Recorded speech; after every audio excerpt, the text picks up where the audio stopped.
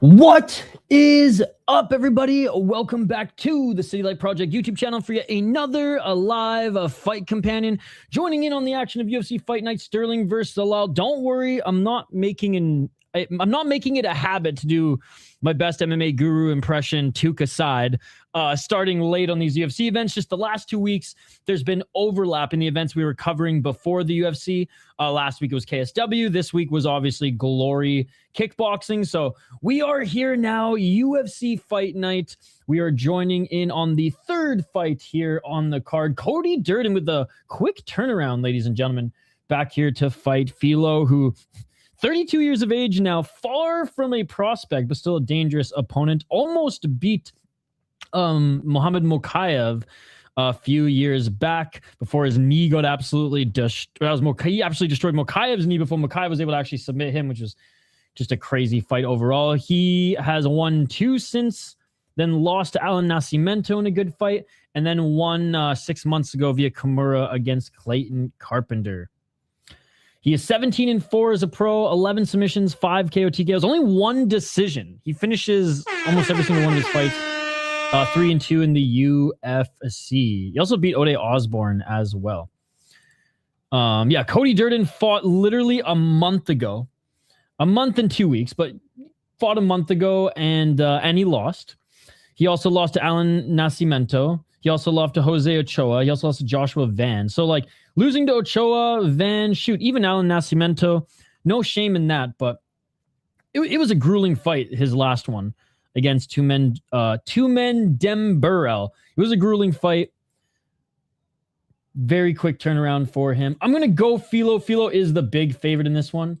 Obviously, Durden, a little tougher, decent scrapper on the feet. His wrestling is really good, but I don't think he wants to take Filho to the ground because Filho's grappling is insane. It even gave Mokaev a run for his money. Let's get it all. Round 1. Let's get it. Let me know you're picking the live chat too. Usually I don't snack on stream, but I haven't eaten anything today, guys, so I will be here today. 4:46.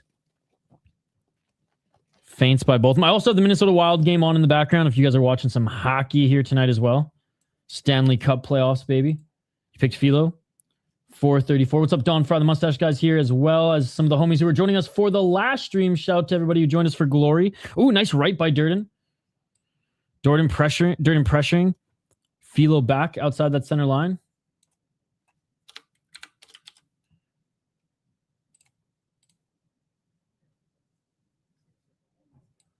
A lot of feints. High kick attempt by Filho. Durden got out of the way.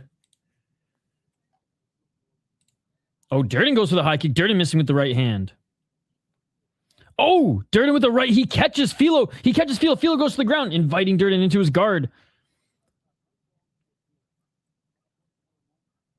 This is what I expected on the feet from Durden here early, just kind of in his face.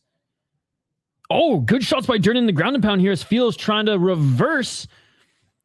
Durden showing off that good wrestling, staying stationary with the knee. Filho trying to hop on his back, but again, Durden, good job staying in this top position. Some good scrambles here early. Filho now trying to reverse, and Filho does reverse. Filho now in side control. His right arm is tangled up.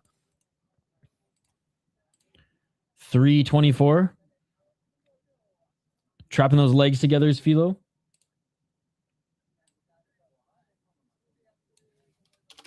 That left arm of Durden stuck. Or that right arm of Filho, sorry, stuck. Good job by Durden getting back to the cage. He can probably push up here and at least get 1 foot planted. They're rolling around. A little pop jab. I think also Filho was like, all right, I'll just go to the... He went to the ground kind of willingly, but he did get popped by that jab. 2:42.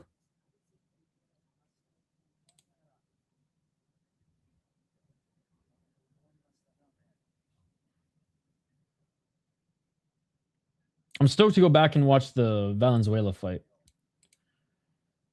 Marshall did exactly what I think we thought he'd do to Brennan. Poor Brennan. Couldn't get anything going on the ground. 214. Back on the feet. Filho trying to jump on the back. Durden's a good wrestler. Filho's a very good like jiu-jitsu grappler. You all good, Davison. Davison, I left to go like grab some food.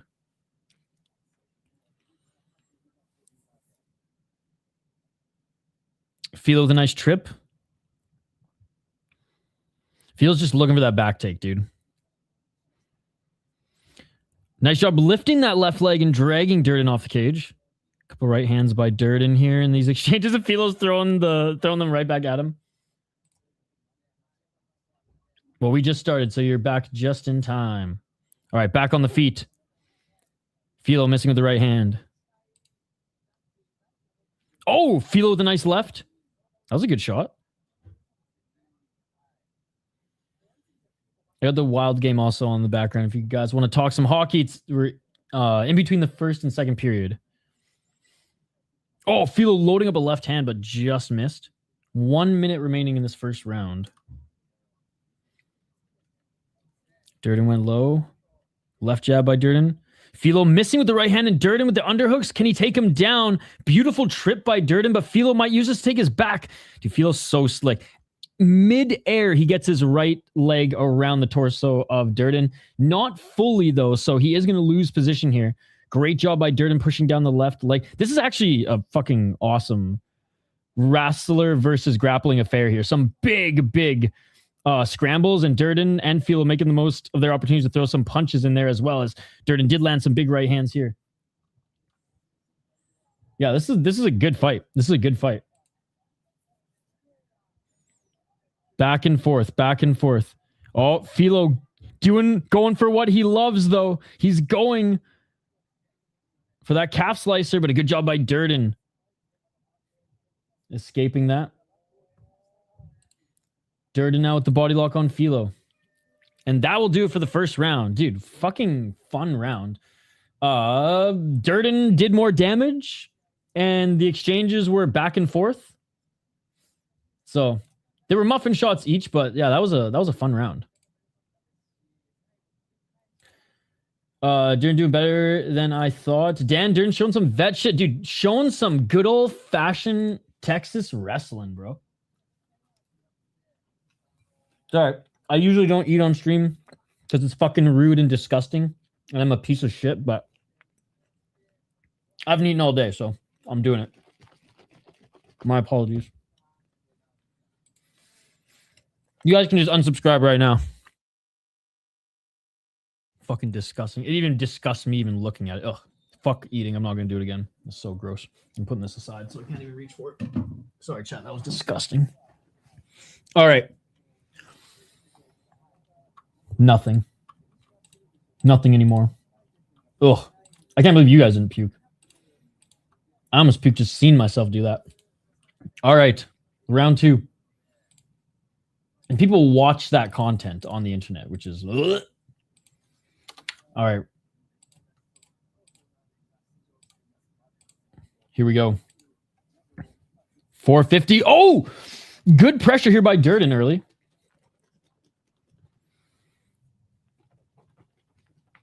It's just a bagel with peanut butter. 437. Homemade bagel, though. Low kick by Filho. I didn't make a dozen. I made 6 the other day. 3 everything and 3 blueberry. 417. Oh, overhand right by Durden. Oh, Durden cracked him with the right. That was a step back too as Filho walked forward. 405 in the second round. Let's go, Shane. Good to see you. Good to see you. Shane, the first few fights apparently were pretty boring anyway, so you didn't miss much. I just started here a little bit ago, so Durden looks better than I thought. Yeah, especially on a month and 2 weeks notice. He's a gamer, though. Win or lose, Durden goes out swinging. And now Filho is just very wary to get into the pocket here. Durden missing with the right hand.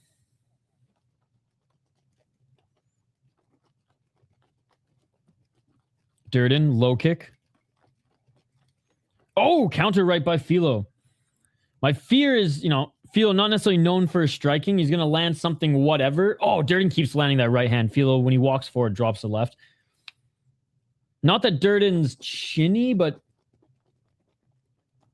Oh, big knee by Filho. Good job by Durden catching the leg and throwing him to the ground. Up kick by Filho, though. It's going to be something random like that that knocks out Durden. Yep, I got the game on too. So if you guys are watching hockey, we can chat a little bit about the game as well. Durden with a beautiful takedown. Beautiful takedown by Durden. Thank God Faber tied it up, man, because this power play for the Minnesota Wilds looked atrocious. Filho's more muscular and looks dehydrated. 235.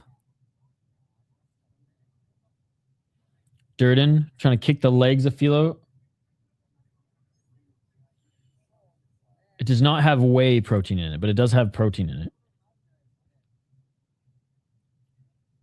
It has paleo protein in it.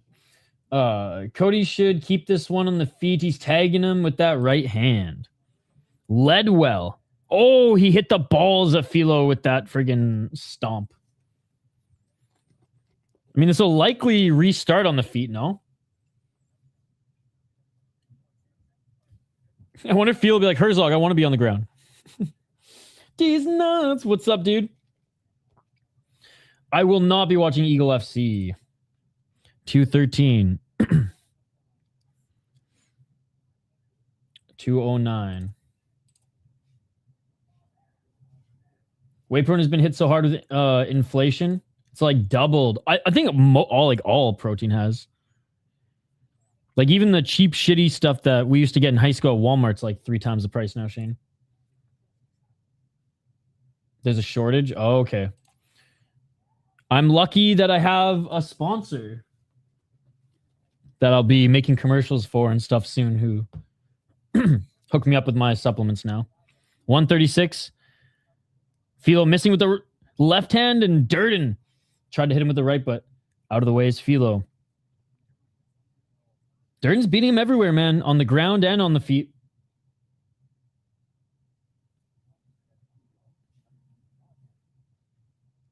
And I figured on the feet he would kind of just out tough him, you know what I mean? But just definitely a discrepancy in striking between the two. And not that I thought like Filho was ever a good striker. I thought he'd be able to hold his own a little bit more against Durden, but he's just eating low kicks and missing even when he's the one walking forward. Low kick by Durden. Left hand just missed Durden. When Filho walks forward, at least he lands more shots here. I ordered a pretzel pizza from a restaurant the other day. Granted, it was very large, but it was expecting $8 and $9 when I got my bill back. It was for $17. Damn. Filho gets the takedown in half guard. God, everything's so expensive these days. Except for Aldi. Everything at Aldi is still cheap as fuck. All right. By the way, the second period of the Dallas Stars Minnesota Wild game has just started. I will be keeping an eye on that as well, as I have a rooting interest in the Minnesota Wild. And I want them to go back to Dallas. Series tied. Filho now looking to try to get the back of Durden. 18 seconds remaining in the second period. He's got the double hooks in. He's looking for the renegade choke. He's not going to get it. He's not going to get it. And that is it for round 2. Good way to end the round for Filho, but I still think it's a Durden round. I know the striking numbers are pretty even, but... Oh, Durden's looking a little tired. Durden definitely won round 1. I have him winning round 2, but I could see a judge giving Filho that second round because the striking numbers were so close and he ended it the way he did, but the clock was weird as fuck. I was just talking about the best beer I've ever had was pretzel flavor. You were talking about pretzel pizza earlier too, Amberly.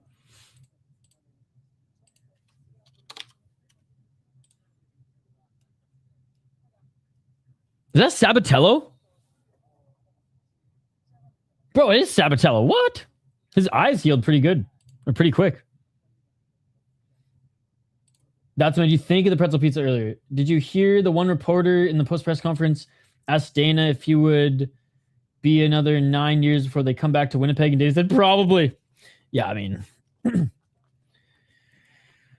I'm not surprised. I mean, I heard like it did pretty well.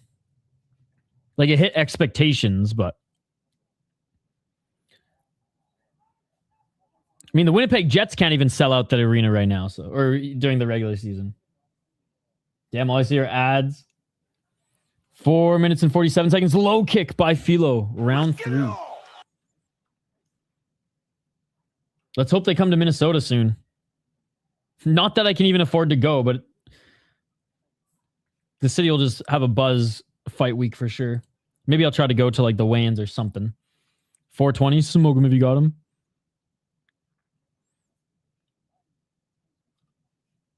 Filho, premature counter right. I think if Durden just stays in his face and doesn't allow Filho to be the one to walk forward like he did in the second round, he's got this round in the bag. Durden did look a little tired, though, on the bench. It was an absolutely beautiful arena. It looked world-class. It's actually one of the nicer arenas in the NHL. It's a little bit smaller, so not as much seating. So actually the ticket prices are a lot more expensive than other smaller markets. But they've only, like, the Jets returned, what, 11 years ago? 11, 12 years ago? Probably like 15 now. But they're a new-ish franchise. So they came in with a brand spanking new state-of-the-art rink. Oh, big left by Filho. Filho cracked him. Filho with another left. They're just throwing in the pocket. Bar fight style. Each of them is throwing hooks. Filho now looking for a takedown. Superior rule set. Cody Durden just need him in the face.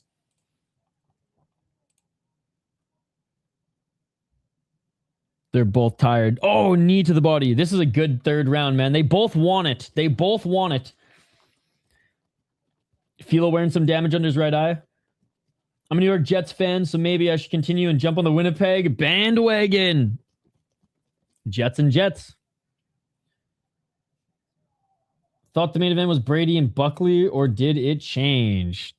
You're asking the wrong person. It definitely didn't change the last 2 weeks. Maybe a month ago was that, but the last 2 weeks it's been advertised as this nice takedown by Cody Durden. Yep. 244, Durden now trying to get the back of Filho. Okay, there you go then. 234.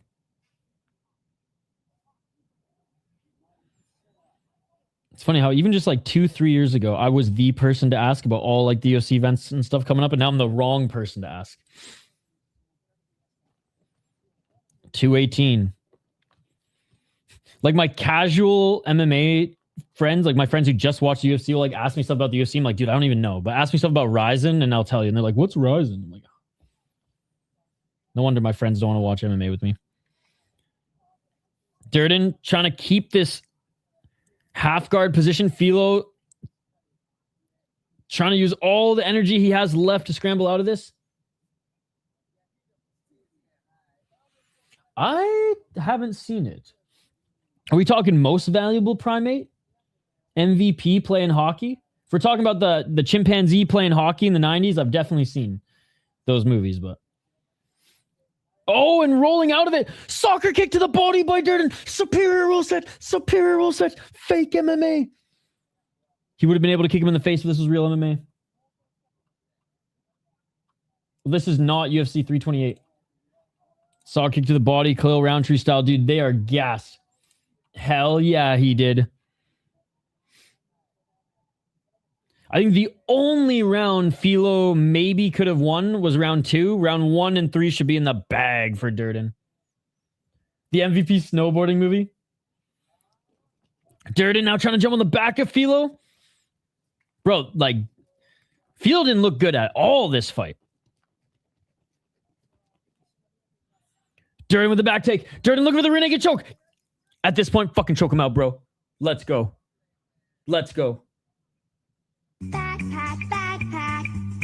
Loses the body triangle, but he stays in mount.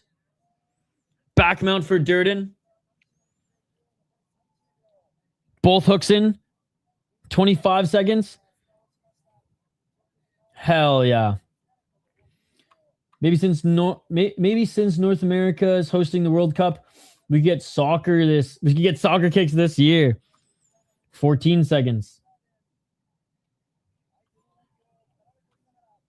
Yeah, and I don't know why you're talking about that fight, because that fight is not on this card. And we're focusing on Filho and Durden right now.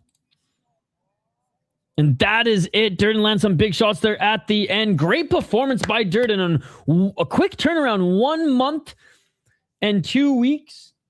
Coming in as a pretty big underdog. I mean, shit, I haven't picked Filho to win. I thought on the feet Durden was going to beat him up. Because though Durden's not like a world beater striker, definitely a discrepancy compared to Filho, and that showed. But I thought Filho would have the scrambles and the grappling advantage, but no, Durden beat him everywhere in this fight. So props to Durden. Beat him everywhere. I read Errol's tweet, I guess. If you get the $100,000 bonus, it's $100,000 total. It doesn't compound with a $25,000 to be $125,000. Oh, okay. I got you. So it's not a bonus. It is... God, what would the word be? I mean, some of it is a bonus. Combat guy, please give us a finish. Yeah, dude, even Glory wasn't that great today as far as finishes. There was one really good one on the prelims, but like other than that. Yo, Sabatello, let's go, baby. I keep forgetting Durden's from ATT. If only Sabatello fought with as much like intent to hurt as Durden. Fuck, dude. Yeah, so there you go.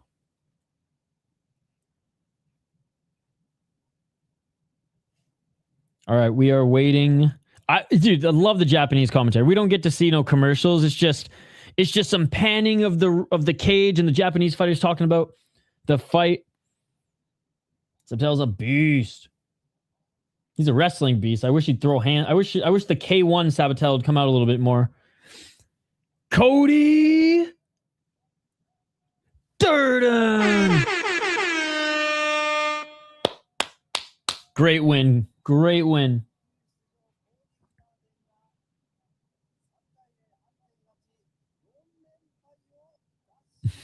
The Japanese commentary are hype, dude.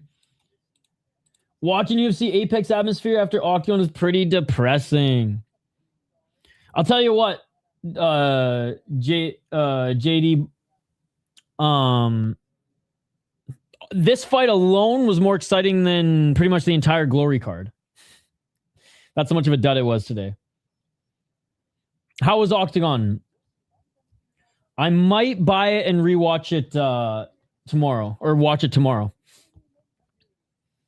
Thought I watched Well Eating?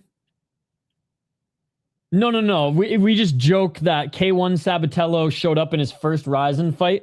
He fought another wrestler, but just like beat the shit out of him on the feet.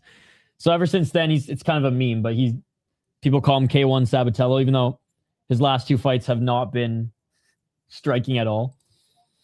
All right, top prospect from the IMAF.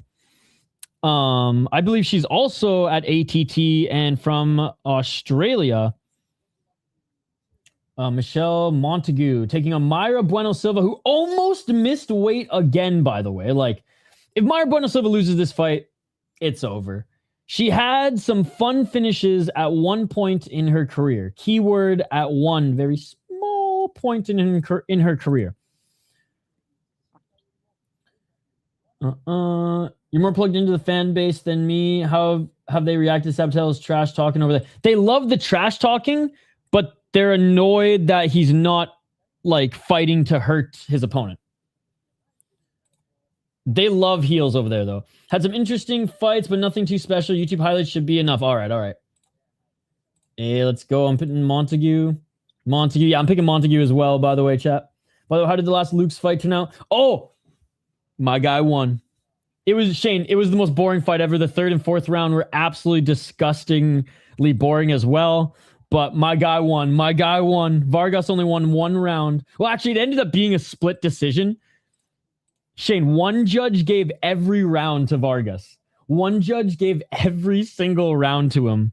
And so everyone was freaking out. Even Caposa was tweeting about it. I was tweeting about it. Here's a little... highlight package, by the way. But the right guy won. He won 4 rounds to 1. Alex Apatow's wrestling control among the best in the world. Oh, his wrestling is unreal. Especially with his frame too. We tied the beer bet. Montague by decision. Decision or rear naked choke for me by Montague. But yeah, she's a big, strong lady. She's a big, strong girl, this Montague. And again, Mayra Bueno Silva, she had some wicked jiu-jitsu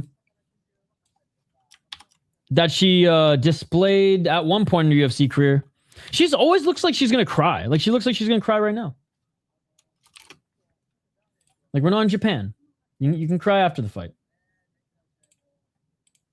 But yeah, Montague, I'll bring up their topology here in a sec.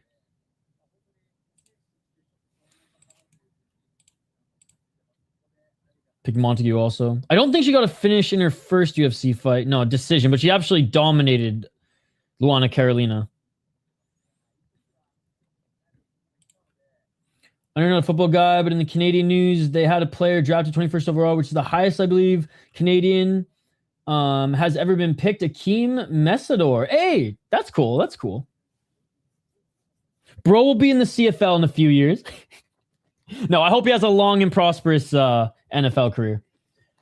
Yeah, she's really passionate, Silva, but she hasn't been winning. Mayra Bueno Silva needs this win so bad. I think she'll be cut if she doesn't get this win, to be honest. And I'd say tough fight for Montague because, like, Mayra Bueno Silva, been there, done that. But, like, not recently. Wait, what the hell? Oh, my God. All right. Yeah, Mayra Bueno Silva, 0-4 in her last 5. Or sorry, 0-4 in her last 4.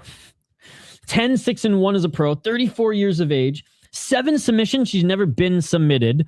1 KO TKO. She lost once via KO TKO. 2 decisions, 5 decision losses. 5-6, 1-1 in the UFC.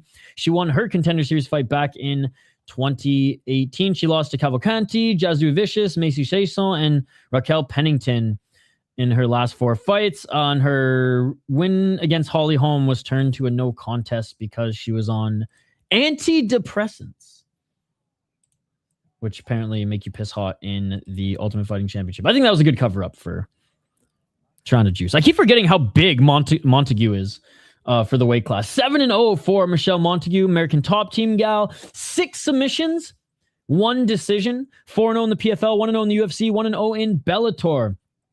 She's fought some pretty good girls in the UFC. Or sorry, pretty good girls in Bellator/PFL. 3-1, 4-2. 4-2 Olivia Parker in her first ever fight.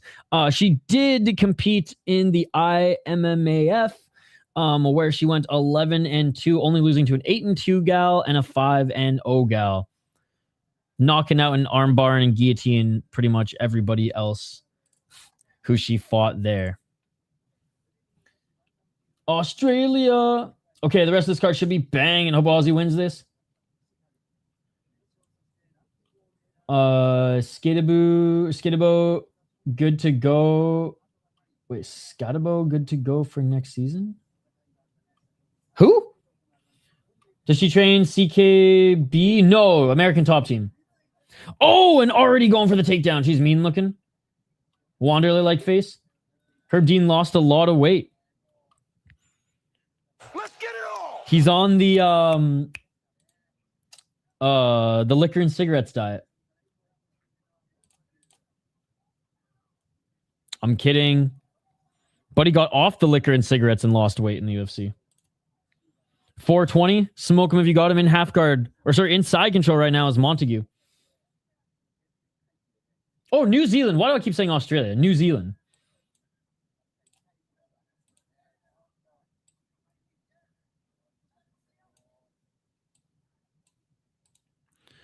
$410. But has been training in America for a while now. 404. Nice hammer fist by Montague. He's on the Ozempic. He's just rolling. He's just doing more jiu-jitsu these days. Terrible start. She's looking for the armbar. Oh, big elbows and side control. If we were allowed superior rules like grounded knee, Montague could just knee Mayra Silva in the face. But alas, UFC, fake MMA. This is one of the reasons why the UFC is fake MMA. See that right knee of Montague? We saw it in one championship the other night, too. She could just knee Mayra Silva 3 times in the face, the fight would be over. Fake MMA. What's up, Hockey from Home? Montague trying to set up a choke here. Mayra Silva never been submitted either. 316. Oh, I just wanted to throw these knees so bad, dude. Fake MMA. First example of this stream of fake MMA. Yo, what's up, Andrew?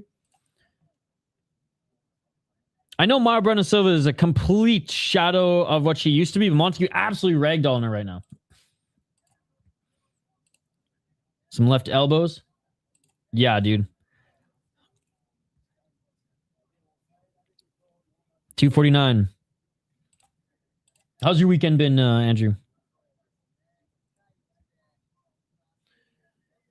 I'm happy the Canes beat the Sens. I had my prediction correct. Canes in 4. Kind of feel bad for the Sens. A Brazilian, one might say. A Brazilian waxed. 228. And this is one of the reasons why, guys.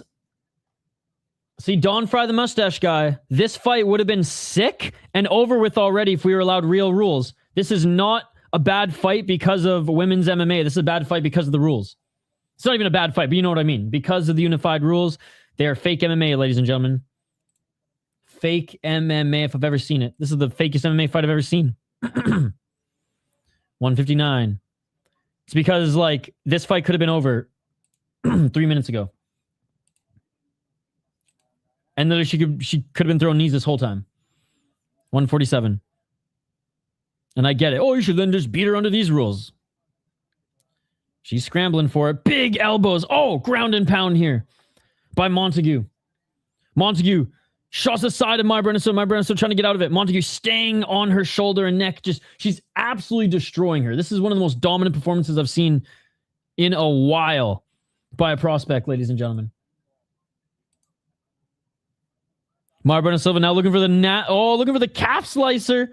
Montague doesn't look worried about it at all. 112.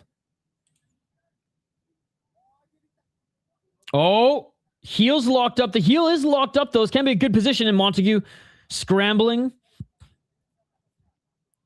59 seconds. Montague stays in the top position. Threat averted.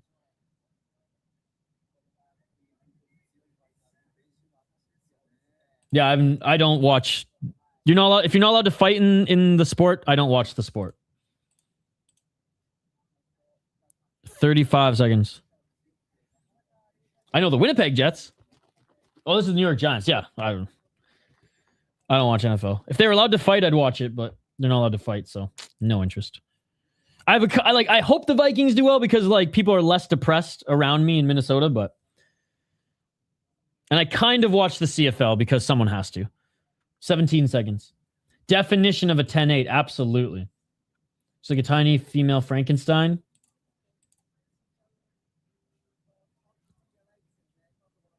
Absolute domination. Shots to the side of Mayra's head at the end of the round.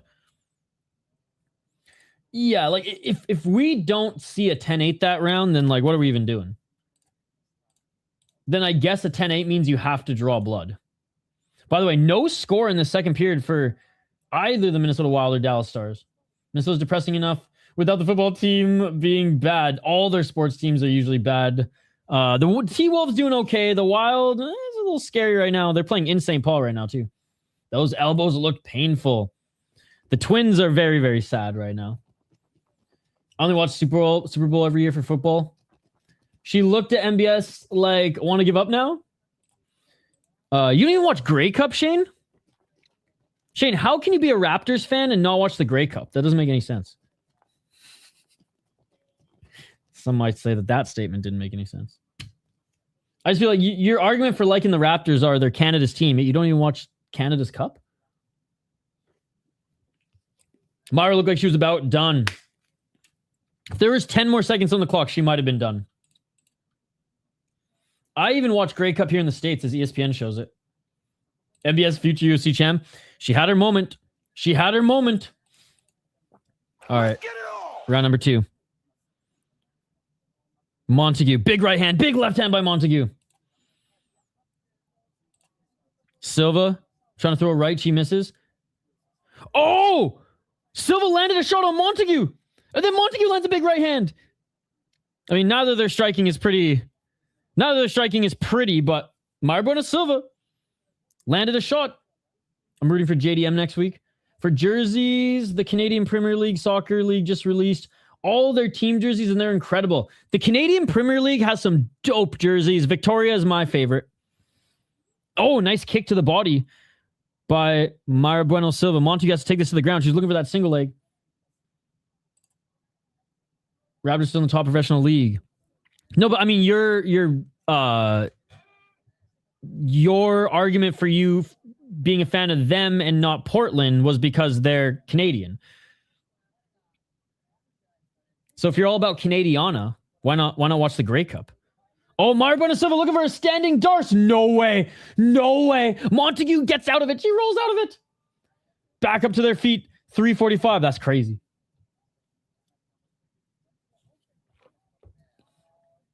$339.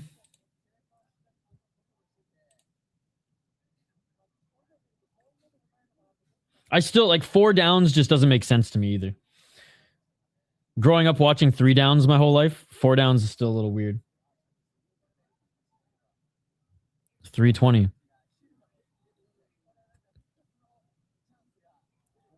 Well, then why the Super Bowl over the Grey Cup? Oh, big right to the body by Mayra Bueno Silva. Body kick. Oh, nice left by Mayra Bueno Silva, left by Montague. Hey, they're swinging now. Dude, Mayra Bueno Silva's fighting for a UFC contract now. 254. Great sprawl by Mayra Bueno Silva. She looked like she was done after that first round, and second win here. If Montague doesn't close the fingers, the ref got to eat them. A little Burmese jab action. Mayra Bueno Silva now. Looking to try to grab an arm of Montague. She's tangled up the shoulders of Montague here. Montague in the top position, but Mayra Bueno Silva is the one who is trying to get that Kimura. Or some sort of fucking arm lock. Great round indeed.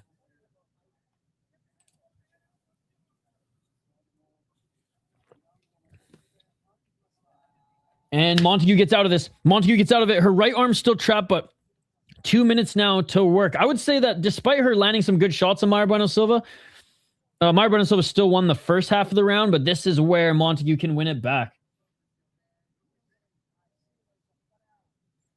They let the quarterback get hit more than the NFL for sure. 143. Oh, Montague tried to grab the back of Mayra Bueno Silva. 134.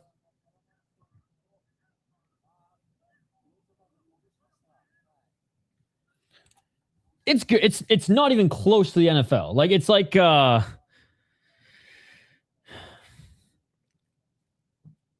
without all the connotation, it's kind of like what PFL is to the UFC. It's really good. And, you know, a lot of NCAA players who don't make the fucking NFL. Oh, grounded kick. That should be legal. Mayra Bueno Silva up kicked Montague when she was on the ground.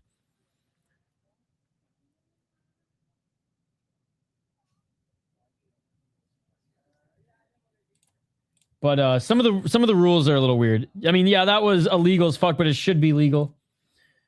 I would watch a regular season game of the Raptors over Super Bowl. I guess it's just kind of more like a piece of history that lots of people watch and talk about, but not a piece of Canadian history. You can't say that the Raptors are your team because they're Canadian and then not support the Canadian Football League, Shane, for one game. I'm just teasing you. 1 minute. Spirit rule set. No point being taken away, but a hard warning. 51 seconds. Back on the feet.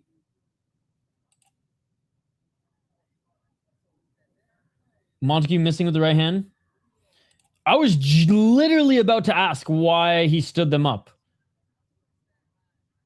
Yeah, amazing way to get back up to your feet, right? Silva definitely looks a little bit more comfortable in the striking. Montague looking for the takedown, which is something I never thought I'd say about Mayra Bueno Silva. Well, I guess her and Raquel Pennington didn't really scrap it out either. That was more of a cage clinch sesh. Fuck, I want to give this second round to Mayra Bueno Silva. Oh, right hand by Montague, but Montague probably snuck it out. Mayra Bueno Silva ending the round throwing, and that will do it for round number 2. I still think round 1, 10-8, so whether Mayra Bueno Silva won the second round or not, I still think Montague is up a round. Or sorry, up a point. I just picked a team. I'm now a Stampeders fan. Calgary Stampeders. They have one of the craziest fan bases in the CFL. Die hard. Because they don't have a nice stadium at all. They play at the fucking university stadium. And like it's a cool little intimate stadium, but like it's not state of the art at all. But there's a lot of history. The Rock tried out, was a walk-on for the Calgary Stampeders, I believe, when Wally Bueno was coach. And he was the final cut, which is, I think, why he named his, or last cut. That's why he named his production company Final Cut, or Last Cut, actually, was because Wally Bueno cut him from the Calgary Stampeders. Herb Dean is a doof. Yeah or nah? I think she's still winning this fight. The Black Shama hoodie? All right, round number 3.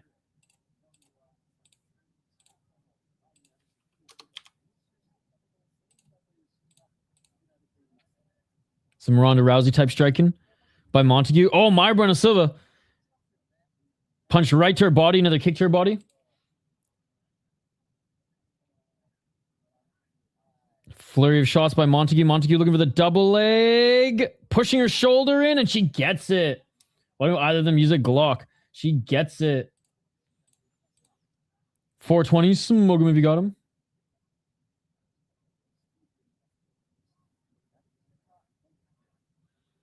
.414. Montague needs to get those elbows going.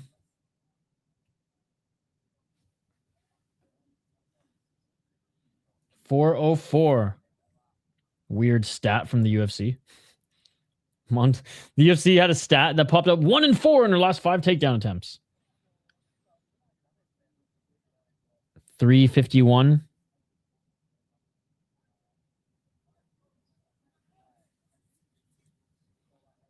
Not a lot of damage here, but if we were allowed Spear rule set grounded knees, she definitely could be kneeing her in the head.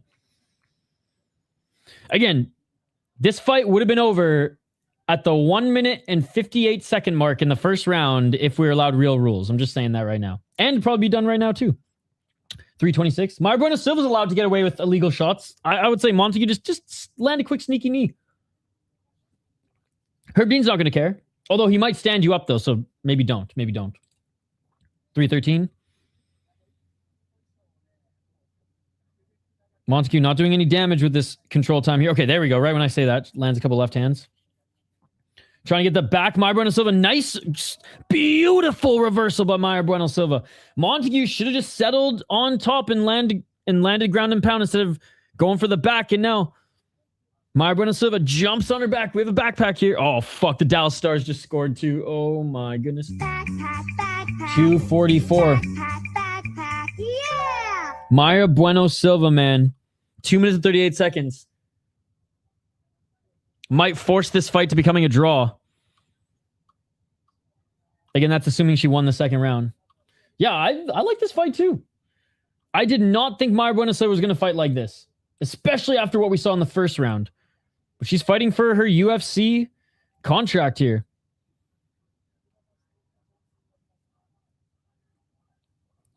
.212. Dallas scoring with only 30 seconds left in the period is tough. I don't know the difference. So I'm guessing Dora, the OG one. Oh, and Montague reverses. Montague reverses with 1 minute and 51 seconds on the clock. She legitimately saved her UFC career. 145. Even in a loss, do you think they keep her around? I mean, 135 is pretty thin, so. Montague back in side control.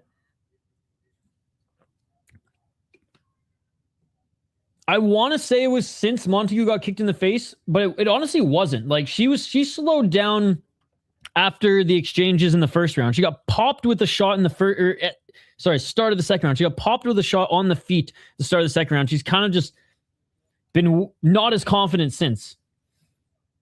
Too thin. 106. She can play gatekeeper. 102. Oh, Montague continuing to land right hands now as she settles in half guard. Elbows now. Elbows by Montague. 53 seconds. Again, overall, I think this was a great performance by Montague. If we had real MMA rules, she would have won in the first round. Yeah, but bantamweight is pretty shallow. They'll probably keep her around. Oh, more elbows. Just got to wait for that one championship kickboxing crossover. Sundell, right? To develop quick. Silva's smaller but spunky. She's pretty strong too, and she had a tough time making weight. She almost missed weight again. Montague in side control, landing elbows, landing right hands, finishing this fight where she needed to finish it to solidify the win and the round, ladies and gentlemen. And that will do it. Couldn't get the finish, but honestly, sick fucking fight. Great fight. These are the type of fights that we want to see on this card. Prospect versus fucking... or not auntie yet, but vet scrapping it out. Needs to work on that striking. She's got surprisingly some power behind those shots. But yeah, she is the Ronda Rousey of New Zealand. In the sense that like all her wins come via submission or ground and pound. Bueno Silva. I swear, she'd fit right in Ryzen with how much... And I'm not making fun of the criers, just we got to point them out. Like, every male fighter cries in Ryzen, and we're still a fan. It's just like... Why is the Combat God gatekeeping these damn finishes? Unified rules. She looked weak to the body in that fight. That's true. Bueno Silva landed some good body kicks and shots.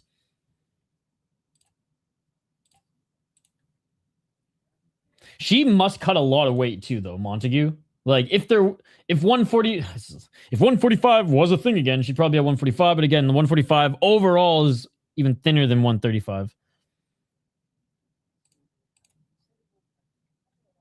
Anyways, Montague should take this one.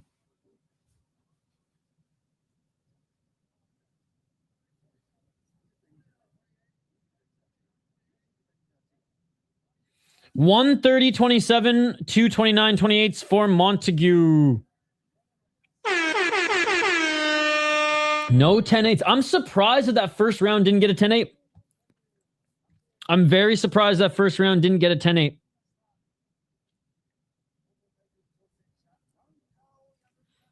Do you have to draw blood to get a 10-8?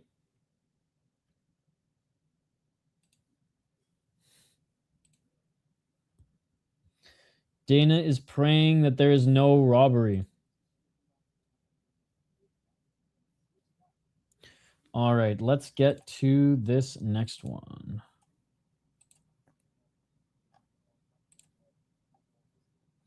Oh, hell yeah. Here we go, ladies and gentlemen. We are all on the Jackson McVey train. Nobody wants to see Sedriques Dumas in the Ultimate Fighting Championship anymore. Now, Jackson McVey, I don't think he's major organization level just yet. Wicked clinch. Like, he does wicked work in the clinch, but, like, let's be honest. His last 2 times in the UFC, they've been tough. They've been tough. Mind you, against decent competition, but I don't know what the UFC is doing at this one. It's like, are they seeing if Sedriques Dumas is worth keeping? Are they trying to give him a layup? Or are they really that high on Jackson McVey? This is going to be an interesting one. Mm-mm.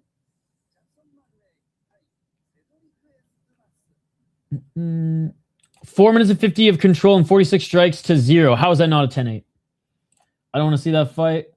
I don't think so. Should ever commentate a fight. McVey and Dumas are fighting for a UFC contract. Dumbass Dumas. I can't believe we got that robbery fight there. You're going to tell me that you didn't give it to Juliana Pena? I gave it to Tuivasa. Let's go Jackie McChan. What if they're alleging is true Tim Mean stuff is absolutely deplorable? I mean, I read the article yesterday. Yeah. What a disgusting fucking human if that's true. Do you see his mugshot?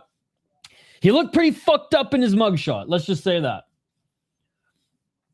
Ooh. Unfortunately, I think this one goes the distance unless Dumas knocks out McVey.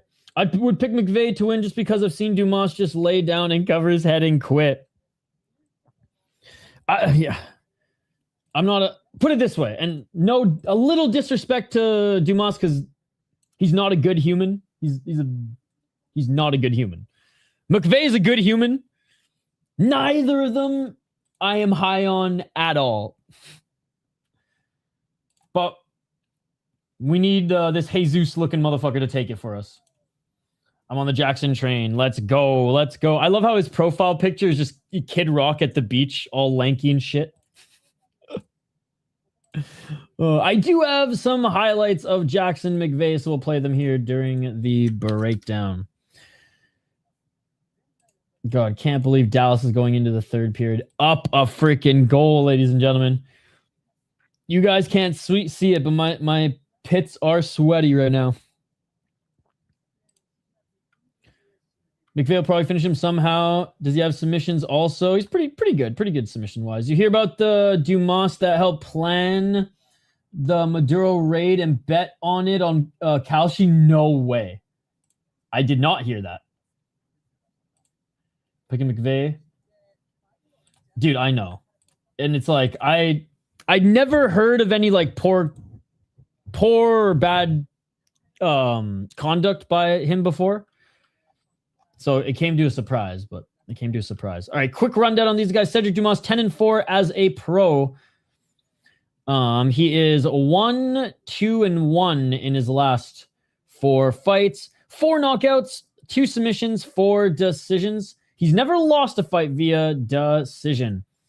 He lost to Dante Johnson via guillotine choke. Lost to Zach Reese via no contest. Got kicked in the balls. Lost to Olex Jacek, who knocked him out. Beat Dennis Tiululin, but the non-M1 version of Dennis Tiululin was awful. I don't even think he's fighting anymore. Lost to Ruzaboyev. I'm pretty sure there's some fuckery in that one too. Beat Abu Azaitar. I don't rank that win very highly. Beat Cody Brundage. I don't rank that win very highly. Lost to Josh Frem. On the regional scene, he fought an icon, an AKA Gamebred, and didn't really beat the best guys. As an amateur, he fought in island fights, which just isn't the cool posters in island fight, but not the highest level competition. Jackson McVey doesn't have a lot of fights under his belt, though. 6-2 as a pro. He's out of the MMA lab. 4 KO TKOs. 3 submissions. He's never gone to a decision in a win or a loss. He's lost twice via submission. 4-0 in LFA, 0-2 in the UFC. Lost to Zach Reese and Bruno Ferreira. Got armbarred by Ferreira. Got rear naked choked by Zach Reese. On the regional scene, he beat a 4-1 guy and a 3-2 guy in LFA. Other than that, he hasn't beat anybody of note. As an amateur, he went 6-1, beating a 3-0 guy, 4-1, and 5-1. Getting 2 triangle chokes in those 3 wins.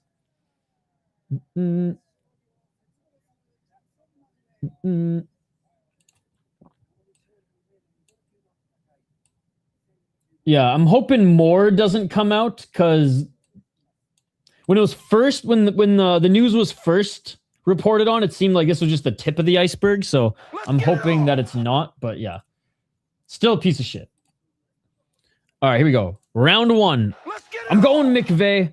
Oh, and McVey comes out here swinging. McVey comes out here swinging right to the clinch. He goes right to the clinch. He goes. McVey's trying to go for a takedown. McVey with the body lock. McVey. He is a clinch fighter through and through, ladies and gentlemen. Knee by McVey. I'm picking McVey, Shane. 434. Each of them landing some knees. Jackson McVey is future UFC champ. Man, people forget. Oh, and that dude that took a hairdryer to a thermometer of a betting market on the temp. Wait. I did not see that. No, one more. Dallas lead. It's a best of 7 series, and they're up 2-1 right now. It actually was a surprisingly fun fight. I really enjoyed that last fight, but I just started the card right now. Laundry with the capital L, Shane. 350. Abs in cruise control. I know, dude. Oh. Watch those knees. Oh, no. Chris Teone's in this one. Nice shoulder strike by... Oh, another shoulder strike by McVey. Yo, throw some foot stomps while you're at it, McVey.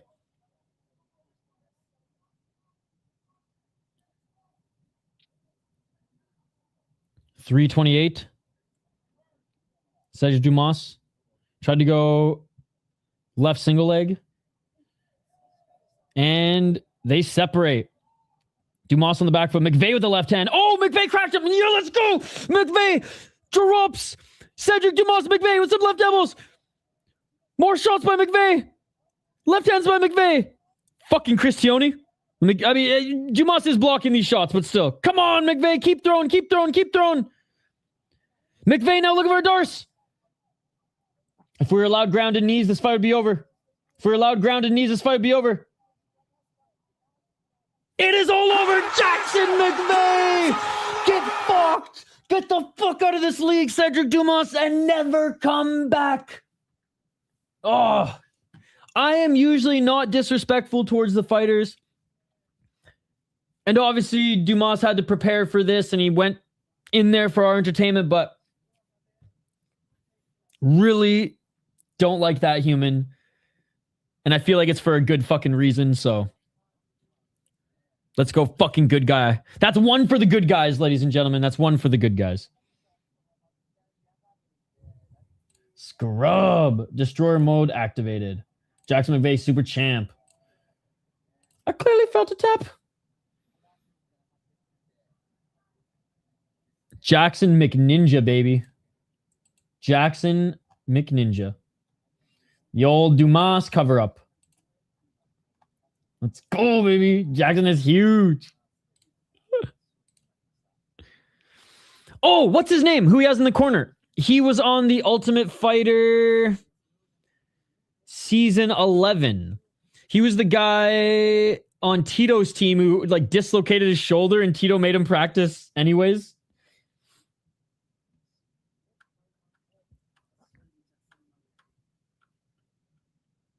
Ninja, Darce, whatever. He reversed it. A good display of respect between the two. Yeah, Jackson McVey, he's so tall, eh, Amberly? Oh, Dumas' left ear is fucked. Yo, Jackson McVey staying in the UFC, baby. Because they're probably going to cut... They're probably going to cut both of them. Win or lose, Dumas is probably going to get cut, but... Let's go.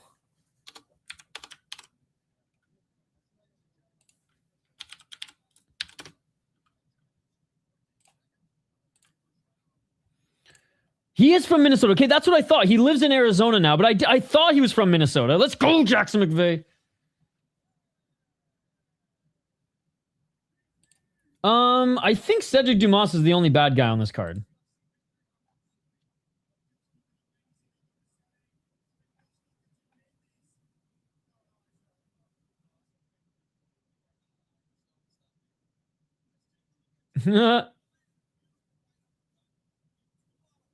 DC taking no shit. Yeah, he's the only bad guy on this card. I don't think anybody else on this card has broken the law as many times as Sedriques Dumas.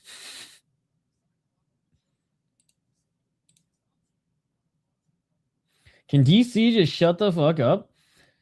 Yeah, I was glad Tioni let him get hit multiple times. He's Irish? DC is my number one op now. Yes, a finish. Thank the combat gods. Could handle another control time decision. Again, you were entertained by that last fight? Dude, that last fight was fucking awesome. And again, it's not Montague's fault. It's the Unified Rules' fault. She would have gotten a finish in 1 minute and 58 seconds. And probably could have gotten a finish after that 10 times. Dumas might be the new worst fighter in the UFC, although there is some other bad ones. Dana will hire anyone that plays blackjack with him.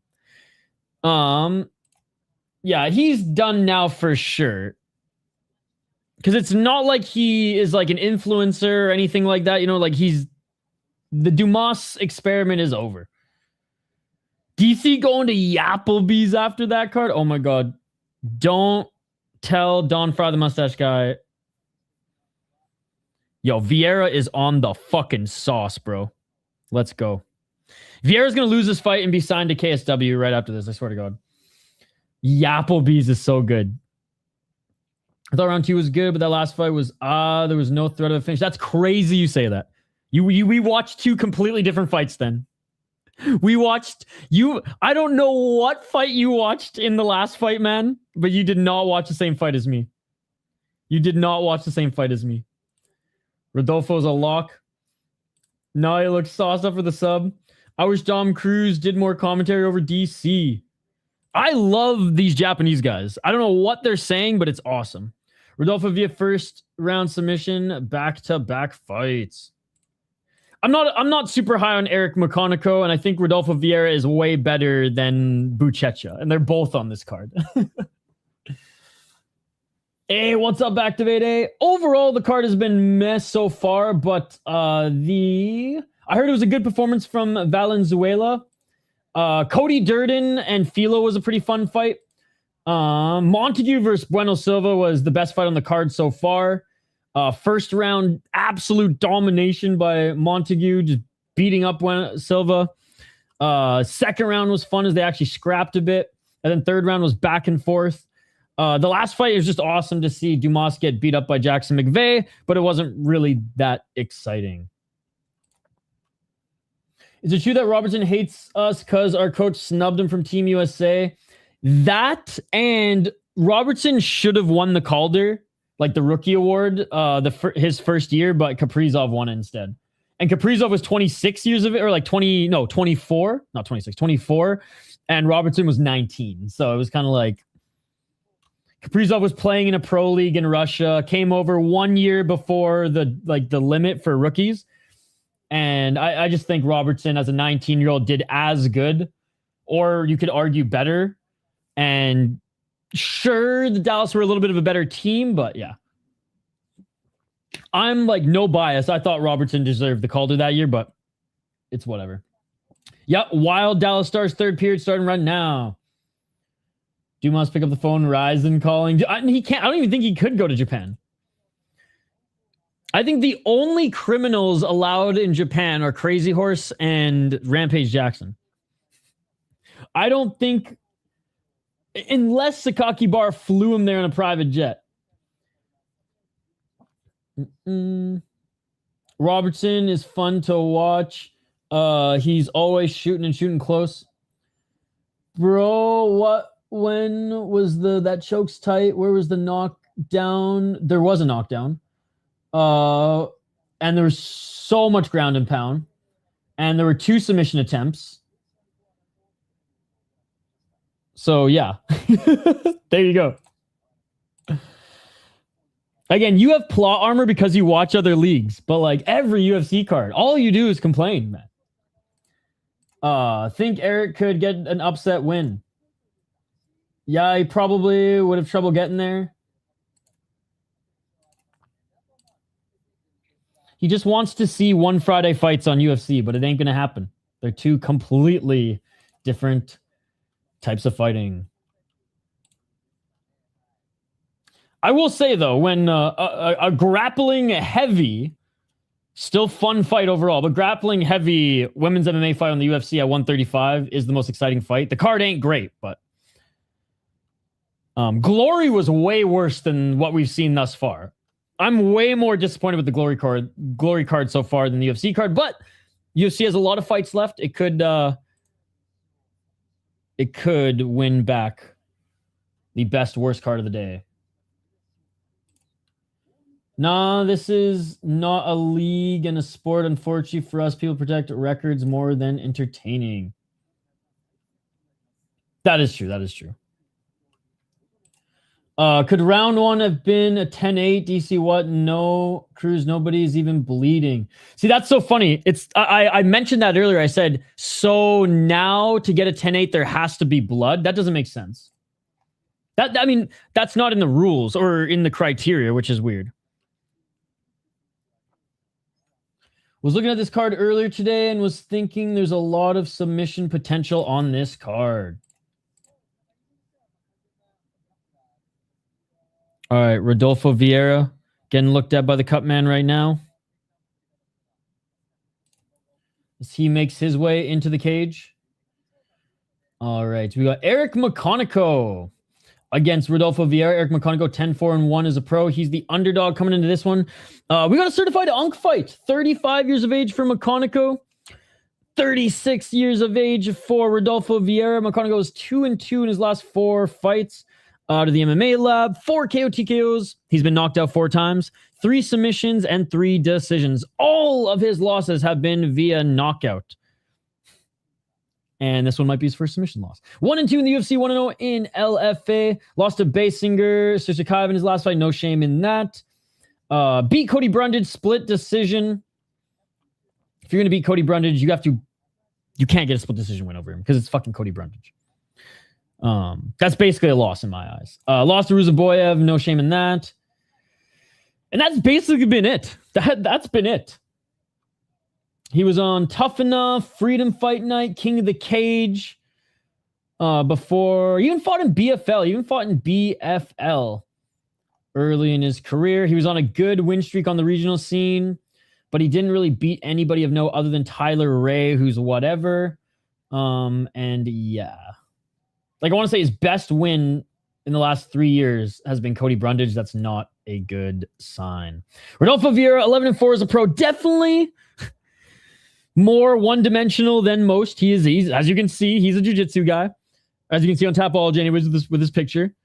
If you are bringing that up as well. Sorry, I didn't share the screen with that. 11-4 as a pro. 1 KO TKO win, 1 KO TKO loss. 9 submissions, 1 submission loss. 1 decision win, 2 decision losses. 6-4 in the UFC, 2-0 in ACB, and 1-0 in ACA. Lost to Bo Nickel in his last fight. Head kick. Hurt my soul. Beat Trayshawn Gore, which is huge because look at that.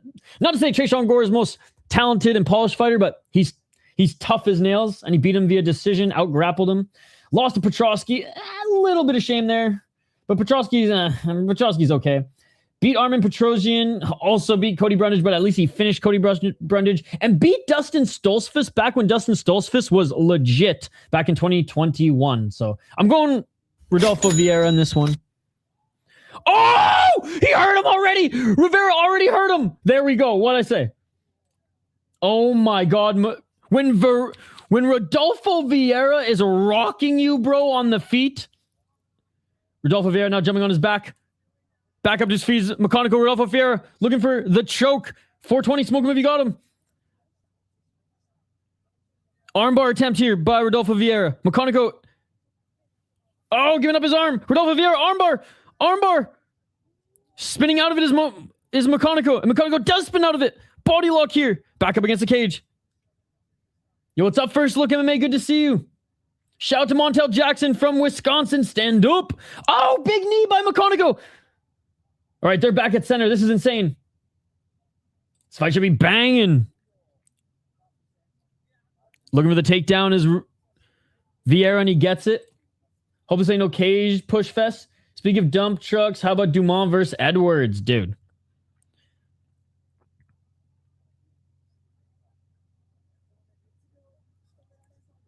$339. You're making it seem like nothing happened in that fight when it was pretty much nonstop action until Montague settled in the top position in the third. I know UFC fans aren't supposed to like women's MMA, but it was a good fight. And again, you're blaming the women for the unified rules also. It's not Montague's fault she couldn't knee her in the face. She at least threw elbows. 310 and almost finished the fight at the end of the first round. If there was 5 to 10 more seconds, it would have probably been over. Bueno Silva ate 5 to 7 elbows. Fight at crackhead pace. Clipped him on the top of the head. McConico looks familiar, but I can't remember why. 249. Kind of, actually. Just when you said that, the camera panned just the side of his face, and I saw it. 236.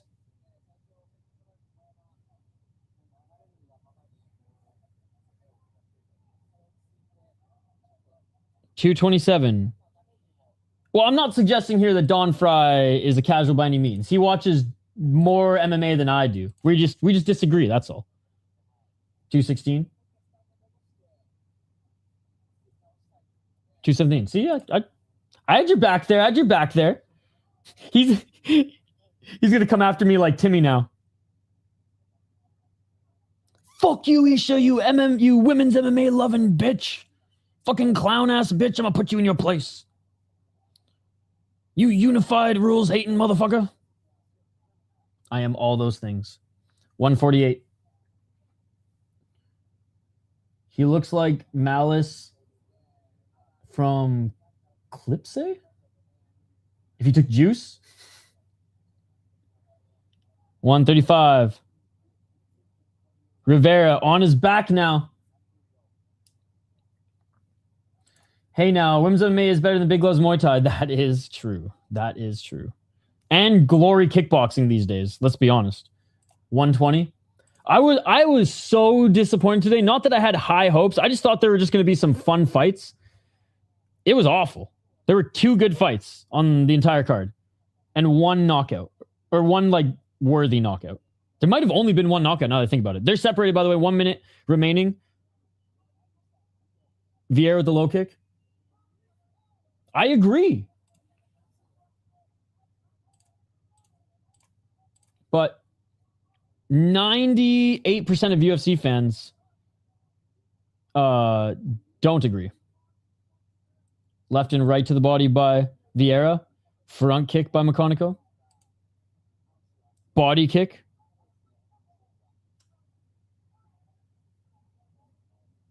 $30 seconds. Looking for the takedown again. Here's Vieira. Good right underhook by McConico. Yeah, that was the only good one that I'm thinking of on the prelims. 13 seconds. The prelims were arguably better than the main card, too. He just doesn't want the 25K. And that will do it for round number 1. Right off the bat, Rodolfo clipped McConico. McConico goes down. Unable to apply the pressure and finish the fight is Vieira. He did land some good shots. They get back up to their feet. He gets a takedown. McConico gets back up to his feet. They each exchange some shots, and Vieira's going to take the round, but we'll see how quick he is and if his takedowns come as easy in round number 2. Just knocked him out. I'm sure. If he didn't land that knockdown, it would be interesting. 100%. Yeah, there's quite a few fighters actually on this card who are fighting for their UFC career. McConico's probably, I know he's only on a 1-fight losing streak. He's probably one of those guys. Buchecha's 100%. Buchecha loses, he's out, but holy fucking fat Ryan Spann, dude. I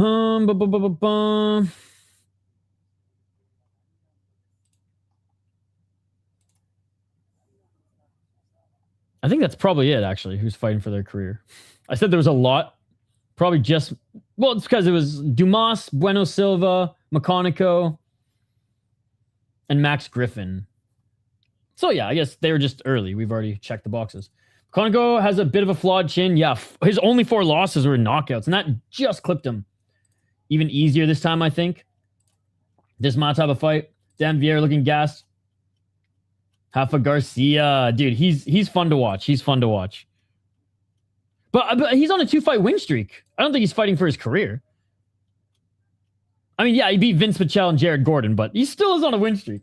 I don't know if they cut him after losing this one to Hernandez. Who knows, though? UFC, they're ruthless.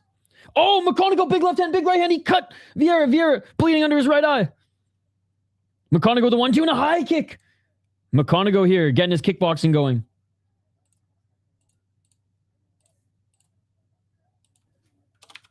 Low kick by Vieira. Here comes Eric.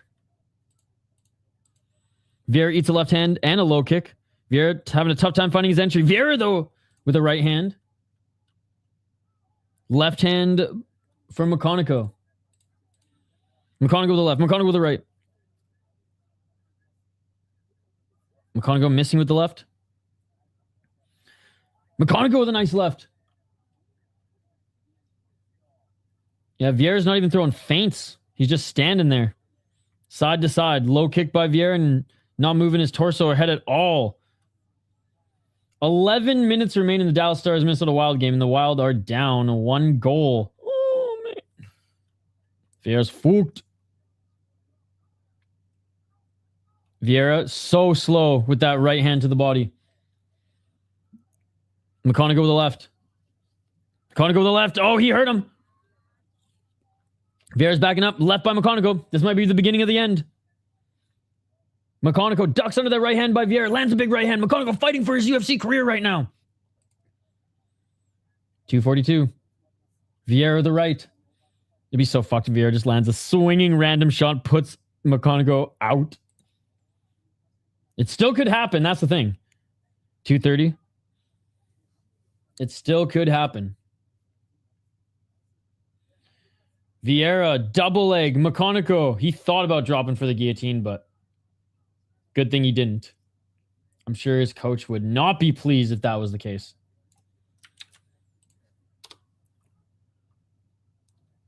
Vieira pushing McConico up against the cage. A couple muffin shots.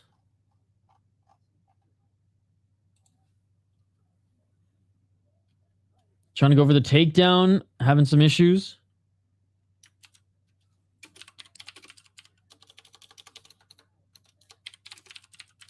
$146.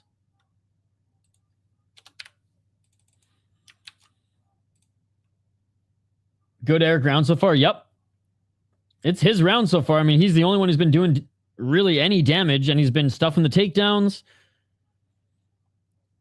All right, Vieira has the underhooks in the clinch. Let's see if he's going to go for a trip.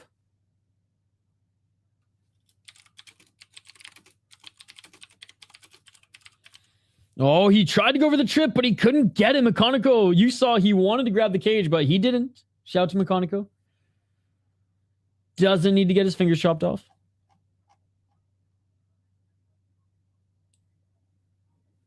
Knees by Vieira. Good old foot stomp by Vieira. Old school UFC shit. Let's go. 52 seconds. Just holding his torso right now. Ref almost separated him there. Come on, Vieira. 45 seconds remaining. And yeah, this round was all Eric McConico.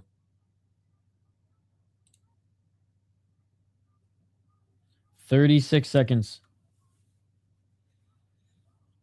And they separate. 28. There's a feint. This is the first feint of the round by Vieira. Holy. 18 seconds.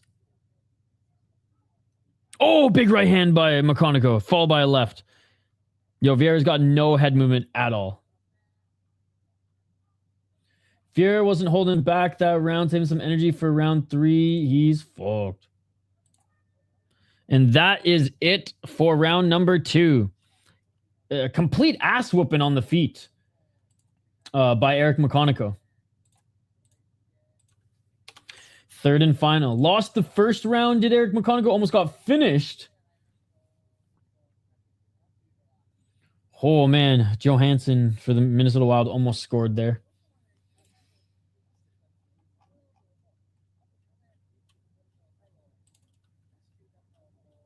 Vieira looks like UFC champ for 30 seconds in the first.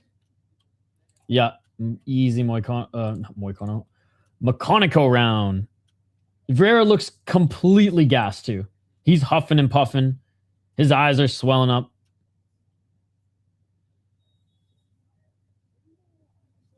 Oh, and McConico's landing some heat.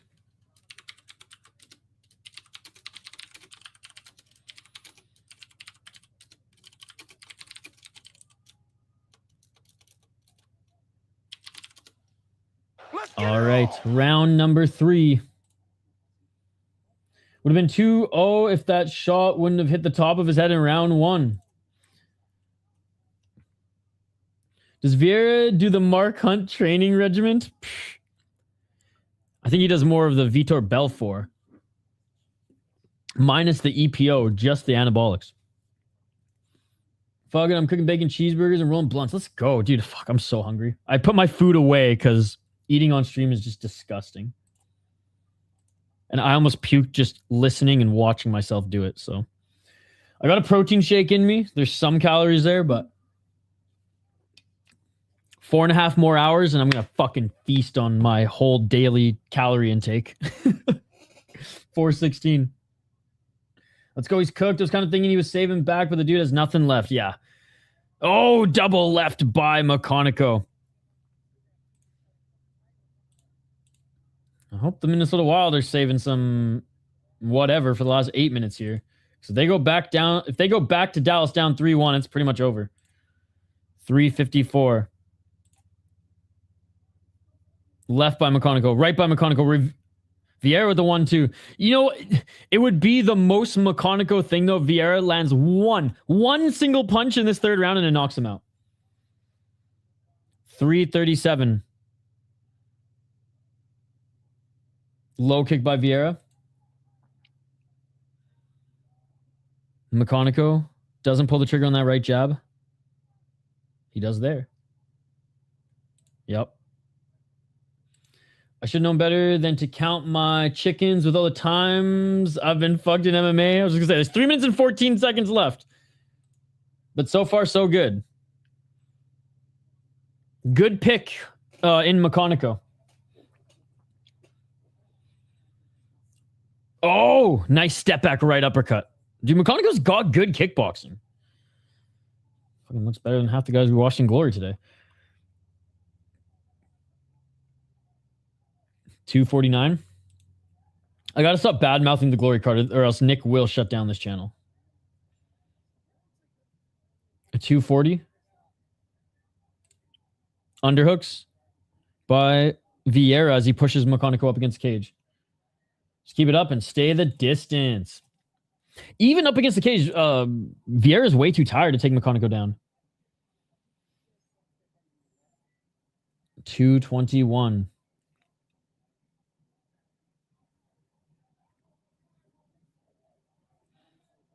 Trying to trap that right leg in McConico is Vieira, but he's using both his legs to trap it and he can't sweep the other. 2:02. You remember when Carlos hurt his knee and I said, just to be safe, just don't be stupid. And then 40 seconds later, he got caught. Yep. 1:48.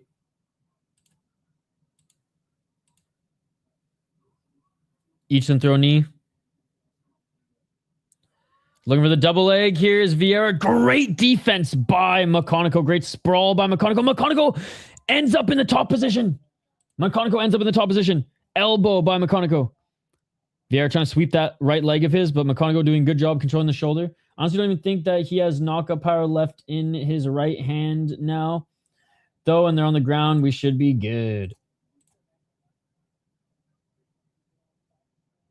Oh, man.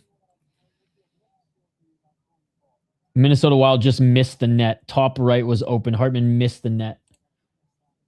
The books agree. 59 seconds. I mean, if McConico loses this fight, then dare I say the R word. Pretty clear second round. Pretty clear third round. Oh, McConico with the right hand. McConico with the left. McConico with the right. Especially the way that it's ending here. McConico ending the round strong is huge. Left hand by McConico. Dude, Vieira literally doesn't move his head. Another jab by McConico. Left jab by Vieira. McConico moves his body. Vieira, you're right, stationary. God, man, this Wild game feels like Game 7. Like, because if they lose this one, they're fucked. Extremely stationary. Like, they may win one in Dallas, but Dallas is taking the series. 8 seconds. And Avs are so lucky then to play either of us in the first round. High kick by McConico.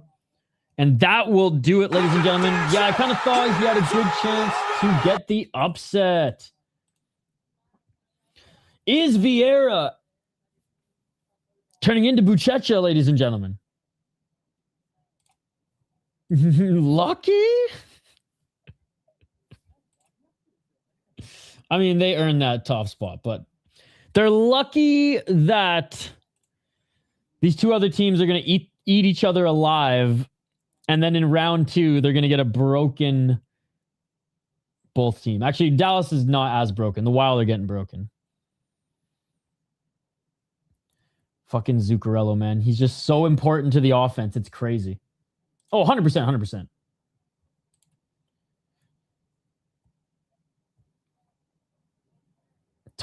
In my opinion, the top 3 teams in the West. Avs, Dallas, Minnesota, all in the same division. Hey, will do. I got to meet the family. Oh, yes! Woo! They tie it up, bitch. Let's go. Let's fucking go. McConico wins and the Wild just tied it up. I'm fucking sweating so much right now. Holy shit. Dead Mike from Buffer. Let's go. Marcus Foligno too, man. Quinn Hughes with the assist, I see. Oh, baby, baby. Oh, my God. It was beautiful.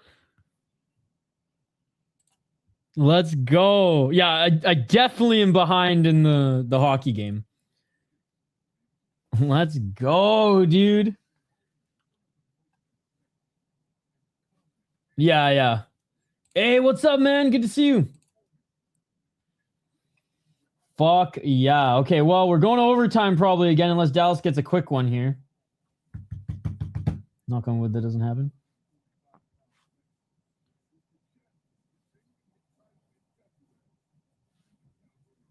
All right. We're at a TV timeout on the broadcast. I think we're going... Are we on the main card already? I think we're going to the main card now. Yeah, going to the main card, so they're just showing the cold open for the main card right now.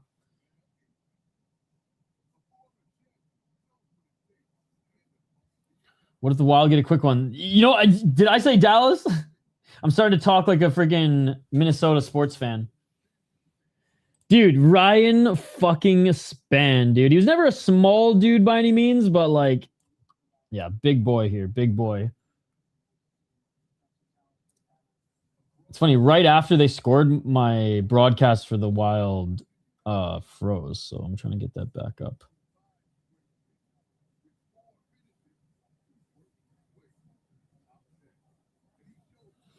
Can't believe the puck went in. I was praying. Dude, that was nice too. Quinn Hughes bringing it in. Woo. Sorry, it's Stanley Cup playoffs time right now, guys. So like we got hockey on in the background as well. And my feed just crashed, so I'm making sure we're back online here. UFC cold open for the main card is playing right now, by the way, chat. Ultimate blunts or unlimited cheeseburgers? Which one would you... Or unlimited blunts or unlimited... Oh, blunts. Don't get me wrong. I love me some cheeseburgers, but like I can eat boring and healthy and be fine. I don't know if I could live without blunts.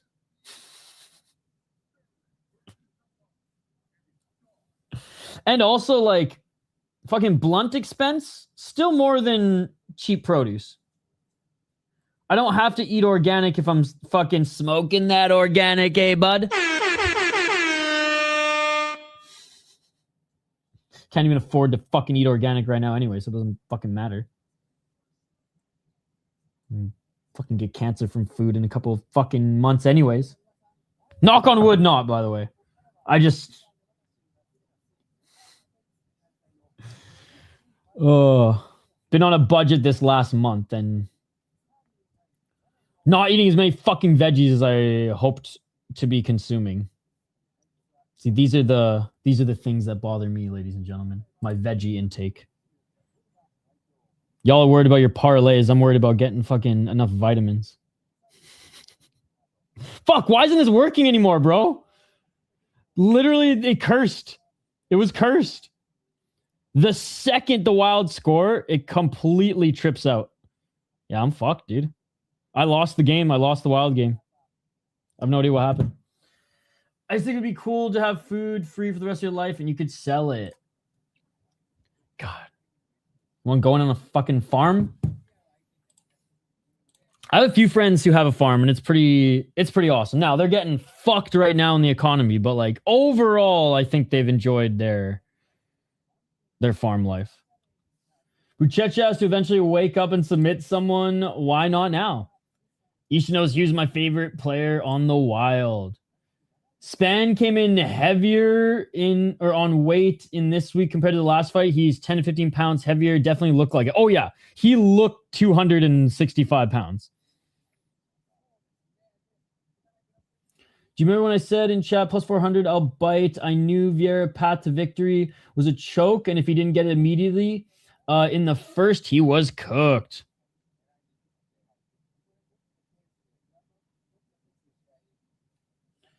He weighed in at 264. Yeah, he weighed in at the fucking heavyweight limit, pretty much. 1 pound off, but still. Fuck, I had to put the fucking hockey game on here too. I'm not happy about this, chat.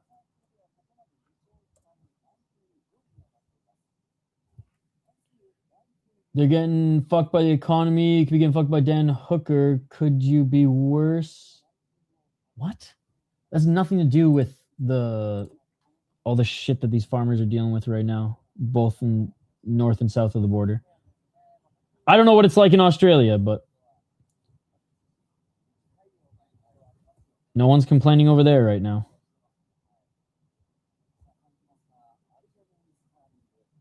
They're still showing just previews for the Aljamain Sterling fight, by the way.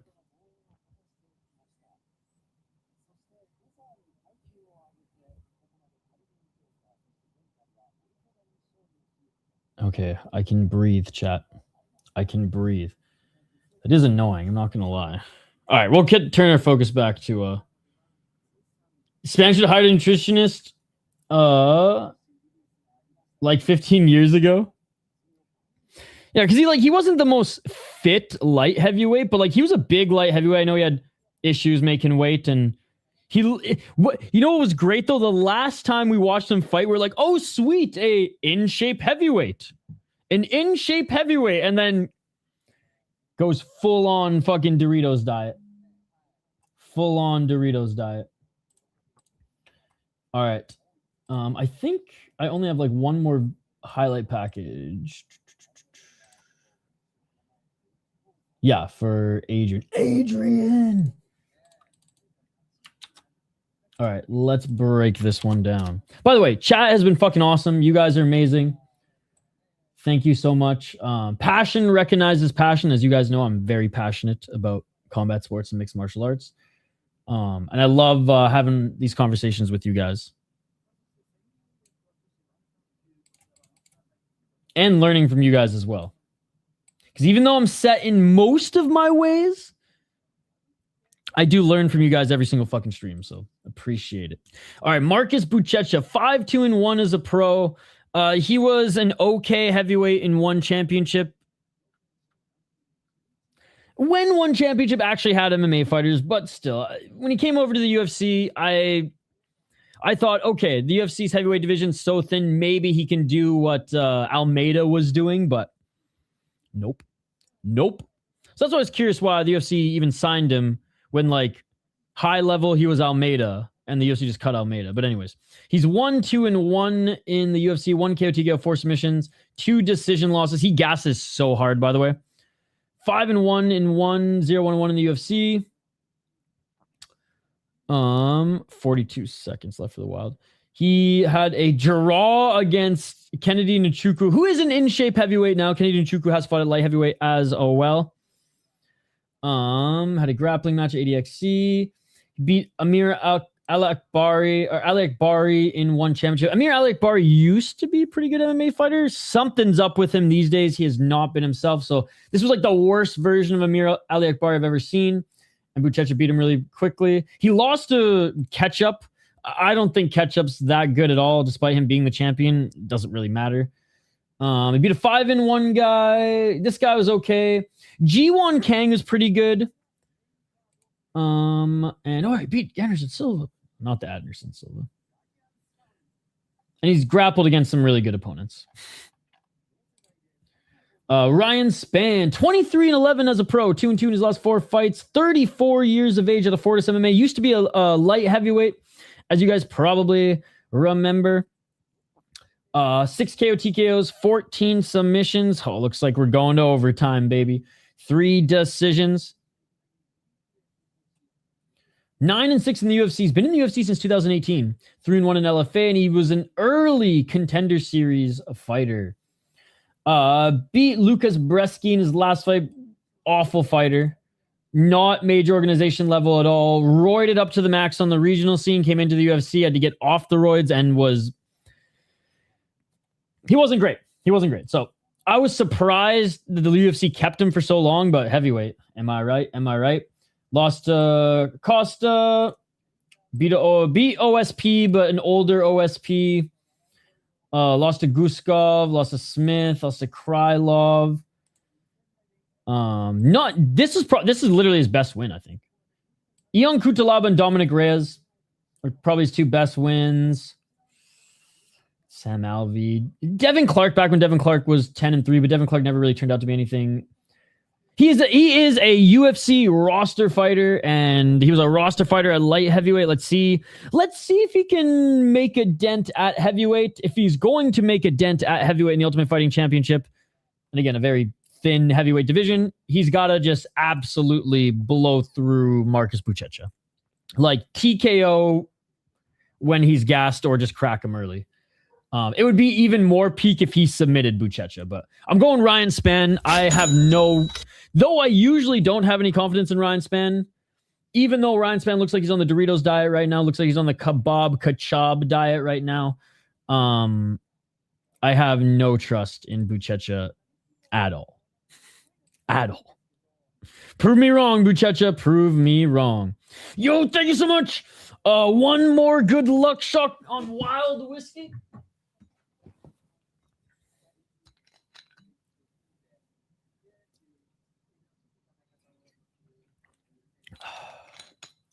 Let's go, baby. That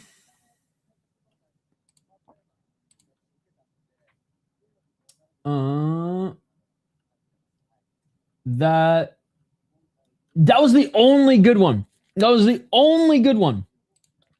But it was bonkers. If Hughes, Boldy, or Vladdy scores a game-winner OT goal, I just know... There you go. Let's see if football will prevail. Big ups, brother. Hope you're doing well. Yes, happy birthday to Chris Gray. I watched when Spann knocked out Reyes. That was a wild. Didn't see that coming. Me neither. It was a straight jab, too, I think. Spann looks way less in shape than when he beat Reyes. Well, he's a heavyweight now, and he beat Reyes as a light heavyweight. But yes, he looks even less in shape than he did as a heavyweight in his last fight. Buchecha shoots a shitty double leg. Spann will gilly him. Remember, Spann was an LFA champion of the world. I'll go head-to-head. Spann is a good pick, though. Cheers. Is this Mark Henry? Bosh. I've Spann in a couple fantasy lineups, but I think Buchecha is my current pick. Spann was more affordable. Yeah, but again, Spann looked like an in-shape heavyweight in his last fight. He does not look like an in-shape heavyweight for this one. Time for Buchecha to get the back and rear naked choke. Buchecha's out of ATT. Am I not mistaken?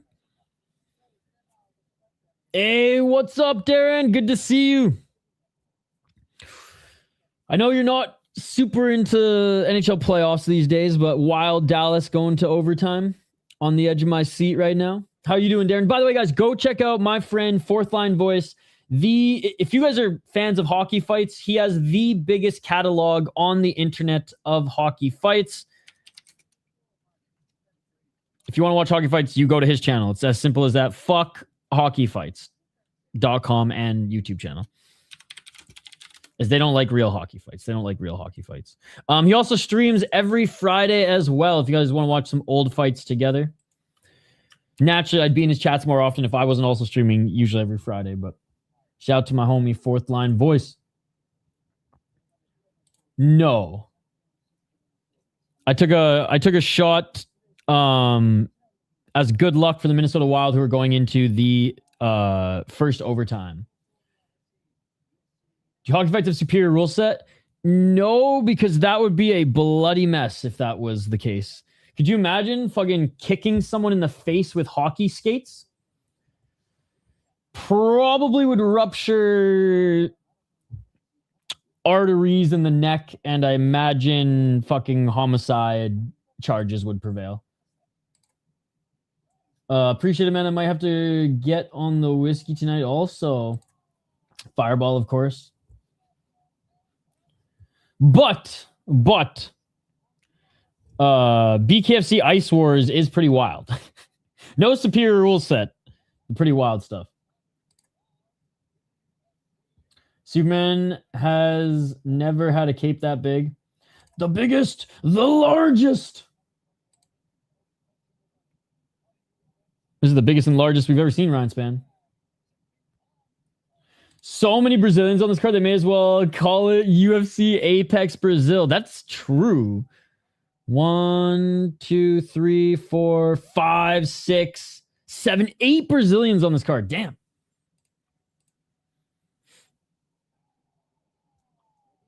All right, Spann looks ready to fucking go. And you know what? He's not as out of shape as I made him out to be. He just looked surprisingly bigger at weigh-in, so. Buchecha looks like he got friggin' punched in the face in practice too, or warm-ups, as he's wearing a shiner. That or like allergic reaction to something.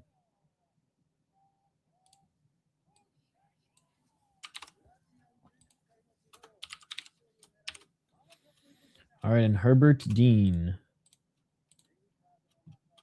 I don't even know if his first name's Herbert. He looks bigger and bigger because he's slowly creeping higher every fight. All right, here we go. Round number 1. Let's get it on. Main card. Let's get it. Low kick by Buchecha. Spann. Light on his feet here. Looking for that left jab. Fucking Spann makes Buchecha look like a friggin' light heavyweight. Oh, Spann with the right hand. Buchecha with the Burmese jab. Very one championship of him. Buchecha looking for the takedown, and Spann ends up in the top position. Spann went right for the guillotine. He went right for the guillotine, Andrew. And now Spann in the top position. Buchecha trying to grab his leg. Spann, hammer fist. Buchecha trying to grab his leg. Who do you think you are, Ryan Hall? You ain't no Ryan Hall, Buchecha. Spann now in side control. 407. If we're allowed one championship rules or superior rule set, Spann could just knee Buchecha in the face, the fight would be over. Fake MMA, ladies and gentlemen. Fake MMA. 357. Big elbows to the body by Spann as Buchecha's on his knees, but Spann's still on his side. Buchecha trying to roll on Spann's back, and good job scrambling back up to their feet. Buchecha with the body lock on Spann. Buchecha trying to take him down. Can he do it? Spann, good job fighting the hands. 339. And Buchecha gets the takedown. Yes, submit him. Buchecha in half guard.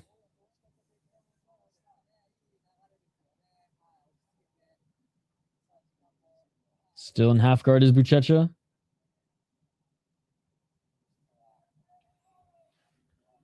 Just focus on wrist control. 309.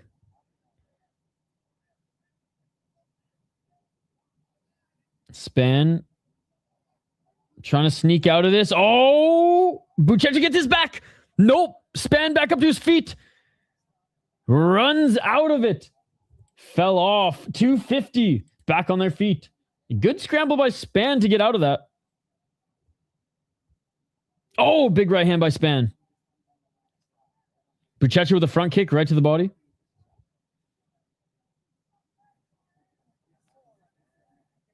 And Buchecha goes with a takedown and just falls to the ground. If we were allowed real MMA, Ryan Spann could just knee him in the face, but this is fake MMA, ladies and gentlemen.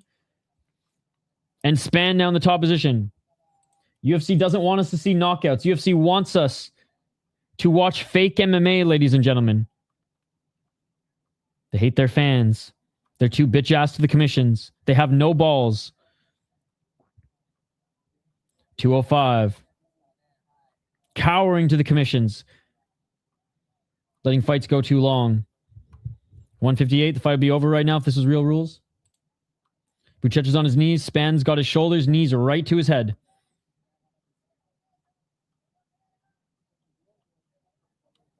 I don't know how people can defend unified rules, ladies and gentlemen. He could have soccer kicked him there too. Back up to the feet. 140. Spann invites Buchecha back up to his feet. It's moments like those, chat, where I don't know how people can defend these rules. Makes no sense to me. Especially since those are the same people who bitch about not having finishes. Mentally deficient, deranged individuals. 123. Front kick to the body by Spann. Oh! Spann with a right, clips him. Buchecha, double leg again, pushing Spann up against the cage. And Buchecha tries to pull guard to grab a heel. Oh, he's twisting. He's twisting. But Spann gets out of it. Yep. Oh, Spann trying to go for the neck. Buchecha spins out of it. Rare double screen. Rare double screen.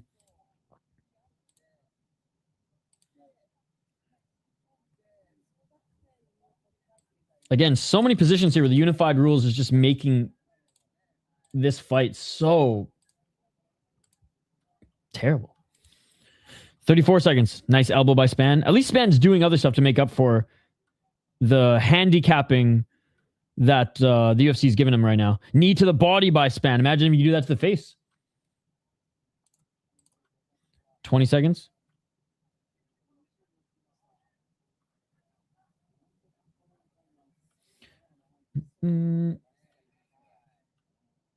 I think Bold, yeah, Hughes is the one that's like, I don't know, but the other two possibly. And that is it for the first round. 10-9 Spann, 100%. Good round by Spann. I thought Spann was going to soccer kick him. He wanted to so bad. Buchecha is annoying to watch because he clearly has the skill. He rushed to the back take and lost it. He rushed the back take and lost it. Yep. And now he looks insanely tired. Let's monitor Ryan Spann's gas tank, which he never really had the best gas tank, but let's monitor his gas tank compared to Buchecha. Is Ryan Spann going to be heavyweight champion, ladies and gentlemen? A good fight against Buchecha is not telling you that. We ain't going to get that answer from this fight. I'll tell you that much. All right, back up to their feet. Round 2. Ryan Spann looks way less gassed. It's ready to go. Shoeface PFL 2-time tournament winner is in his corner. Yeah, I literally I just recognized him actually. He's at ATT as well, right? All right, round 2. Low kick by Spann. Oh, Buchecha with the eye poke. The Burmese jab, hard warning by Herb Dean.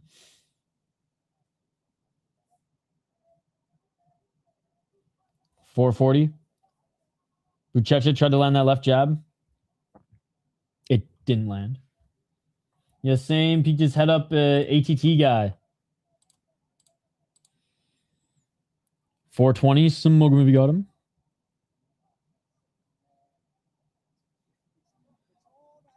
Buchecha missing with the low kick.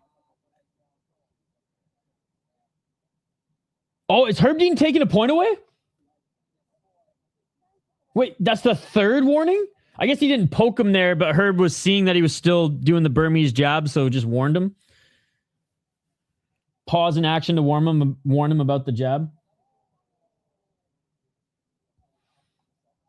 402.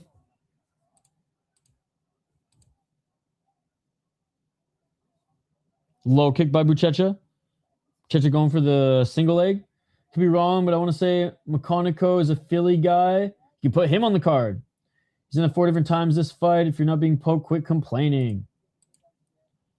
341. Buchecha goes for the takedown. Spann stuffs it.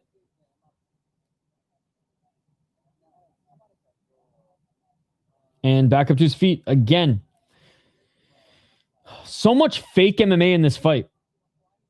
Not even a bad like heavyweight fight by any means, but just so much fake MMA in this fight. It's tough to watch. Nice right hand by Spann. The fight could have been over in the first round if this was real MMA. Left hand by Buchecha. 3 minutes. Oh, is Spann slowing down? Oh! Oh!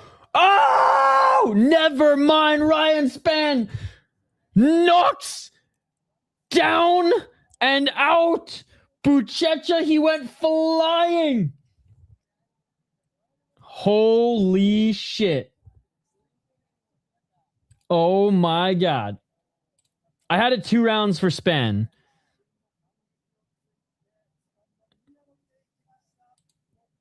Damn. God damn. He went flying. Holy shit. All right. Overtime now. Dallas, Minnesota. Ignore the previous question. Superman power. Spann's not letting his hands go. Oh! He wasn't out. He was twitching. Oh my goodness. Even worse, bro. Oh!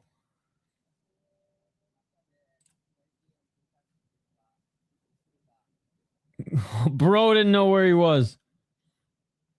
Hey, John Gooden's on the mic? That's cool. John Gooden's a great play-by-play guy. Football over BJJ.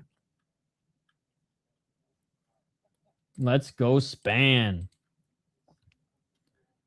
Bye-bye Buchecha, man. Bye-bye Buchecha. Back to freaking 1 championship. Or honestly, he's signed his ticket to the PFL. The PFL is likely going to sign Buchecha. About time we had his decision so far. Well, you can blame the unified rule set and the UFC bending over to commissions, even though they run MMA. Because that Montague fight would have ended in the first round if this was real MMA. But fucking fake MMA, dude. Fucking fake MMA. This fight would have ended earlier if this was real MMA too, but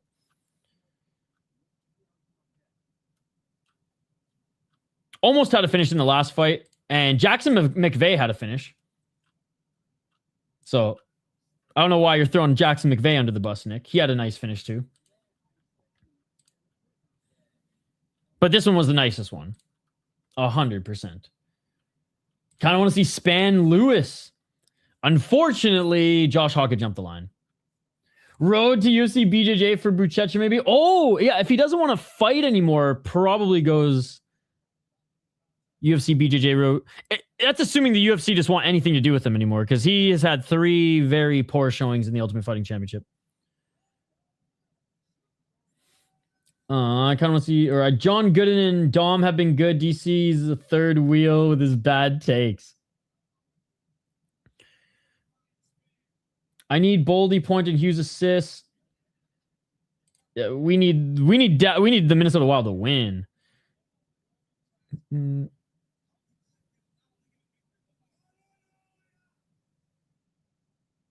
All right. Spann yelling hallelujah. Yeah, so we did have a finish. That was cold. I'm really excited for Davey Grant's fight. Me too. Good prospect, like tough fight for Adrian, and not an easy fight for Davey Grant at all.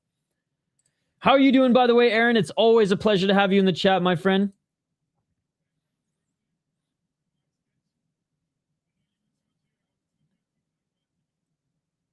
Yeah, I do have the Dallas Stars and Minnesota Wild game on as well. We are in overtime in game 4, Wild down 2-1 in the series.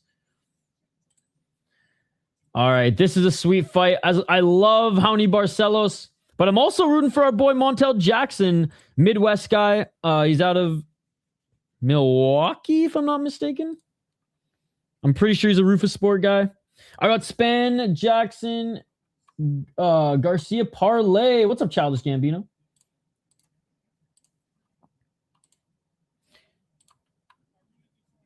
This is a great fight matchup. Good, man. Watching the Wild game while listening to you. This is the rare time where I'm double screening. I got the Wild game and UFC on. David Grant is the definition of your favorite fighter's favorite fighter. And it's actually crazy because remember, there was a lot that happened with Davey Grant on the Ultimate Fighter. It was the semifinals, and the guy who he fought, or the guy who he was supposed to fight in the semifinals, got a bye to the semifinals because his opponent missed weight and got kicked off the show. And then Davey Grant's opponent, after Davey Grant made weight, missed weight. The guy who got the bye to the semifinals missed weight. So Davey Grant got a bye to the fucking finals. And I don't think he ended up winning the Ultimate Fighter, but did have a good showing nonetheless. So I totally forgot Davey Grant was an Ultimate Fighter alumni, but yeah, he's so fun to watch. I feel like, when Corey Sandhagen is in Davey Grant territory, we're gonna kind of have the same love for both of them. Now, don't get me wrong, Corey Sandhagen I think was is ultimately gonna turn out to be the better fighter out of the two, and obviously higher rank, all that stuff. But as far as the excitement and how every fighter talks about how awesome they are and how much of a fan they are to watch both of them, I think it's going to be something of a similar note. Oh my God, Dallas has just been peppering the Wild in overtime. Fellow Davey Grant enjoyers, never a boring fight. Absolutely. Abso-freaking-lutely. Okay, I got to drain the main vein, guys. I got to piss so bad. I was hoping to before the main card started, but we were chatting away, man. We were having a good old time chatting away, and what a great stream this has been. Again, appreciate every single one of you. Thank you so much for hanging out with us here today. And I do mean today. We've been streaming since, I want to say 1 o'clock-ish, 1:30-ish. And even after UFC, we're going to be streaming Rise later tonight / this morning. We'll be co-streaming with the Idaho Skatesmen, i.e. Combat Casual. So anyways, we'll do the breakdown on the other side. I'm going to drain the main vein. You guys refill your snack bowl, refill your drink, do a quick stretch, whatever it is you need to do, as we will continue this main card action here. On the other side, Davey Grant, Adrian, Luna, Martinetti. And you know what I'll do, actually? No, I'll do this instead. I will play the Martinetti highlights here as I go drain the main vein. Actually, I might not have enough time. This is only 3 minutes. Never mind. I'll play it after. Back on the other side. Don't go anywhere. More main card action here next. Let's go.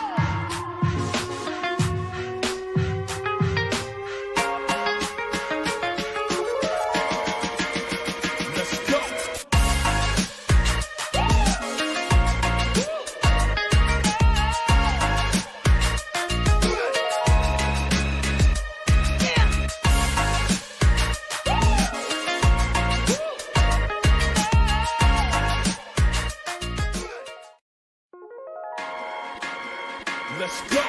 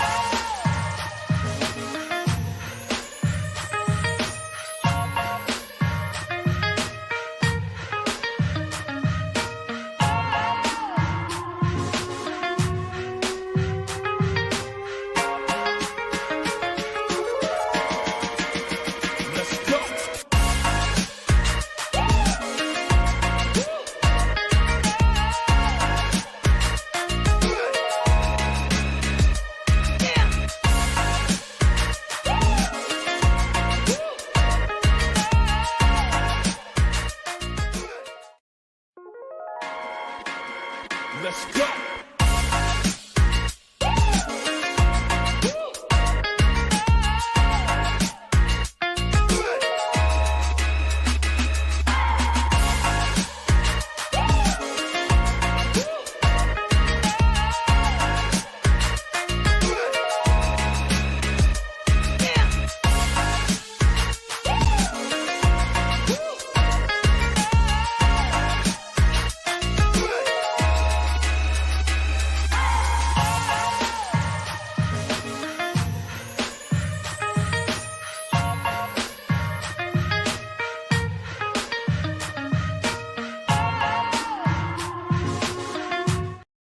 And we are back live here on the City Life Project YouTube channel for the main card of UFC Fight Night, Sterling versus Zalal.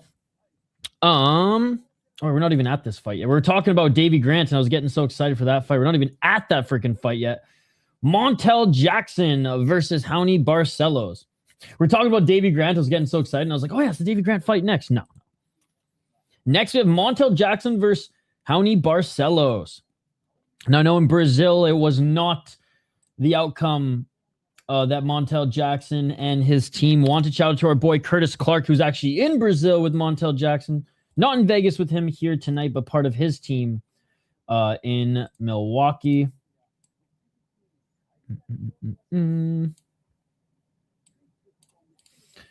Brad Pickett was also never in a boring fight. You should send a text to the manager of the Wild and tell them to score game-winning goals so I can get some money. Bro, for my friggin' Soda Pod channel's fucking views, we need them to win too. The Wild are out of the playoffs early. It's not gonna be fun. I mean, it'll be fine, but it's not gonna be fun. Winner of this needs a ranked opponent next. Absolutely, absolutely. Dallas having a great overtime period, but the Wild had the better overtime period in their first of 2 overtime periods there in game 3. So we'll see if this does go to double overtime. Maybe the pendulum will swing in the Wild's favor. Well, I mean, they tied the game. So, I mean, the Wild made the decision to get into overtime so they could ultimately win the game. Because if they didn't force overtime, they would have lost the game. All right. Bad show. I mean, lose or have a chance to win. I'll take the have a chance to win all day, every day.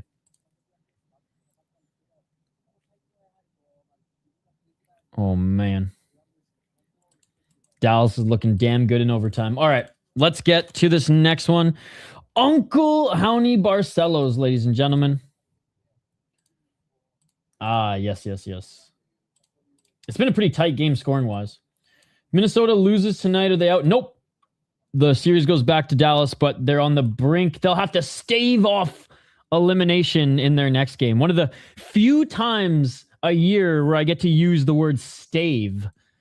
It's not a common word. But, yeah, if the Minnesota Wild lose this... Oh! Fuck! Kaprizov almost fucking scored in the slot, boy! Kaprizov almost scored in the slot. Oh, my God. Sorry, I'm distracted. Raoni Barcelos, 21-5 as a pro. He is one of the best unks in MMA right now. There's like Diego Brandao and Raoni Barcelos are 2 unks who are just continuing to fucking get it done, man. Against really good competition, either prospects outside the UFC or prospects in the fucking UFC in Raoni Barcelos' case. Only 5 losses too, man. He's been in the UFC forever. 8 KO TKOs, only 1 loss. 1 loss via KO TKO, which is crazy to think about, especially at 38 years of age. 3 submissions, only 1 submission loss, and 10 decision victories. He only lost 3 times via decision. 10-4 in the UFC for Uncle Barcelos. He fought back in the... He's so old, he fought back in the RFA days, 5-1 in RFA, and went 4-0 in Shuto. Really good win against Ricky Simon in his last fight. Awesome win against Ricky Simon. A win against Cody Garbrandt, but a good win against Cody Garbrandt. Amazing win against Peyton Talbot. And a really good win against Christian Quinones as well. Lost to Kyler Phillips, but had a really good 3rd round. Kyler Phillips just had 2 rounds in that one, unfortunately. Instead of just 1 round, he had 2 rounds in that one. And lost to Umar Nurmagomedov. That was the only time he's been knocked out. Victor Henry is actually another really good, veteran. Former deep champion and LXF champion, but the deep title he beat Motoya for. Motoya is still, to this day, an amazing fighter over in Japan. And he lost to Timur Valiev. No shame in that as well. Timur Valiev should be in the UFC right now. Let's be perfectly honest. This was one of the best fights of 2023. It sucks it was only a 2-round fight. Or maybe he did go to 3 rounds. Regardless, this was fucking awesome, this fight. And then he didn't get a UFC contract. He was in the UFC, went on The Ultimate Fighter to boost his to get views on Instagram, and then lost to Brad Katona, and then went to fucking ACA, and he's only gone 1-2 in ACA. But still, Timur Valiev is a good fighter. Raoni Barcelos is great. Honestly, this is why the rankings don't make any sense. He should be ranked. He should be at least 15. Rankings don't matter in mixed martial arts. Montel Jackson, quick. Montel Jackson, 15-3 as a pro. Did lose his last fight, and honestly, it wasn't a good fight. It wasn't a good fight against Davison Figueiredo. Was not the fight that I think we all thought Montel Jackson would bring. Before then, though, was looking damn good. He has really good hands, really good boxing, really good straight punching power, but Raoni Barcelos is tough as nails. And Raoni Barcelos is just so well-rounded. It's stupid. 8 KO TKOs, 1 submission, 6 decisions. Figueiredo outstruck him and outgrappled him. So there is a chance that Raoni Barcelos outgrapples him. 1-0 in Contender Series. That's how he got into the UFC. Daniel Marcos was a good win. Damon Blackshear was a good win. Yaya, whatever. Arce actually wasn't that bad, although he was getting older. This guy was pretty good. It was a prospect. We didn't really know what he was yet. JP Buys, we kind of already knew what he was, despite only having 3 losses. But a really good run, only to lose to Uncle Davison Figueiredo. Is he going to lose to another Unk? I love both these fighters. I want both of them to win. Both of them can't win. I'm going with Uncle Raoni Barcelos, but I'm rooting for both of them. I'll be happy with whoever wins. I'll be sad with whoever loses in this one. This one, as just a fan of the sport and someone who lives in the Midwest and has like some connections to Montel Jackson, at least, you know, some of my homies as well. Thank you so much for the $2. Some of my homies trained with him and actually were cornering him in his last fight. Oh, shit! Montel Jackson just dropped Honey Barcelos.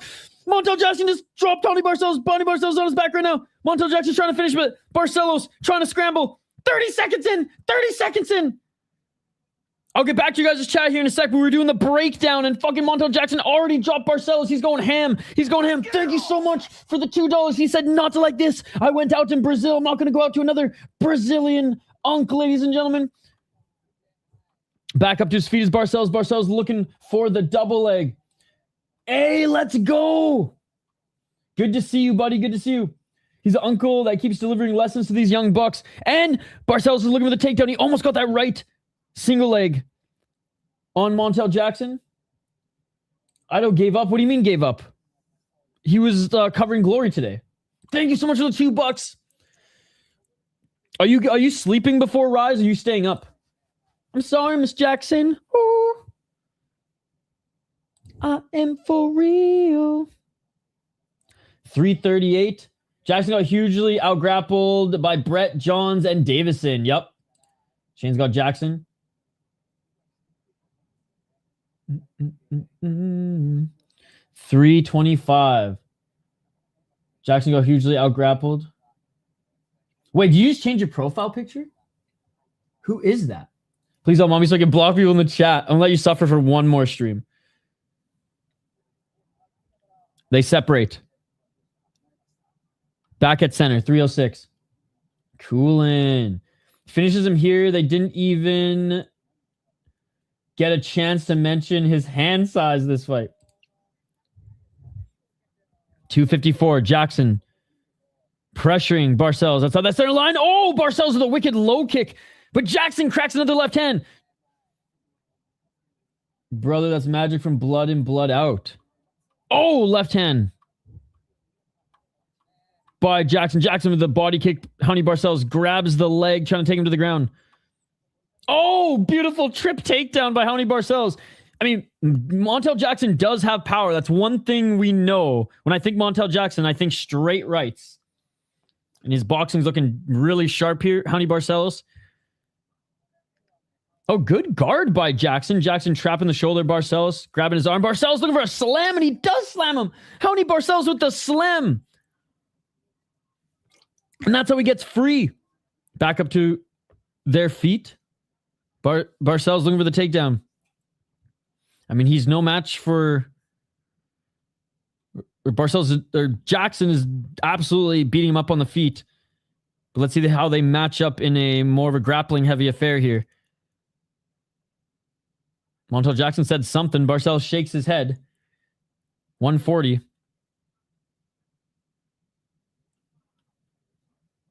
Looking for that trip takedown again by Barcelos. And Montel Jackson evades. I got a feeling this wild game ends the next 6 minutes. 125. If not, we go to double OT just like game 3. I was up so late covering game 3, man. I was up till like 12. The game ended at like 12:30. I was up till like 1 something on a freaking Tuesday. 111. I don't know, man, if it's just me, but this has the intensity of a main event. I feel it too. I also have the wild game right next to it. So this is like pure just sweat. 55 seconds. Hey, overtime playoff hockey is always fun. Because when your team wins, it's like it. Oh, I can't even describe the feeling. But when your team loses, it's like, fuck, man. Oh, Barcelos. Right underhooks, drags Montel Jackson to the ground. He's trying to get a back take. Hell yeah, he looked great. Impressive grappling by Barcelos here. Still going to lose the first round. But this is the game plan he needs. Oh, okay. He dove for the neck. Now looking to get into mount. It was an okay fight. Barcelos mount. Side mount right now. Damn. I mean, Dallas have been the better team all overtime, but That's so funny. The books go back and forth in hockey like that so quick because like the Wild have had 2 good shifts in a row. Knicks also just tied the series up. All right, round number 2 coming up.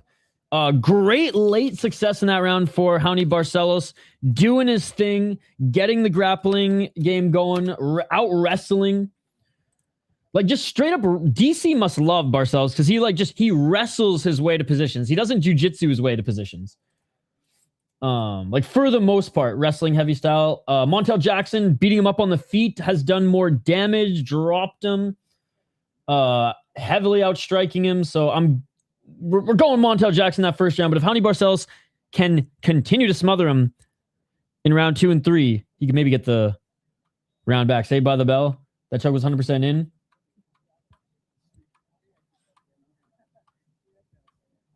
He's going to be short of breath with how deep that was. I didn't think it was as deep as you described it.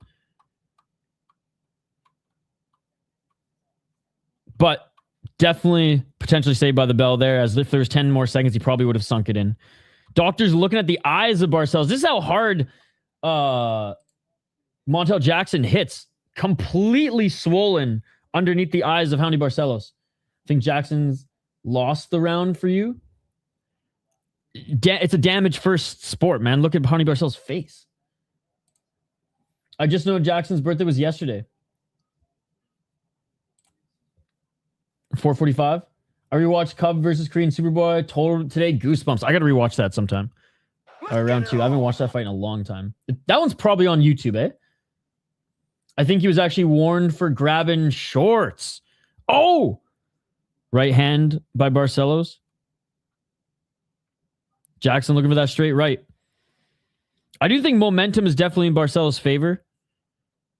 You can see just a little bit more confident here, whereas obviously after getting rocked, left hand by Barcelos. Just want this week to go away so we can enjoy Inoue, Nakatani, JDM Prates, Benavidez Zerto. Raoni has gained all the momentum. Yes, I watched on UFC's YouTube page. We got Rise this morning. Think this confident could get him slept, though. 3:49.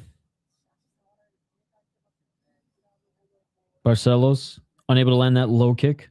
Oh, just missing with that left hand was Jackson. Barcelos ducked right in the nick of time. Jackson threw that left hand, man. Barcelos looking for the single leg. He gets it. Oh, good reversal by Jackson. Man, what a sick fight.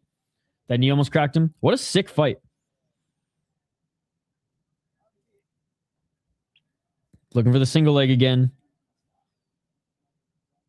I love Barcelos' stance too, man. He's just in fucking Uncle 4 beers in New Year's Eve boxing stance, you know? Nice left hand by Jackson.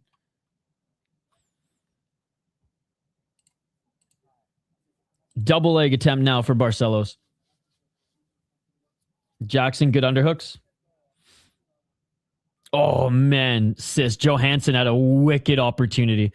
Johansson might score this one too, to be honest. He's had some good hero moments from the Wild for the Wild. And he's like a pure offensive player. He doesn't really play much defense. I can't explain it, but he looks like an American Leon Edwards. Oh, knee to the body by Barcelos. 1-2 by Jackson. You know, you're an MMA addict when my dream last night was I refereeing a fight between Nico Price and Jim Miller. Oh, yeah. And that's how you know you're a diehard, too. 2:17. High kick attempt by Barcelos.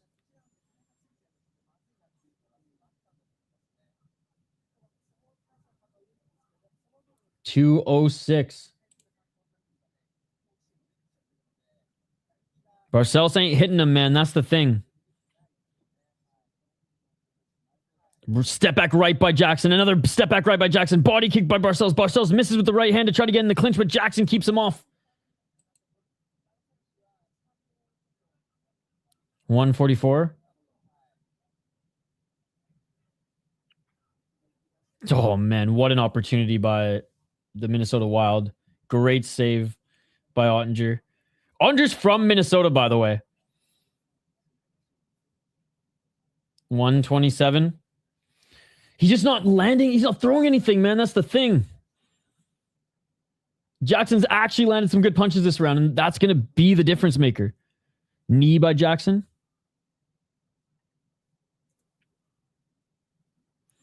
Can Honey Barcelos take him to the ground? He's running out of time in the second round to do much with the takedown, even if he gets it. Oh! Jackson goes down there. Barcelos pounces on him. That was a good shot by Barcelos. Jackson on his side. Barcelos is caught under his left eye. Again, another really good end of the round by Barcelos, but is it enough to win back the round? He gets into mount. Oh, shit. I guess Jackson's way more hurt than I thought he was. 39 seconds. Could this win the round for Barcelos? Could this win the round for Barcelos? Barcelos on top, landing some ground and pound, not really moving much is Barcelos. Or sorry, is Jackson. Round one can't... round one, I vehemently disagree for it being up in the air. This round, I definitely think is a little bit more up in the air because Jackson didn't land like as many strikes. Oh. Only has one arm under the neck. That right arm from Barcelos is trapped. Whew. I think the end of this round was way more damaging and like just... What's the best? More damaging and scored way more points than the end of the first round for him. I pretty fucking confident round one is Jackson, and round two, I'd be perfectly fine with Barcelos taking that round back because Jackson landed like some decent, like outstruck him for sure on the feet, landed a few big shots that like sent Barcelos backwards, and if Barcelos would have not landed any damage or a submission attempt, let alone both, then we're not even talking about it because it's like, okay, so Jackson defended takedowns. We can't give the guy the round who just went for takedowns, didn't get them, and got hit in the face. So I think it's either 2-0 Jackson or 1-1. Round two, you could say, is up in the air, but round one, Jackson for sure. I still kind of lean Jackson round two. It was 1 minute, like 1 minute of that fight, but it was a really good 1 minute for Barcelos, and it's not like the other 4 minutes was Jackson winning every second, every minute, like every moment of those 4 minutes, but like he was making it so Barcelos couldn't really do much damage either at the time. Oh, Jackson with a 1-2. 449. Barcelos, right single leg. Can he sweep Jackson with a good takedown defense? Regardless, a third round by Barcelos could take it, man.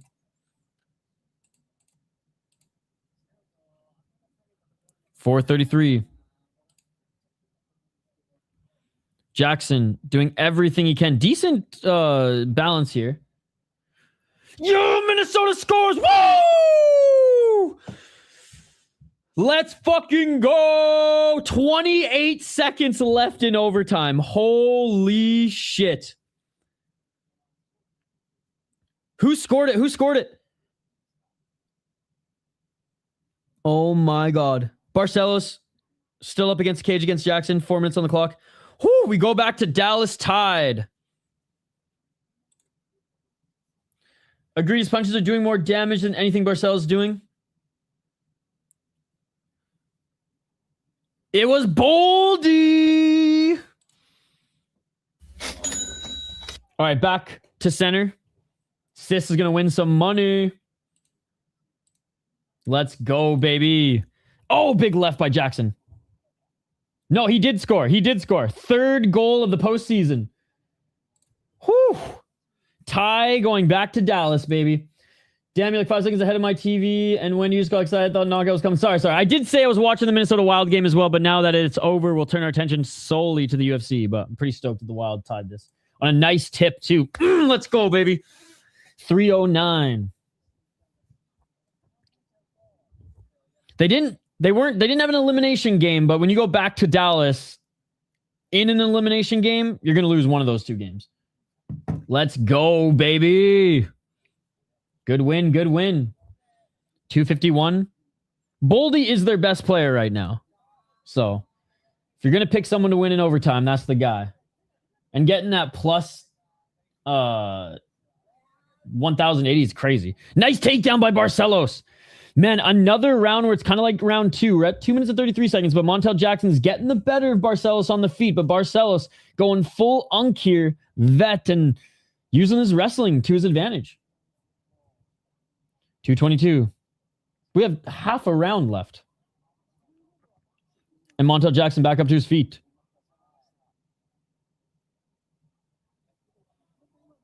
.210. If between these attacks and takedowns by Barcelos, Montel Jackson just continues to land shots, he'll probably take this, but Barcelos, good, solid vet game plan here in the third. Nice knee by Barcelos. Good clinch work by Barcelos. And they separate. This is where Jackson needs to land some big combos so that the judges go, okay, well, Barcelos, control time. But for the majority of the round, the damage is coming from the one guy. Just missed with the left. 125. Yeah, Hughes doesn't score a lot. And it's 5-on-5 overtime, but this round's still up for grabs. And if anything, Barcelos probably has it right now with the control time and even striking. Even though Montel Jackson landed the best punch of the round, it wasn't anything menacing like in round 1 or 2. Turn the Wild on just in time to see that goal from Boldy. Dope. It's Raoni for me, but could have won 2. I have no idea how you think he won round 1. Round 2, yes. Round 2, I think he won round 2. But I don't think he won round 1. And even round 2 still could go to Montel Jackson because it was just that minute. But I think that minute did override the much fewer striking than dude, round 1, Montel Jackson pieced him up on the feet for most of the fight, or for most of the round. Oh, nice high kick by Honey Barcelos, but round 2 could definitely go his way, and round 3, Barcelos is getting the better of him, even on the feet right now. 25 seconds. Montel Jackson needs something huge here in 22 seconds. Barcelos catches him and throws him to the ground and now jumping on his neck. The same way the first and second round were ended. The same way the first and second round were ended. Raoni Barcelos is such a crafty vet, man, because he knows this does look so good in the eyes of the judges. And all 3 rounds have ended like this. The most menacing of the 3 being round 2. Then probably round 1 and this one, because he didn't really do much with this one. But round 2 and 3 could go to Unk. Round 1 going to Jackson. 2 is the fucking swing. 2 is the swing for me. Barcelos did a lot in that final minute, which I think is fair to override the damage and striking that Montel Jackson did in the round. But having said that as well, we have to give credit where credit is due. I know you don't score points on takedown defense, but there's a reason Raoni Barcelos only had that 1 minute on the ground in the second round. It's because Montel Jackson kept it on the feet and was outboxing him. So this one could go either way. I literally just explained how it could go either way. I said I'd be happy for whoever won and I'd be sad for whoever lost, and I kind of still feel that way. But so far, great fight. Like one of the better fights on the card so far. And it's tough to judge. I'm still going Jackson. Hey, you know what that means though? It means it was a great fight, and that's all I can ask for. Predict 30, 27, 29, 28, 29, 28. Oh, Raoni, great fight. What's up, Fight Buzz? How's it going? Come on, Sal Diamato.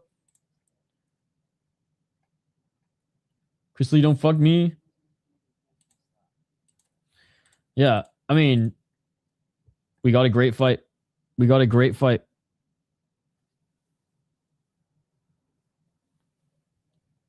This is the first time my broadcast has gone to commercial before. Usually we just get the camera work in the cage.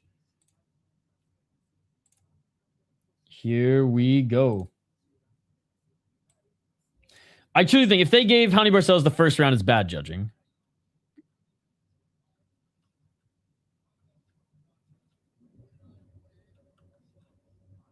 Oh, it's going to be a split. 29-28 each. It's going to be a split. I like this outcome. Raoni Barcelos wins split decision. Honestly, I don't even hate it. I don't hate it. Uncle won split decision. I think it was judged actually pretty fair. I think this was judged pretty fucking fair. I'm a little disappointed that Jackson didn't get the second round, but like an atom size. That was a great fight, and like I said, I was gonna be sad for whoever lost, and I was gonna be happy for whoever won, and that's exactly how I feel right now. You're 100% on predictions since I joined. 5-fight win streak, man. Right behind Zahabi. Yo, Uncle can't be stopped, bro. Damn, there goes my ticket. Oh shit, okay, I was wrong. Definitely could have gone either way.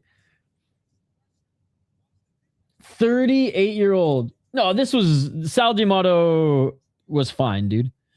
All the judging was fine on this one. I have no issue with the split decision. I have no issue with Hany Barcelos winning this one. And I'm glad that one judge also gave that second round to Montel Jackson.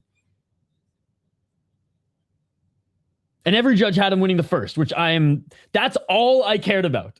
At the end of the day, that's all I cared about. 38 years of age, man. So crazy. So crazy. Baldy with the game winner. Holy fuck, man. Holy fuck. I can't believe it. I'm so hungry right now, chat.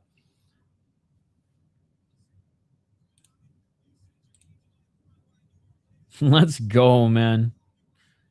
Black eye and all. Does Davey get this done? Oh, this is another tough one to fucking predict because like Adrian's a very good prospect. And that fight against how do you pronounce it? Vogden or whatever? Vlogden, the little Russian from last week. That was the best fight on Dana White Contender Series last year. Arguably one of or the best UFC fight that took place under the UFC banner in 2025. And you know why he won that fight is because his grappling was better, his low kicks were better, and his knees were insane. And if you get him in the clinch, his tie, clinch knees, and elbows were going to fuck you up. Now, you know who else fights a lot like that is Davey, Uncle Grant. This is an incredibly tough test for Davey Grant, who is, he's a 40-year-old roster fighter / gatekeeper for younger guys coming in the UFC. And Adriana Luana Martinetti, holy fuck, what a tough first fight in the Ultimate Fighting Championship. UFC fake as fuck. Turned into wrestling. I'm done watching UFC. It didn't turn into wrestling. They just don't allow superior rule set. So you can't land knees to the side of the head. There's grappling in MMA. If you don't like grappling, then don't watch MMA. You're not an MMA fan if you don't like grappling. It's part of the sport. It's like don't go to SeaWorld front row and expect Shamu not to splash you. Grant always has. Oh yeah, usually, but I always remember the fun fights, and I have to go, oh yeah, for like the fights that are a little bit more boring. This man dropped him, 3 more punches and more damage, and they gave it to a guy who just wants to wrestle. That's not how he... Well, I mean, yes, he won, but he also did more control time. Let's break it down. Then, because I think that you are misinformed, my man. I think you're misinformed. So yeah, Montel Jackson won the first... And again, this isn't... the fight was judged 10-point must system. You know what that means, right? Of course you do. You're a smart guy. So Montel Jackson won the first round. It wasn't a 10-8 because Hany Barcelos did end up getting his back and threatening a submission at the end. You can't be threatened by a submission at the end of the fight and lose control for 55 to a minute and get a 10-8. So 10-9 first round, perfectly fair, Montel Jackson. One judge had Montel Jackson winning round 2. He did outstrike Hany Barcelos in round 2, but not as much as he did in round 1. He didn't drop him in round 2. And Hany Barcelos did a lot of damage in that minute 10 seconds at the end of the fight.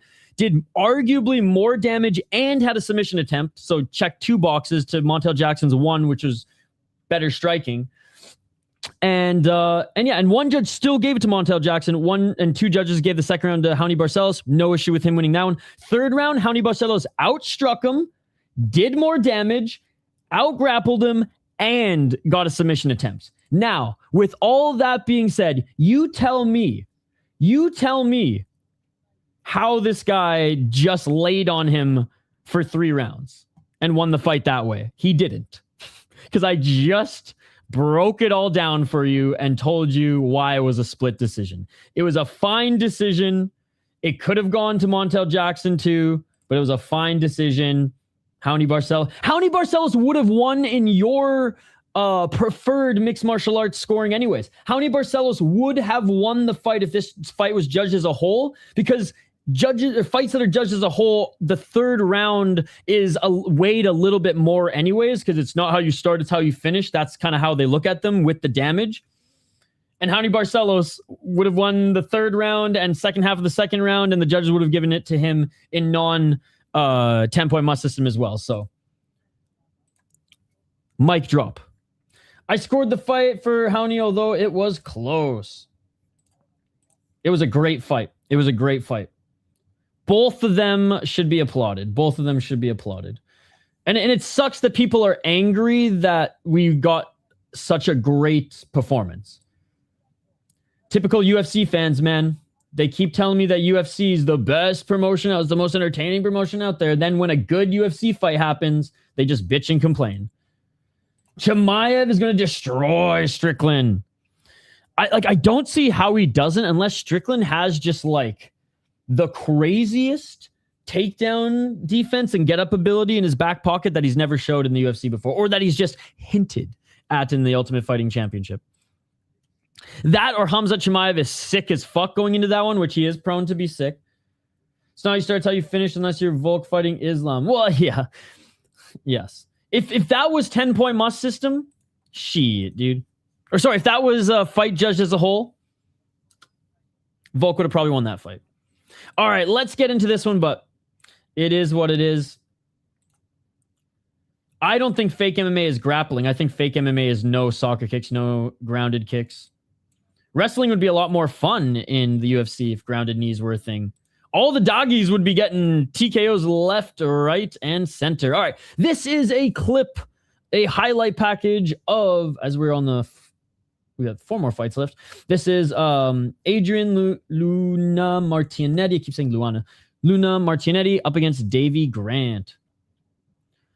And as you can see, he's got some pretty damn good highlights. His knees in the clinch and his low kicks are insane. He's got good takedown ability. He's solid. Him and the Russian got a contract off Dana White Contender Series. All right, Davey Grant, dangerous Davey Grant, 15-8 as a pro, 2-2 in his last 4 fights, 40 years of age. He did lose his last fight.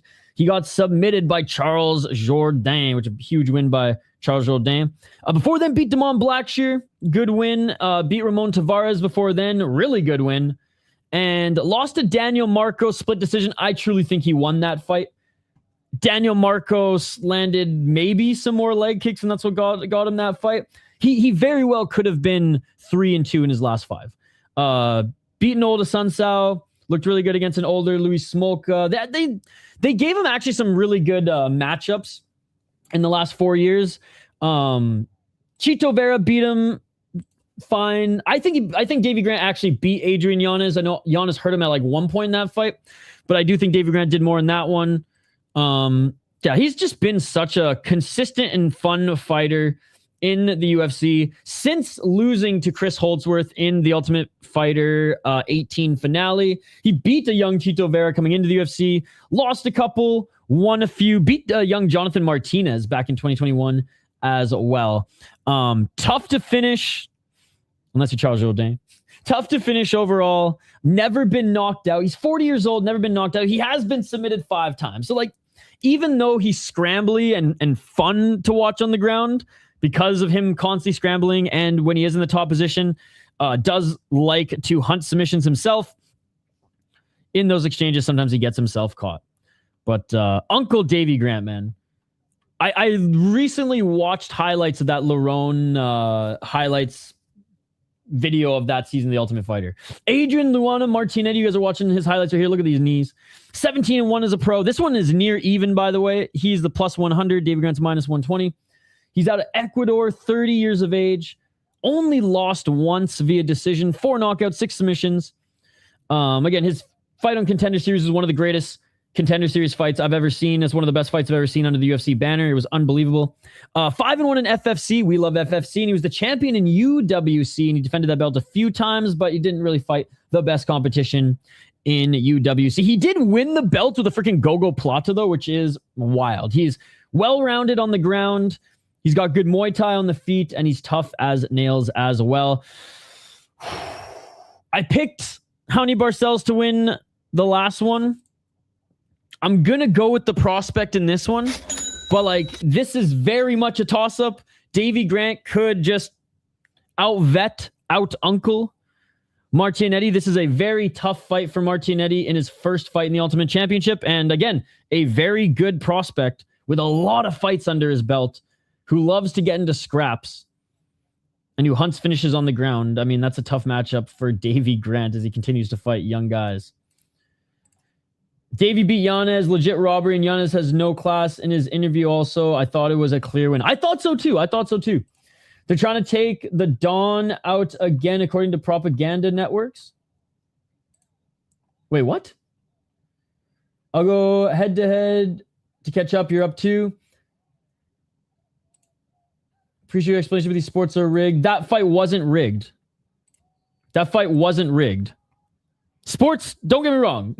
Sports can be rigged. There have been cases where sports are rigged. If you think that last fight was rigged, it was a close decision. There's way more blatantly rigged fights that you could die on the sword defending. I was watching Ryzen. Do they no longer have the 10-minute first? Ryzen's never had the 10-minute first round. That's just pride. I'll be honest. I'm okay with no soccer kicks, but I do really hate that you can't knee grounded fighter.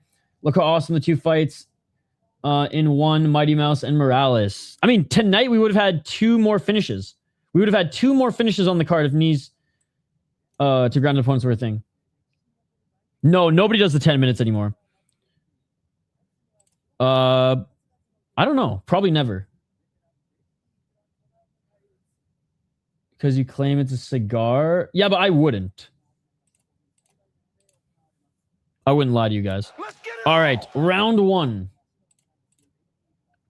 Just like I don't not cuss, I wouldn't not tell you guys what it was. That would be really shitty of me, to be honest. Davey Grant already getting the kicking game going. Nice low kick by Davey Grant. Also, I don't like smoking inside. It gums up walls and it's just gross. 425. Oh, nice low kick by Davey Grant.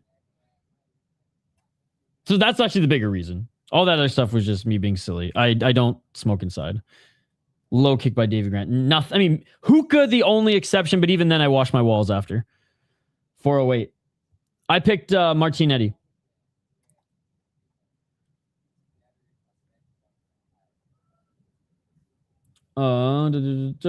Attempted. Oh, really?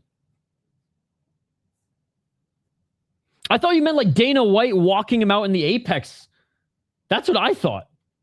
I hear the Daniel Marcos Davey fight was also robbery, but I didn't watch it live. And that was in the UK also. Oh, nice kick by Davey Grant. Martinetti goes to the ground. Davey Grant, man, attacking the body of Martinetti. Look at the left side of Martinetti. Already welt. Dude, Uncle Davey Grant looking great here so far. No, I do appreciate you looking out for the homie. And maybe for some future review videos, we'll go that direction.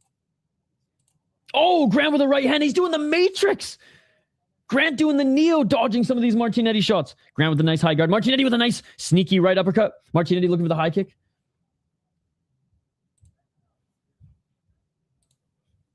You know what that means, though, Denial? It means some crazy shit's going to go down in Iran tonight.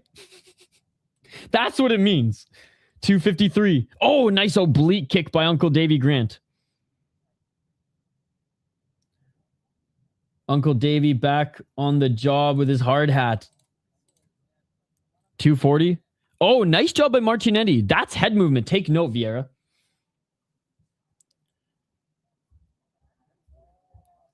Davey Grant with a step back left hand. Low kick by... Dude, Davey Grant looks excellent in this fight. Martinetti might have to try to go for a level change here because he's losing on the feet. Body kick by Davey Grant. Low kick by Davey Grant. Dude, Davey Grant's trying to knock this motherfucker out into the fucking stratosphere the way he's loading up these left hands. Oh, this is a sick fight. Yo, Don Fry, the mustache guy, you still here, bro? The card is really heated up. Low kick by Davey Grant.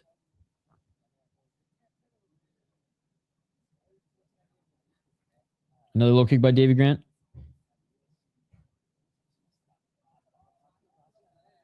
$152. Oh, nice knee by Grant. As Martinetti was kind of being pretty lazy dropping for that double leg. Grant with the right uppercut. Nice knee by Grant. Dude, Grant's schooling him on the feet. I should have picked the unk again, Shane. Nice knee by Grant. Dude, holy fucking Davey Grant. Dude, what a performance. Front kick by Davey Grant. This is insane. 120. This is textbook Davey Grant, man. This is awesome. 113. Davey Grant with the left jab.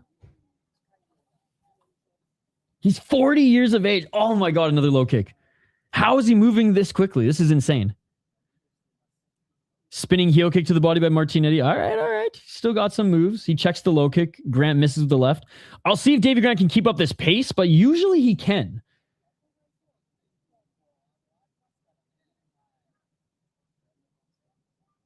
$45 seconds. Nice right hand by Martinetti. Martinetti is now pressuring Davey Grant closer to the cage. If Davey Grant has room to like throw these weird Dominic Cruz type, weird footwork shots. Oh, another big one. Look at the leg of Martinetti. It's starting to swell up. 40-14 in significant strikes. Davey Grant, right hand, left hand, baits Martinetti right, and then kicks him every time. Martinetti with a nice knee. He's trying to get that tie clinch. Yo, Captain Rafucho. Great to see you, buddy. Great to see you. Hey, if you're up watching kickboxing later, Skate and I are going to co-stream Rise. Oh, knee by Martinetti. He's trying to get that tie clinch. He is dangerous in the clinch. Davey's looking so fucking good, Chris Cushman. I am so... Not that I didn't think he was going to put on a good fight, but he's looking excellent. Welcome to the UFC, Martinetti. Oh my goodness. Davey Grant, round one.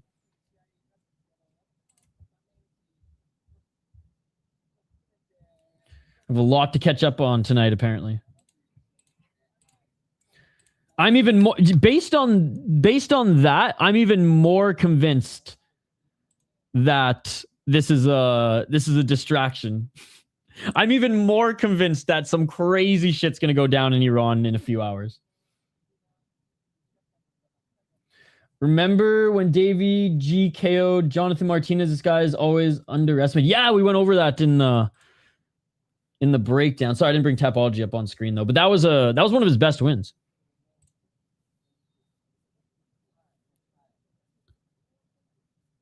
Yeah, it happening at that dinner. Something crazy is going to happen in a few hours, guys. What's some building that the Americans have been teasing to bomb the last few weeks? Guarantee that building and some gets bombed tonight. I'm sure some fucking degenerate gambling company has those odds. Smash them. Let's get it on. Round two. Low kick by Davey Grant. Oh! Martinetti with a nice right hand. Front kick by Grant. Grant with the left. Martinetti with the right. Oh, Martinetti cracks him with the right hand. Martinetti with the left hook. Knee to the body by Grant. Right hand by Martinetti. He's just getting right in his face right now. When Grant had room to work, that's when he was doing his best work, especially setting up that low kick. But if Martinetti can just beast his way into the pocket, he might be able to take away some of these tools from Grant. Grant loads up that low kick again. He walks in with that low kick. Grant's so pasty, though, that like one shot looks like he's been hit 1,000 times. Grant, little cut on his left, or on the left side of his forehead.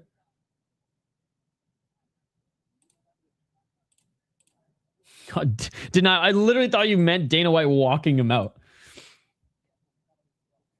4 minutes. Oh, Grant with a nice body kick, followed by the 1-2 with Martinetti. Blocked the 1-2 with the high guard. Chris looking worse and older every day. Tioni, nice low kick by Grant. That almost knocked down Martinetti. High kick by Grant. Oh, Grant tried to do Martinetti's move. Tie clinch knee and end up slipping. Back up to his feet. Still, what a crazy pace, guys. Front kick by Davey Grant. Left to the body by Martinetti. Grant with a body kick, a low kick by Grant. Grant missing with the left. Martinetti trying to get that tie clinch. Still unable to get it, but throws... Because he's got some wicked elbows, but he hasn't had any opportunity to throw these elbows. Finally in the clinch. Can he maybe take this to the ground? 3 minutes on the clock. Couple shots to the body by Grant. Good head movement by Martinetti. Way more even round. But Grant still fucking lands some good shots. Hey, dude, it's... The real MMA breakdown, guys. Man, it is so good to see you. How have you been? Awesome seeing you too, brother. Awesome seeing you too. Oh, nice couple shots to the body by Grant. Switch kick opportunity by Martinetti. Didn't land. Grant cracks him with the left hook. Hope all is well, brother. I don't think we've seen... I don't think you've dropped in chat since like the holidays. And then I went on tour for like a month and a half. But we're back, baby. We're back. We've been back. Almost 2 months now, which is crazy. Time flies. Oh! Dude, Martinetti just bitch slapped Davey Grant. He literally slapped him. His hand wasn't even closed. 208. Dude, awesome. Great to hear. Great to hear. 203. Hey, appreciate it, brother. Oh, left by Davey Grant. Dude, what a sick fight. There's that left elbow by Martinetti. Another left elbow by Martinetti. Trying to get some blood. Oh, oblique kick by Martinetti. Martinetti was looking for the spinning back fist. Doesn't land. Dude, this kid's fun to watch, though, eh? Oh, Davey Grant cracks him to the right. Awesome. Boldy scored the game winner. Like I said, I was super stoked for Martinetti to get into the UFC. And this is why. Even though Davey Grant's probably going to win this round still, you see how much of a dog this young prospect is. Well, I guess he's 30, but still a prospect. Davey Grant still sharp with these counters, man. Oh, nice right uppercut by Davey Grant. Right hand by Martinetti. You can just tell Davey Grant's a little bit more polished and a little bit more accurate still on these shots. Oh, 1-2. For every one big shot that Martinetti actually gets through, Davey Grant lands like 4. I'm going to guess that he's like almost doubled his striking output right now, even though this round has just been a fucking sick scrap. Yep, 90-48. 53 seconds. Left hand by Martinetti. Grant. Oh, nice checking the leg kick by Martinetti. Body kick by Martinetti. 30 seconds remaining. Oh, Grant with a nasty right elbow. This guy's got a fucking decent chin too. Grant's tagged him a bunch. Awesome fight. Oh, man. Tried to go for the knee there was Martinetti, but Grant got in range. Switch kick again to the body. Oh, Grant with the counter right to the body and left, and Grant just war cry screams in his face. God, this is such a sick fight. This is such a sick fight. Oh my God, this is one of my favorite UFC fights of the year so far. And that is it for the second round. I have no... Oh yeah, I have no... And he's up 2 rounds. I have no reason to believe the pacing is going to slow down at all. Martinetti can't get close to him. Davey Grant's not letting him get close for a takedown because Martinetti actually has some decent grappling. Davey Grant's not allowing him to get the tie clinch. Martinetti has amazing knees and elbows in the tie clinch. 2018 Davey, no doubt in my mind. Eats a spinning back fist, then smiles. Classic Davey Grant. Said you want about the UFC, but since they went to Paramount, they've been on fire. The last 3 cards have been really, really good. 4 cards. Well, this card's still... I wouldn't say this card is a strong card by any means, but the last 3 weeks have been good. The last 3 weeks have been good. In fairness, I haven't watched a lot of Paramount.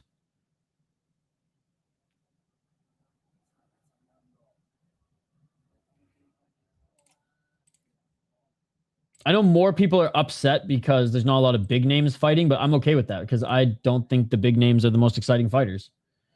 I think the Davey Grants and fucking Martinettis are the most exciting fighters. So I'm happy that the UFC, whether it's with Paramount or ESPN, aren't using the big names because the big names aren't fun to watch. All right, round 3. Let's get it on. Yes, card is more of a Sterling style card. But when you figure we're in April and they've had one bad card, that's pretty good. Again, I don't know if the first few cards have been good or not because I didn't watch them. But I'll take your word for it. 437. Right uppercut by Davey Grant. Right hand by Davey Grant. Right to the body. Oh, Grant with the left. Yeah, the pacing's not going to stop. The pacing's not going to stop. This is going to be straight crack the rest of the way. I'll be honest with you, the majority of UFC fans don't like Paramount or just stupid UFC fans. Well, I mean,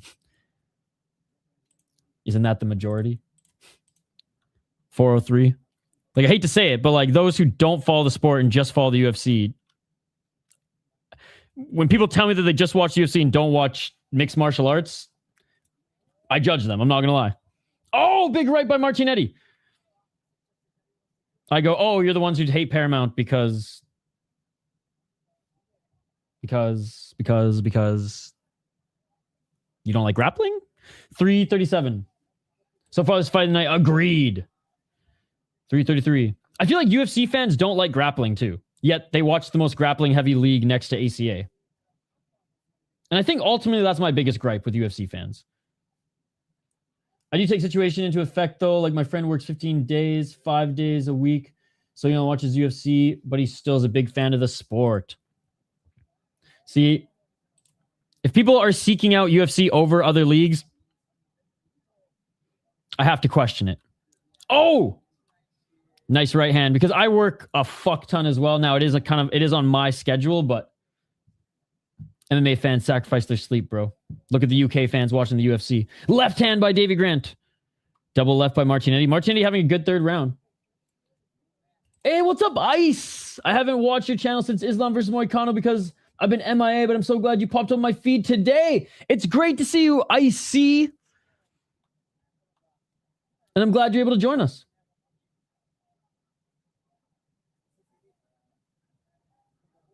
Well, that's fair. If you work weekends, then I guess you just can't watch live. You got to catch up and watch like throughout the week.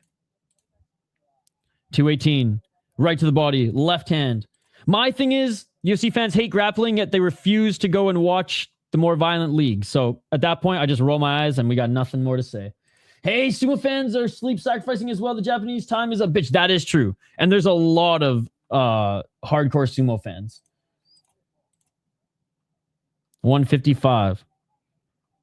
And I love how the nice front kick by Davey Grant, side or oblique kick by Davey Grant, left to the body by Martinetti, right uppercut by Martinetti. Davey Grant cracks him with the left, dude. Martinetti's got a chin. Hey, there you go. Well, then he's the exception. He's the exception. 133. I love MMA so much, I'm actively trying to avoid having kids. If I have kids, it's game over. I'm done. I don't know. Chris Cushman actually can do it, so I'll just have to learn from him. Right to the body by Martinetti. Sick fight. 108, left jab by Martinetti. Double left jab by Davey Grant. Right hand by Davey Grant. And Martinetti goes for a desperation takedown, but he gets it. He gets the desperation takedown. 58 seconds.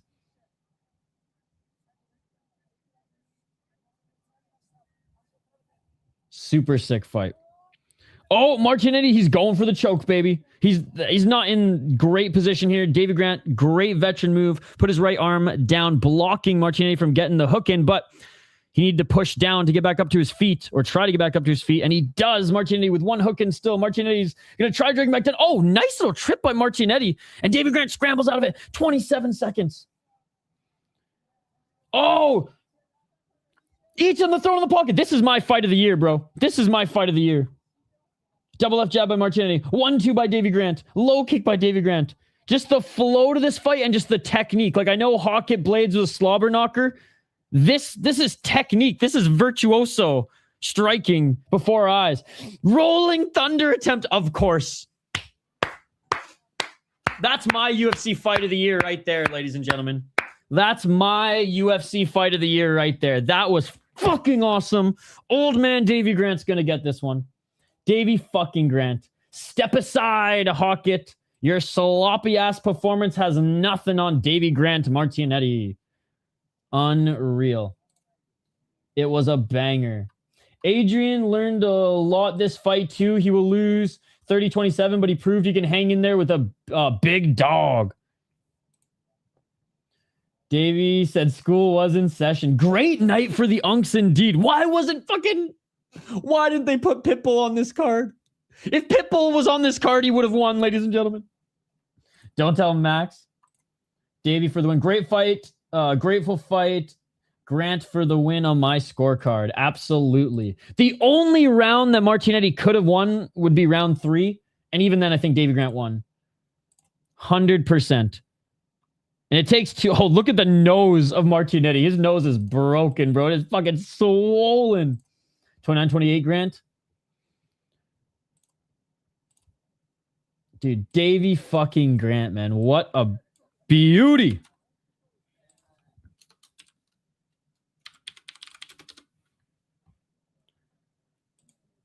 "40 years of age, and he ain't going anywhere. He ain't going anywhere."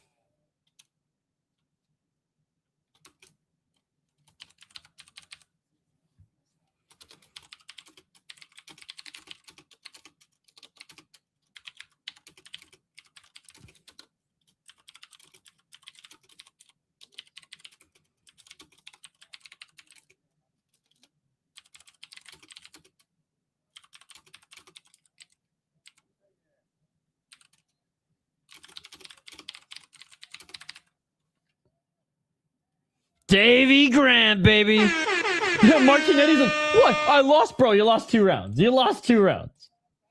I respect the confidence, but you lost 2 rounds. That was fucking awesome. What a fight.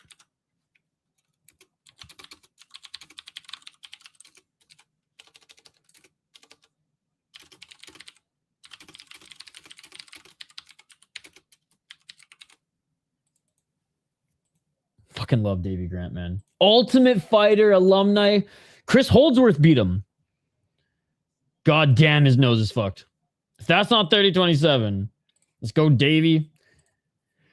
Again, I don't agree with it. The third round, I understand. The third round was a lot closer striking-wise, but I just think Grant landed still the bigger shots there. Round 1 and 2 was clear as day. Yeah, dude, act surprised. Like, come on, man. Yeah, you got 1 round. The judges gave you a round. Be thankful. The judges gave you a third round that most of us thought you lost, but like, yeah, you can make an argument for it. That was my first wrong. And I was hesitant to even pick that one because Grant's just fucking Davey Grant. The reason I picked Martinetti was I thought he'd be able to get him to the ground.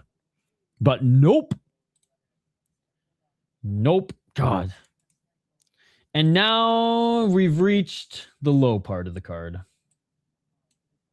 Hopefully this fight is fun. This fight can potentially be fun. The next 2 fights are gonna not be like this, I'll tell you that much. I want to gamble this next fight, but I can gamble on a fight that had a fighter removed in his previous fight because of a betting concern. I don't know if the public should trust Hernandez. Not saying we shouldn't trust him, but we should be wary because Vegas and the federal government was. Did they finish their investigation, or did they open an investigation or anything like that?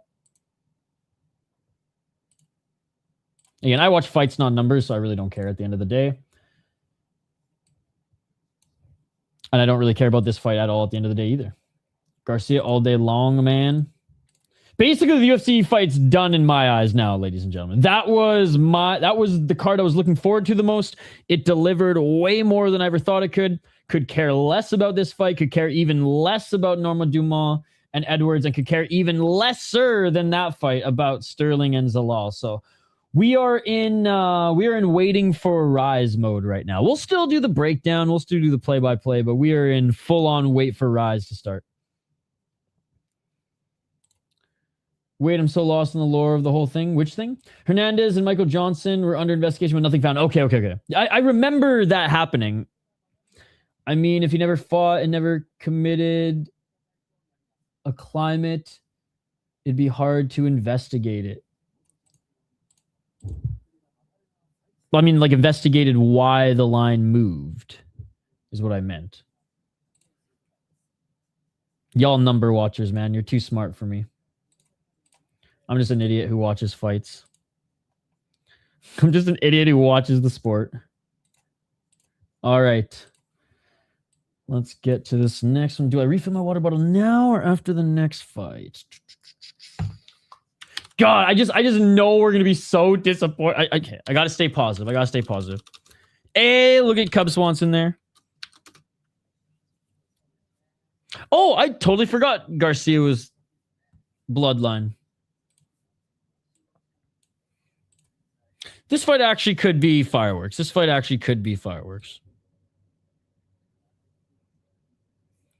With the government stuff. He never fought, so he could never committed a crime, so there's nothing to investigate, but that doesn't mean he didn't do stuff to be pulled from the court. No, that's what I mean. Why wasn't that stuff investigated? Sterling and Movsar was one of the GOAT grappling matches ever. That one was really good. That one was really good. I don't think Youssef Zalal is going to put a Movsar type grappling performance, though. And again, it could be a good fight. I'm just saying, my main event happened. So we're in cruise control now. I like cakes. I don't got a sweet tooth. I'm not going to lie. Sterling and Movsar.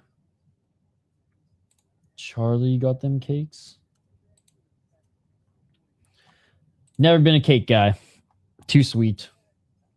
It's kind of like a crime you can't arrest. Well, I didn't say arrest. I just said investigate. So even if you talked about throwing the fight, you could say he was lying to get an advantage. Okay. I just figured, like, if the line moved, like, something more than words would have had to happen, right? But again, you guys are smarter than me. I don't know. I watch fights. What's crazy to me is the fact that, like, people bet on, like, the WWE and shit. Like, that's like, yeah, that shit's wild. Betting on stuff that literally is scripted, so it is, like, I'm sure there are fights that are scripted that fly under the radar every single year that we miss. But, like, it blows my mind that, like, people gamble on that shit. That's crazy. And don't get me wrong, I've gambled on Survivor before, and that's scripted as well. But it's just, I don't know. Maybe it is the same. Maybe we're all just fucked up. If you gamble on WWE, you should just go be alone by yourself.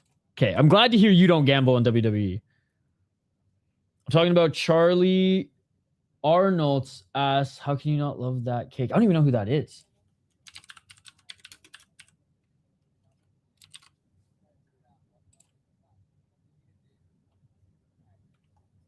Oh, damn. She does jiu-jitsu. And maybe even the UFC. Yeah, she's pretty gorgeous. So I didn't know who that was. Yeah, but you got to remember, I'm watching it all in Japanese. So I have no idea what anybody is saying. And they're just two males talking the whole time. So I will never listen to, as much as I love John Gooden, as much as I think John Addict's great, as much as Felder, I will never put myself through the torture that is a UFC play-by-play broadcast ever again. Dude, she's gorgeous. I did a Google search. I did a Google image search. She is fine. She ain't no KSW Paulina referee, I'll tell you that much, but that referee is 1 in a million. 1 in a million. I ain't talking about the one championship referee, which We still got a question mark on how we refer to them as. But that Paulina chick in KSW, my God. And apparently she used to be a fighter too, so that is pretty cool. All right, let's get to this next one.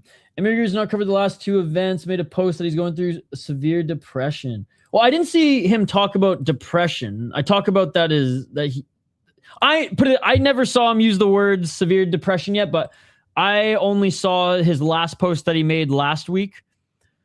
Now he may have alluded to that, but again, I didn't see him use those words, so I just want to be very clear on that. But yes, he hasn't streamed the last 2 cards. He didn't do a breakdown for the last card, and the last piece of content he did was, I think, on O'Malley's show. He alluded to that he's going through some stuff. Terrence saying, screw the MMA guru.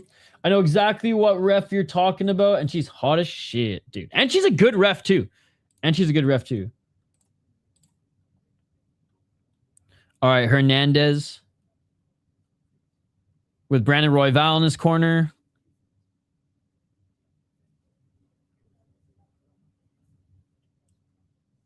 I don't know who the other 2 guys are.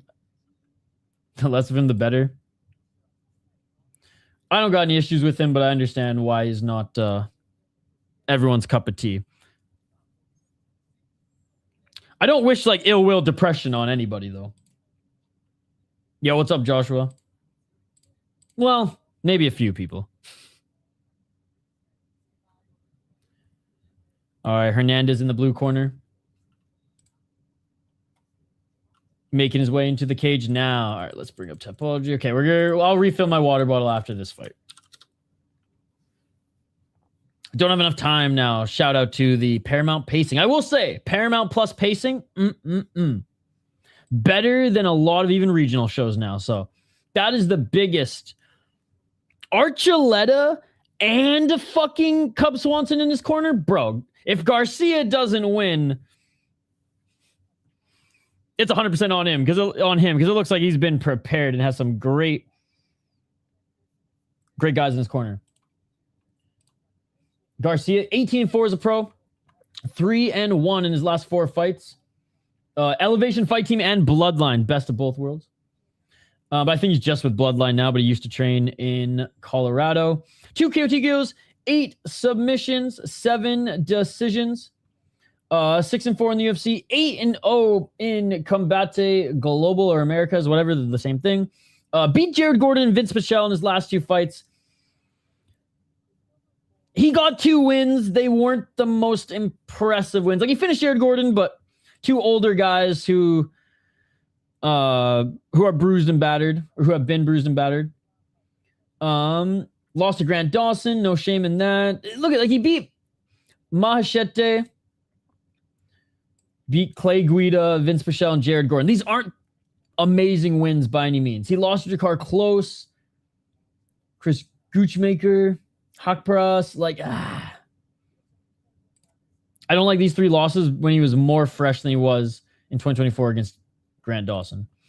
His opponent, Alexander Hernandez, 18-8 as a pro. 33 years of age, Factory X guy, still up in Colorado, if I'm not mistaken. I know he's bounced around a little bit, but I think his main gym is still in Colorado. 8 KOTKOs, 2 submissions, 8 decisions, 10-7 in the UFC, 1-0 in LFA. Good win against an older Diego Ferreira. A win against Chase Hooper, a win against Kurt Hollabaugh. Kurt Hollabaug's still tough.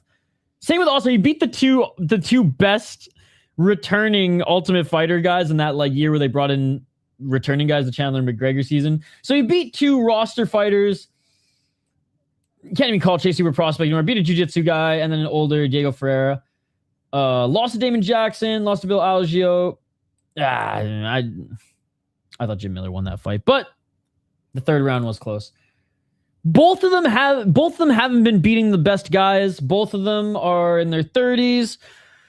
This is a really good matchup to see how they level against each other, I guess. How they fare against each other, who are kind of in the same spot on the roster and have been doing the same things resume-wise. For fuck's sakes. I'll go bloodline, but I'm not confident. The only reason I'm picking Garcia is because fucking he's been working with Cub Swanson. I think Alexander Hernandez is the better fighter, but let's see if bloodlines helped Garcia here. Round 1, let's get it.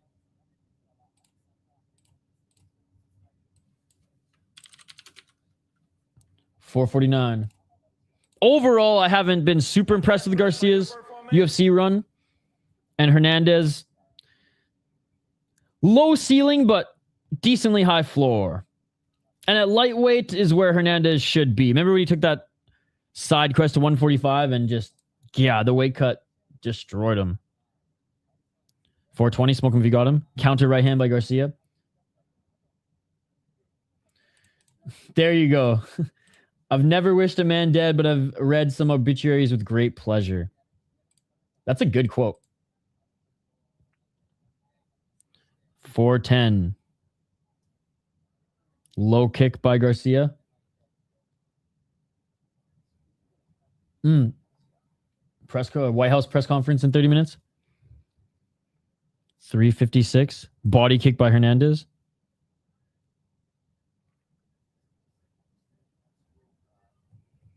I'm giving it 6 more hours. 6 more hours and some shit's about to pop off in the Middle East. Jared Gordon win is great. He was like 3-1 underdog and Chase Hooper. Yeah, but I watch fights, not numbers. And in those fights, Hooper wasn't really that much of a challenge. Probably even more than Gordon, but head-to-head. I'll go head-to-head and pick Hernandez. Right hand by Hernandez.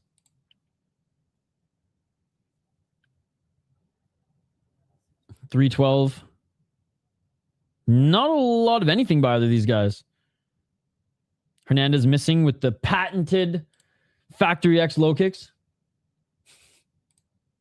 And they are patented at this point. They may not be dominating like they once did.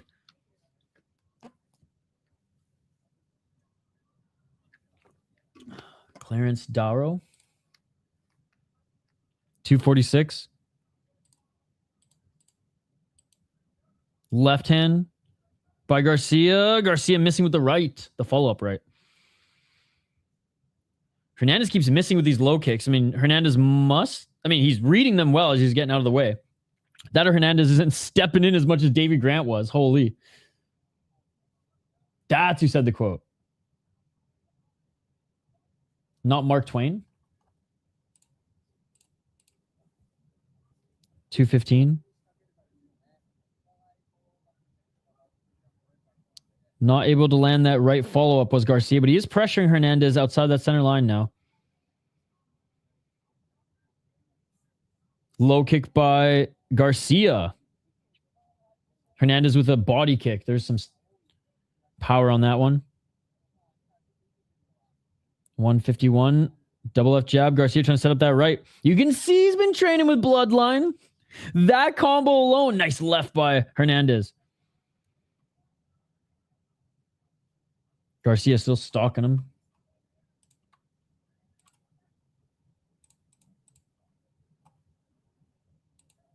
Oh, Garcia looking for a takedown, and he gets the takedown. Nice takedown by Garcia. Popping back up to his feet, though, is Hernandez. Hernandez, good wrestling in his arsenal as well.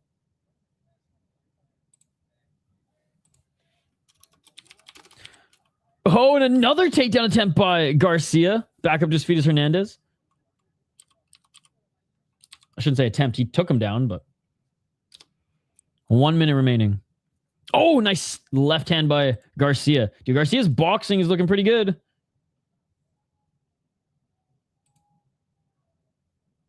Garcia should have actually thrown that right. He didn't pull the trigger last minute or last second. It would have hit. It would have landed square on the chin of Hernandez. 37 seconds. Still walking forward is Garcia. Hernandez swinging a miss to the right. Hernandez has missed most of his big shots. Garcia lands a right as Hernandez moved left. Good time to right by Garcia. Beautiful. Oh, shit. Beautiful stuffing of the double leg. by Garcia. If we're allowed real rules, Garcia could just knee Hernandez in the head right now. We have fake MMA, ladies and gentlemen. Nice knee by Garcia, though, as Hernandez gets up to his feet, and already Hernandez's nose is bleeding. And that is it. And there's a little cut on the right eye of Garcia, too. So both of them wearing some damage. Underneath the right eye of Hernandez is starting to swell up, and he's got a little cut as well. But, yeah, that round goes to Garcia, in my opinion. He's winning the striking exchanges. He got a couple takedowns, and he stuffed Hernandez's takedowns. Now, he didn't do anything with the takedowns, but that's all that really happened. There was a lot of feints in like the first 2.5 minutes. And then Hernandez honestly started walking into a bunch of Garcia's shots. And then whenever Hernandez kind of shuffled to his side, Garcia would catch him with a hook. Kind of would read where he would step.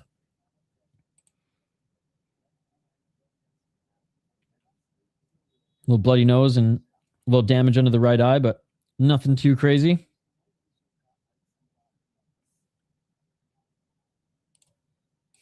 There's that bloodline striking, man.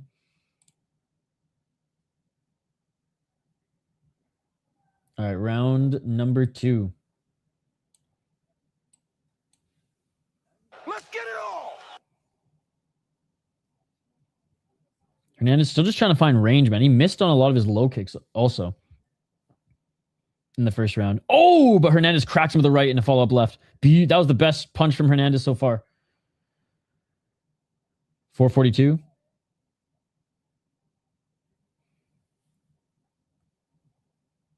Garcia going back to pressuring him.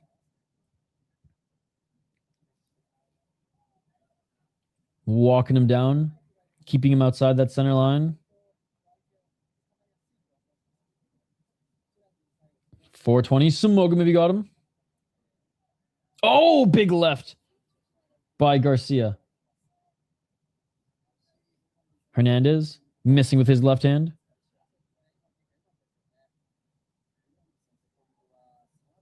404. Better start to the round by Hernandez, but still not a lot of action by either of them. Hernandez only 7 significant strikes on 42 thrown. Told me Alex was throwing this fight, I would believe you. 351.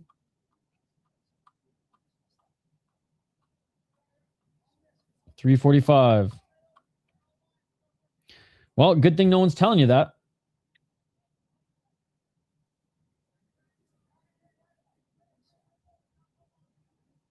Because that just means everything I said about Garcia is moot.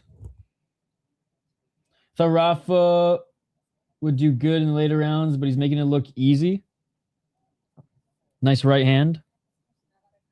In other words, fuck Cub Swanson. 314.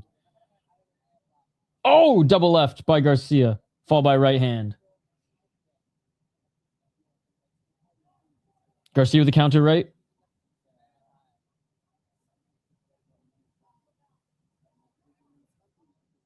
$257. Garcia with another right hand. Hernandez steps in, lands a nice left. So that pressure, Garcia's just getting literally first to the punch. What's up, Swamp Thing?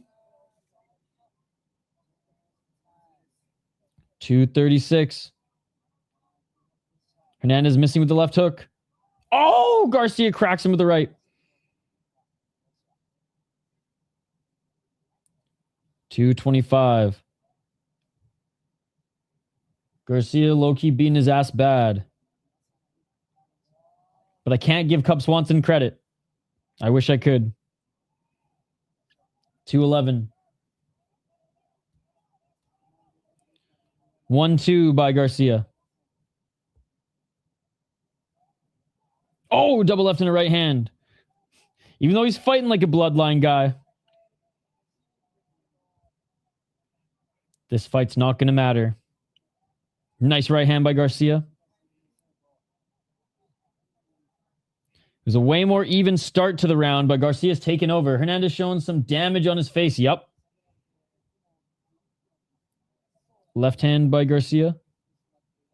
Nose bleeding again. Underneath that right eye, starting to swell up even more. 126. Hernandez missed with that high kick. Oh, double left and a right by Garcia. Straight left by Garcia. Another left by Garcia. Still remember when Hernandez had that crazy fight against Cerrone? That was violent. That's when he was talking so much shit. That's when he was on the rise, too, and Cerrone kind of humbled him a bit. But that was a sick fight. And I guess we do forget, Hernandez has been fighting for a long time, too. And it's taking a lot of damage, some crazy weight cuts. I honestly think Garcia could get to finish if he really emptied it right here. Hernandez is tough, though. He can take a lot of punches, as we've seen. 41 seconds. I wish I could give Garcia credit, but this fight is moot, ladies and gentlemen, unfortunately. There's a right jab by Hernandez. He's looking for a late takedown. Can he get the single leg? Good wide stance by Hernandez. Hernandez bouncing on that left leg. Oh, nice left by Garcia. No doubt he's tough, but he's been punched in the face like 30 times super hard. Garcia just keeps pressuring Hernandez, running around in circle to stay away from that power. And that is it for round 2. Oh, shit. They're headbutting. I don't know if they're talking smack or just going, woo! But they had to be separated there. Who do these guys think they are? Rory McDonald and Robbie Lawler? It's way too one-sided for that. Yeah, Garcia up 2 rounds.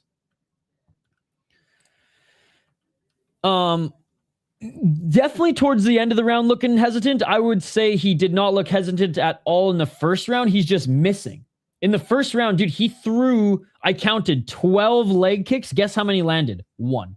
I don't know what he is for now. Okay, they said 1 for 5. Bro, it's more than 5. It's way more than 5. They just didn't want to embarrass him here on ESPN. 34 significant strikes to 16, but 73 thrown. He's missing. He's missing his shots. He was missing the low kicks early, and he's missing a lot. He hasn't found the range because I think Garcia is the one fucking dictating it and pressuring him. Hernandez is good when he is explosive in and out of the pocket. Explosive, going for the takedown. If he's on the back foot, see, there we go. When he walks into the pocket, he landed a nice right hand. This is honestly a pretty solid game plan by Garcia. And the Bloodline crew, which I wish I could praise them more, but we can't, ladies and gentlemen. Not in this fight, unfortunately. Right to the body by Hernandez. Oh, nice right hand by Garcia.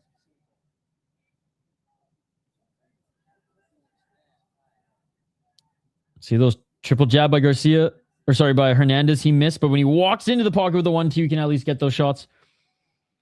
Nice counter right by Hernandez. Garcia gets right back to center. Garcia doesn't want to be on the back foot at all. Hernandez, good job. He's the one starting to walk forward now. But to punish him, Garcia grabs the leg and tries to take him down. Good defense by Hernandez. Hernandez is utilizing that pop left jab, missing with the right. Double right by Garcia.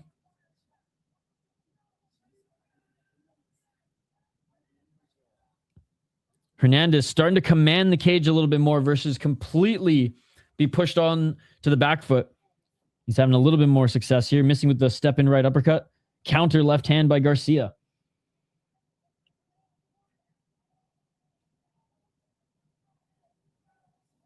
Garcia with the left. Garcia missing with the right, and Hernandez right back at center. That's what Hernandez needs to do, man. He can't be caught on the back foot. Lost the first 2 rounds. This round looks like he wants to win. I mean, it's also 3rd round. He doesn't have a choice. But you're right. This fight's moot. We ain't giving Garcia and Cub credit for this one at all. 302. I'm excited to see Garcia's next fight, though, because I really want to see how his training with Bloodline's going. 252. Left hand by Garcia. Garcia's missing there. Okay, there it is. There it is. Lends that left. Hernandez, left hand as well. And Garcia with the takedown, body lock takedown, and good job by Hernandez, just like he has been doing this whole fight, even in the first 2 rounds, back up to his feet pretty quickly.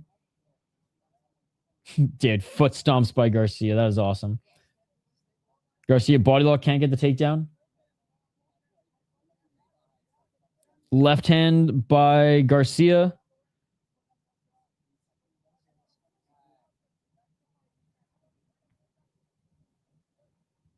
Garcia, can he get the takedown? 2 minutes. Under the shoulder, just knees to the body now as he's pushing Hernandez up against the cage, trying to drag him down to the ground.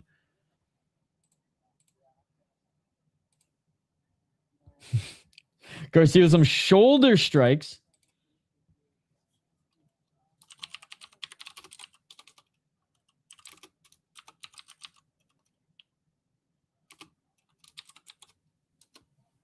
$135.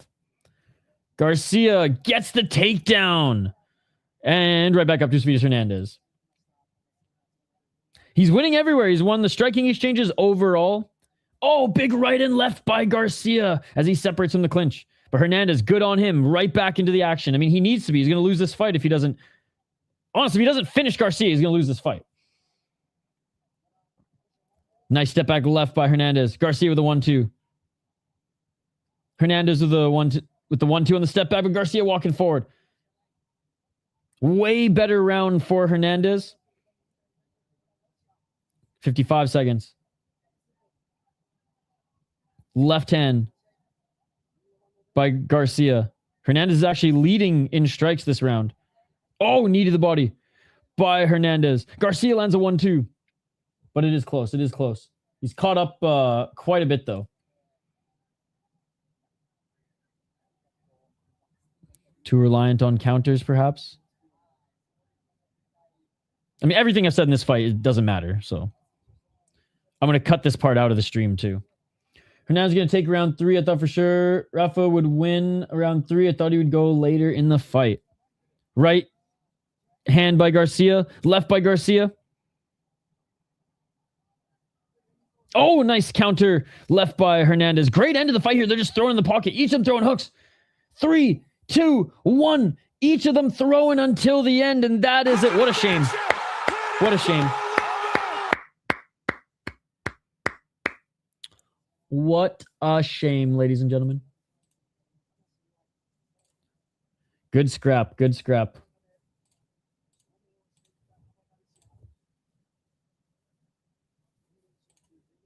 All right, let's get to this next fight.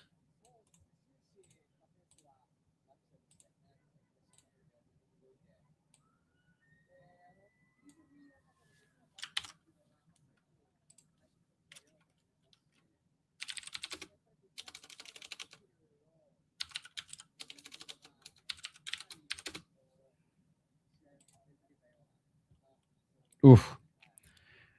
Hernandez's left eye is also bruised up. Hey, good on Tate, helping him get back up to his feet. That was a grueling one. 29-28. Rafa, for me, clear. I can see 30-27 too.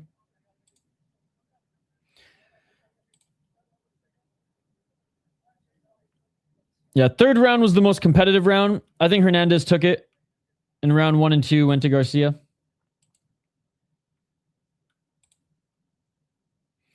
Unfortunately, this fight's not going to matter, ladies and gentlemen.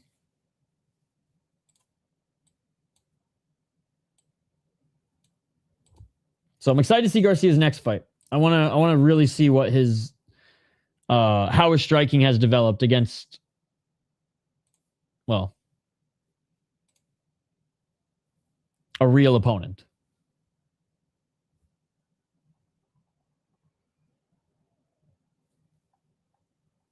I love that I don't get to see the commercials here either. I think Garcia squeaked out all 3. Same.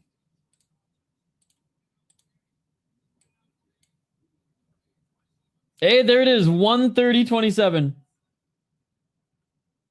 229-28 to 130-27. Yeah, there you go. There you go.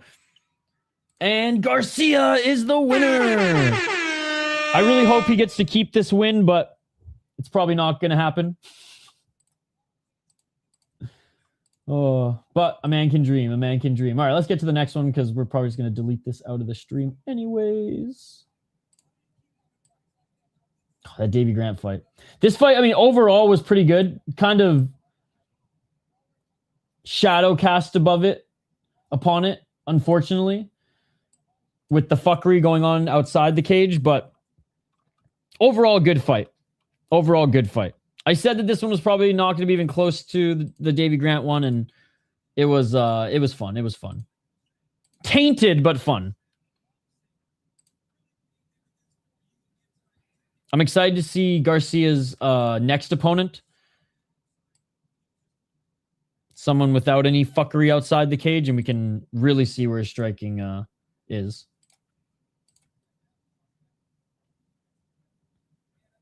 He's saying Hernandez had a tough or a hard jab. And you can see there's a cut, pretty nasty cut in his right eyebrow.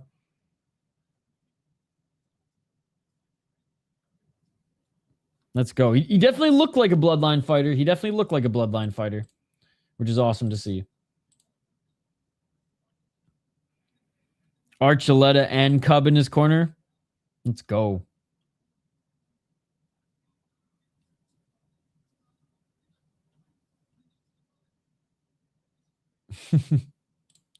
All right, co-main event, ladies and gentlemen, co-main event. Plus 275 to get a finish in the next fight. Let's do it. I'll bite. Fuck, I want to see Garcia fight again so bad now. Like, this fight was ruined for me. It's ruined. Fucking ruined, dude. Hopefully he comes back in like 5 to 6 months, because I'm like, that was one of the best versions of Garcia I've seen in a long time, and I want to see if it's because, you know, I want to see if that was actually him. You know what I mean? All right, but let's turn the page. Let's turn the page. Friggin' UFC.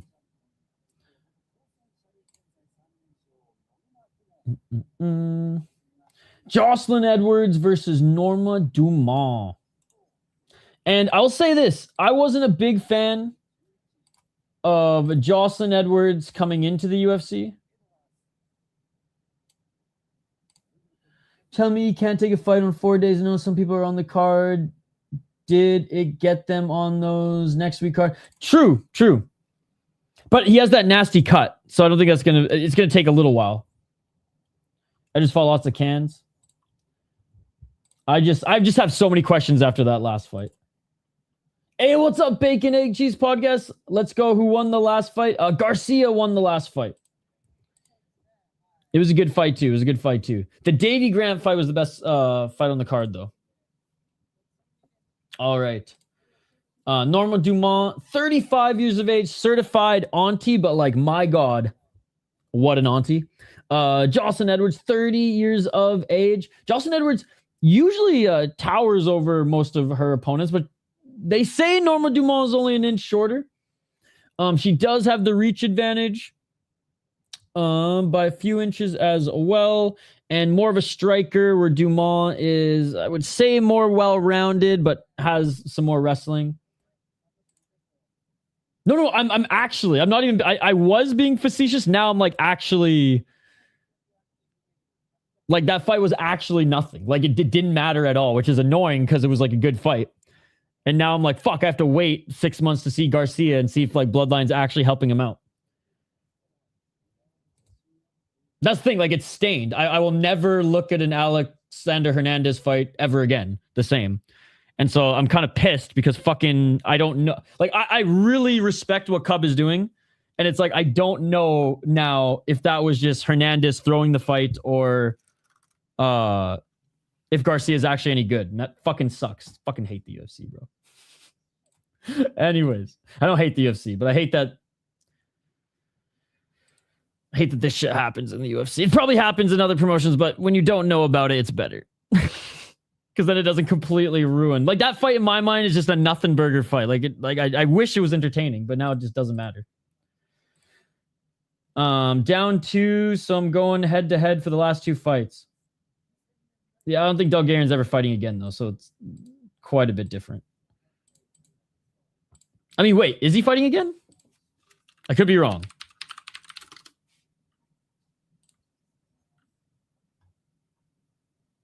I don't think he's booked.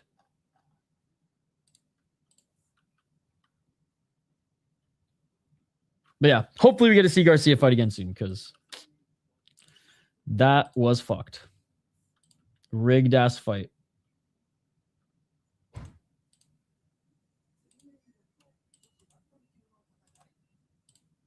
All right, round, or not even round. Next two fighters coming up here, about to make their walkouts. I don't know. He got the sports book for like 10 million, so I would guess he's gonna spend a lot of time in prison in due time. Yeah, so I don't think he's gonna fight again. So it's a completely different scenario. All right, Joselyne Edwards. I just feel bad for Garcia. That's all, because that win means nothing now in the eyes of the fans. 17-6 for Joselyne Edwards. I don't know if she's still out of King's MMA. 7 KO TKOs, 5 submissions, 5 decisions, and she's never been knocked out. She's been submitted once. Now, I wasn't super high on Joselyne Edwards when she came into the UFC. I thought on the regional, she didn't beat the best competition. I thought in the UFC coming in, she didn't necessarily beat the best girls either. Now, again, thinnish division, all right, thinnish division. The Vidal win was pretty good. These 2 wins, meh. The Nora Cannoli win was okay. I don't value a Chelsea Chandler win much at all. Vidal was straight up on her way out, and they got absolutely tuned up in KSW.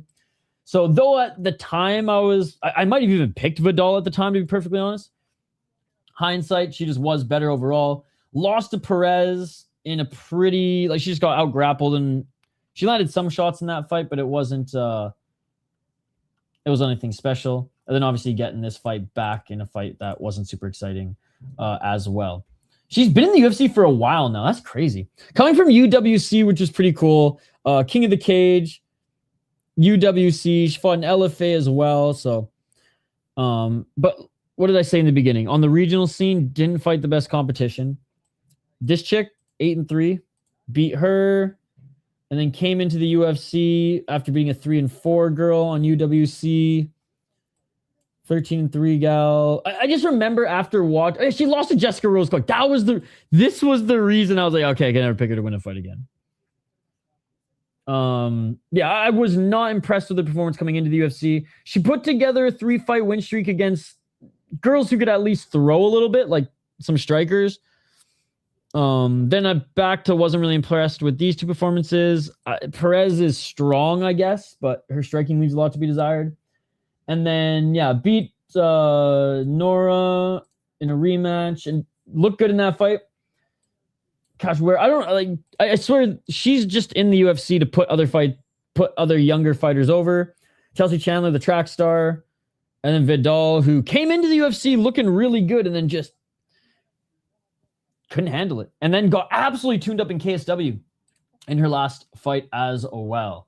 So people keep telling me Joselyne Edwards has gotten so much better and this and that. She's a good striker whose takedown defense got better. I don't think she's super dangerous. And I don't think she's got that dog in her, man. Whereas Norma Dumont, not necessarily the most polished striker by any means, but she'll fucking scrap, man. She'll fucking scrap. And she's gone up against girls whose primary weapons, primary style was striking. She's on a win streak right now, 4-fight win streak, 35 years of age. Goddamn, dude. 13-2, 0 knockouts. She's been knocked out once. 2 submissions, 11 decisions. 9-2 in the UFC. Beat Ketlin Vieira, split decision. I was actually a little disappointed in this. I thought she'd beat Ketlin Vieira a little bit more handedly, but shout out to Ketlin Vieira, who had a last swan song. I don't know if she even retired after that one, but drank a little bit from the fountain of youth in that one. This is one. She beat Irene Aldana. Now, maybe Irene Aldana wasn't as good as we thought she was, but she is a boxer and a striker first and foremost. And Norma Dumont beat the shit out of her, dude. She beat Jermaine Durandamy. Now, Jermaine Durandamy, good striker as well, but this was after a long layoff for Jermaine, so I don't really give that. I don't give too much weight to that one. Chelsea Chandler again. She beat She made Chelsea Chandler the track star. Chelsea Chandler was actually like a pretty not clowned on fighter. She made Chelsea Chandler the track star. She made her run around. And then, yeah, these two fights is whatever. Lost to Macy Chesson, split decision, no shame in that. Beat Aspen Ladd when Aspen Ladd was actually had some steam, helium, high ceiling prospect. Yeah, lost to Chesson, Anderson, and that is it. Has only lost to Megan Anderson and Macy Chesson. Megan Anderson, obviously, back in 2020. Dude, that's actually pretty good. She came to the UFC at only 3-0. God damn. Fighting in Shuto and Jungle Fight. I'm going to pick Norma Dumont. I just think she's a better fighter, a more well-rounded fighter than Joselyne Edwards. Joselyne Edwards definitely has the striking advantage, but I said that about Irene Aldana as well, and look what the fuck happened. No, she's fucking gorgeous, man. I think Aljo wins. I mean, what do we think Aljo's going to do? He's either going to get... Is that Howie Mandel? He's either going to get cracked or he's going to win via control time. I pick Edwards. Because his last few fights have showed that like he's still like very, very good at what he does best. And Zalal is fine, don't get me wrong. But I don't know if Zalal, especially it being 5 rounds. We'll see. All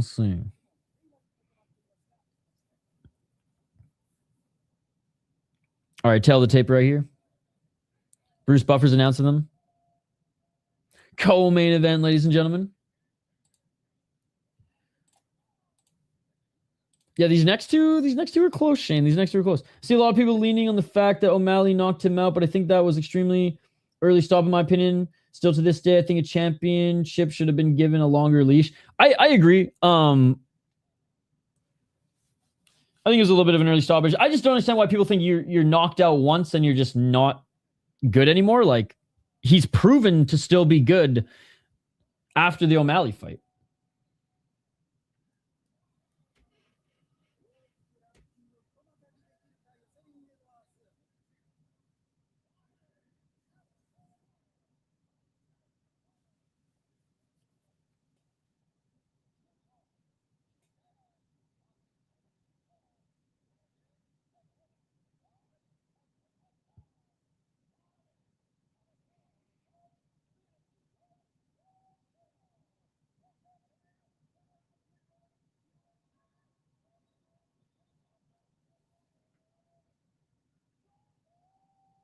All right, Norma Dumont just got introduced.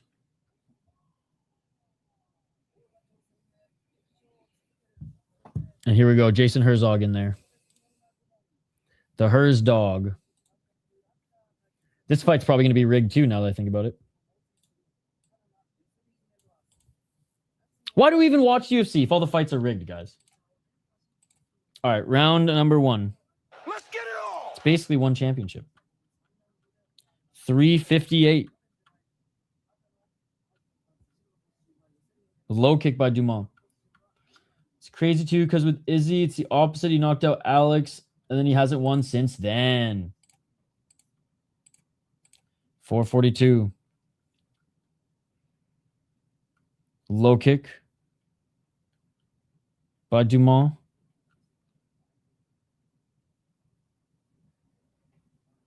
Dumont, pretty twitchy, lands a nice left hand. Not as stationary as she looks, but not a lot of head movement. 420. Smoke him if you got him.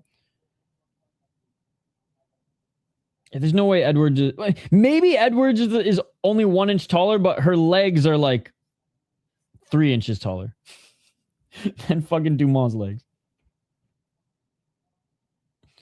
Edwards looks more than 1 inch taller, though. Definitely got the range, missing with her overhand left, but she can get her low kick and teep game going, and there's that low kick again on the lead right leg of Dumont. Battle of the cake. Oh!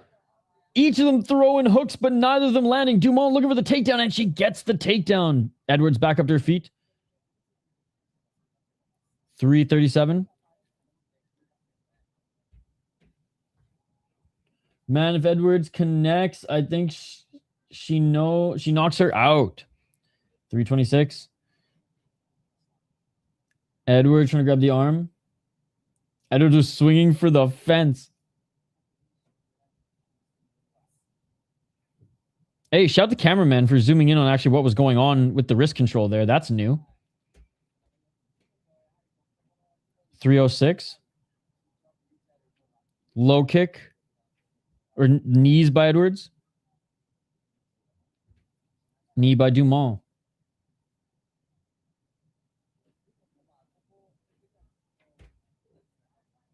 Underhooks by Dumont as Edwards is now pushing her up against the cage. More knees by Dumont.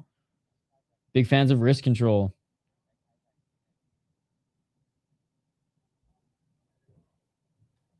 Knee by Dumont.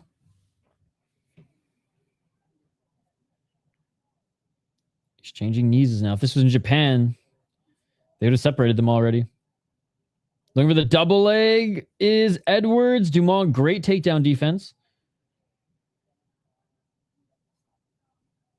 Evades Edwards' takedown.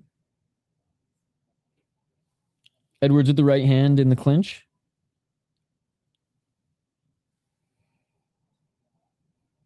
.204. Oh, and Joselyne Edwards falls backwards. Norma Dumont on top. Half guard. Edwards isn't throwing this fight. She's just secretly hot for Dumont. She's like, oh yeah. 143. 138 in half guard.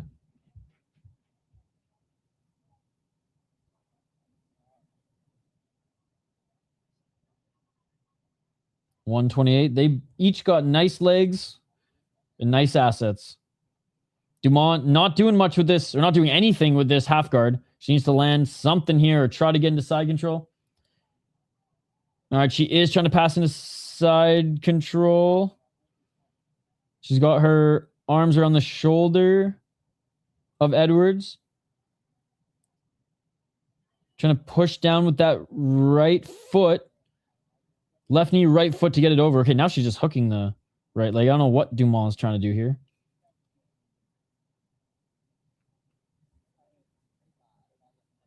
.47 seconds remaining in round one.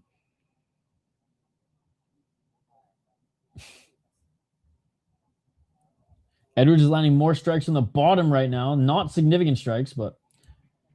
Oh, and there's the pass. There's the pass. Beautiful pass. Pass to Mount. Joselyne Edwards is turning. Dumont's trying to stay on her back, but Edwards is going to reverse her. And she does. Now Edwards in the top position. Great job by Edwards. Dumont trying to roll back into Mount, but Edwards staying in the top position and actually landing some shots to the body. 12 seconds.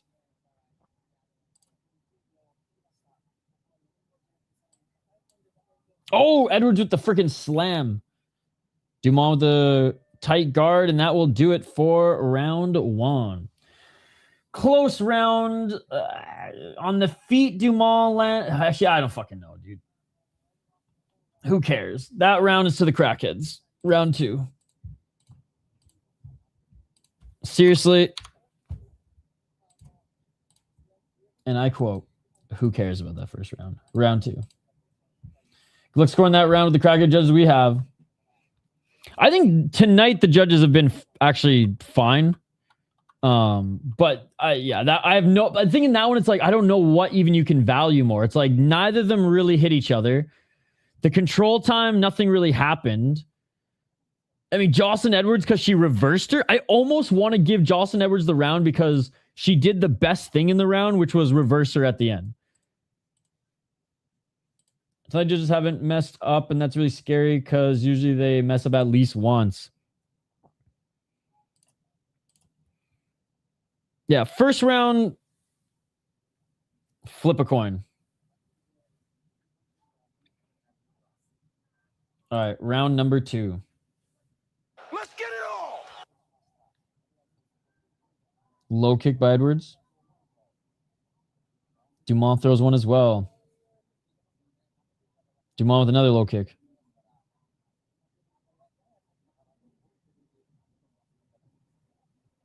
Dumont missing with the right.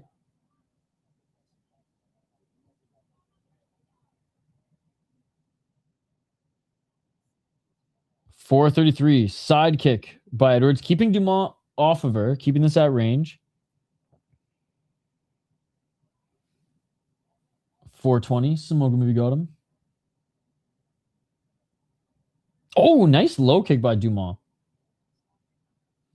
All right, I will say this. I feel like a piece of shit and bad now. I was ripping on these last 3 fights after the Davey Grant fight. They actually haven't been that bad. The Garcia fight is tainted forever because of Hernandez, but it was still entertaining. I'll stop pouting over it. And this one could be worse. Hey, what's up, Volcan? Good to see you, buddy. We're doing good, man. We're doing good. One more fight on this card, then we get a little bit of a break before kickboxing. Left and a right by Dumont. Oh, Edwards just misses with her right hand.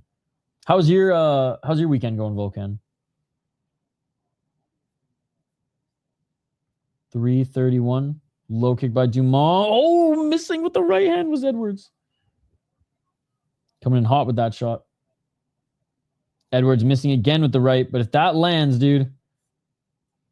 Low kick by Dumont. She is landing low kicks. There's one thing.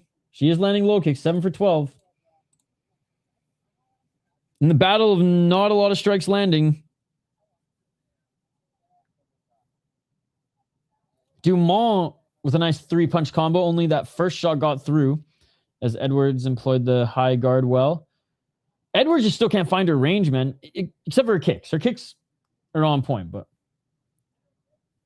the crackheads. Flip a coin. 241. I have no idea who got the first round. Neither of them did anything. Neither of them did anything to out anything the opponent. That's the thing. Like maybe Joselyne Edwards for a reversal, but it's like, are we really scoring rounds off reversals these days? Yeah, I have no idea. First round could go either way. I imagine the judges will be flipping the coin just like we are.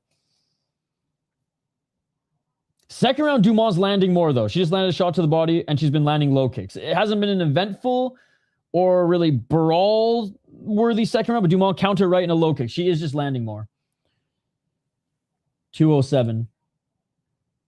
10 for 15 low kicks, 19 significant. Left jab by Dumont. If ESPN counted that low kick for Edwards, and that's crazy because she literally just like love tapped.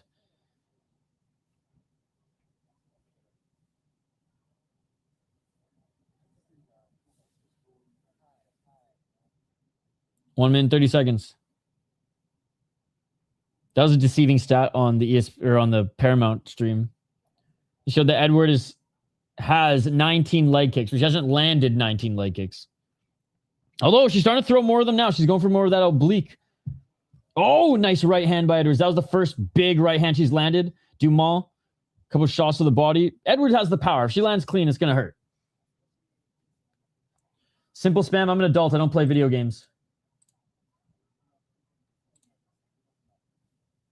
105. And why would we want to play video games when there's a fight going on? And why are you on Twitch? Ew. Come over to YouTube. 51 seconds.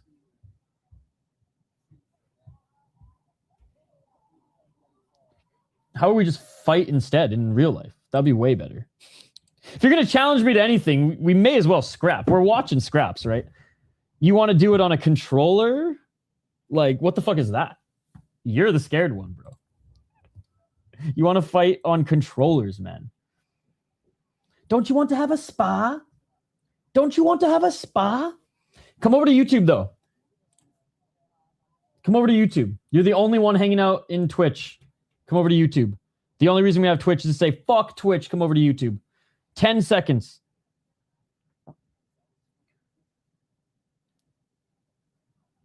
No, we don't play video games. We grew up in a time where we had sex with girls. That is true.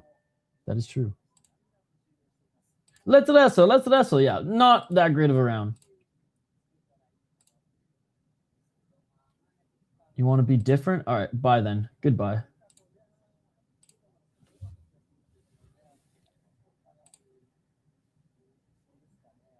All right. Round number 3. I give round 2 to Norma Dumont, I guess.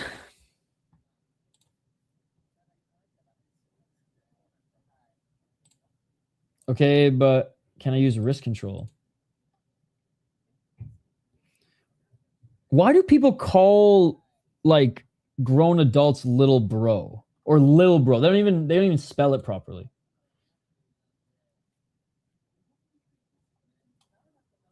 Like, is that the new like tough thing the kids say in high school? Lil bro. I wish I had a little bro. All right, round 3. It's hard to judge. Honestly, don't know who to say is ahead right now. I think round 1 is impossible. That one, I truly think the judges are going to be flipping a coin. Round 2, I think Norma landed more and her leg kicks were a little bit better, but it's still razor thin. Low, bruh. Oh, I see. Oh, Edwards with a nice right hand. Dumont with the left, but Edwards throwing heat here. Where did that come from? And why is it like a put down? 420? Smoke movie got him. Yeah. First round wasn't bad. Well, actually, yeah, they've both been bad. I'm not gonna lie. Both rounds have been meh. Oh, nice right to the body by Edwards. Hey, Edwards starting to turn up the heat here. Edwards threatening with the Superman punch. I think Edwards is like, fuck, I might actually be down 2 rounds. I got to do something here. And she is. Credit to her. Starting to turn up the heat a little bit.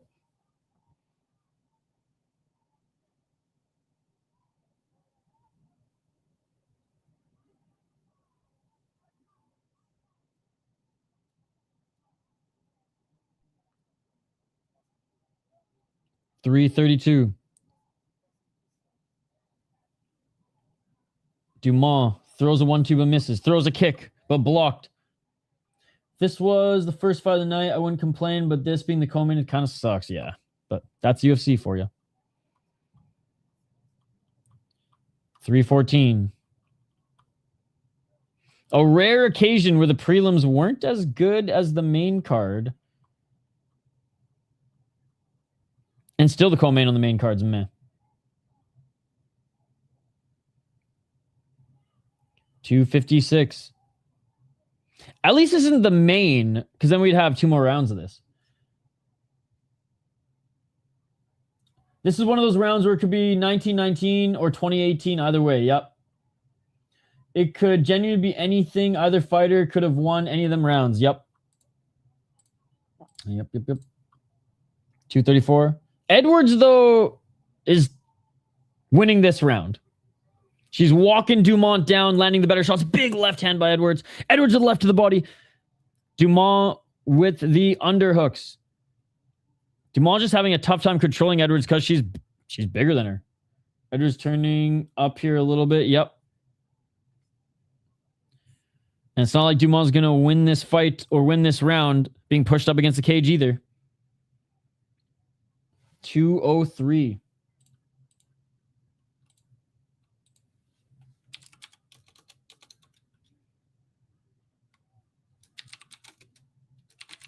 No, nice knee by Dumont in the clinch. Couple shots to the body by Edwards. Another knee by Dumont.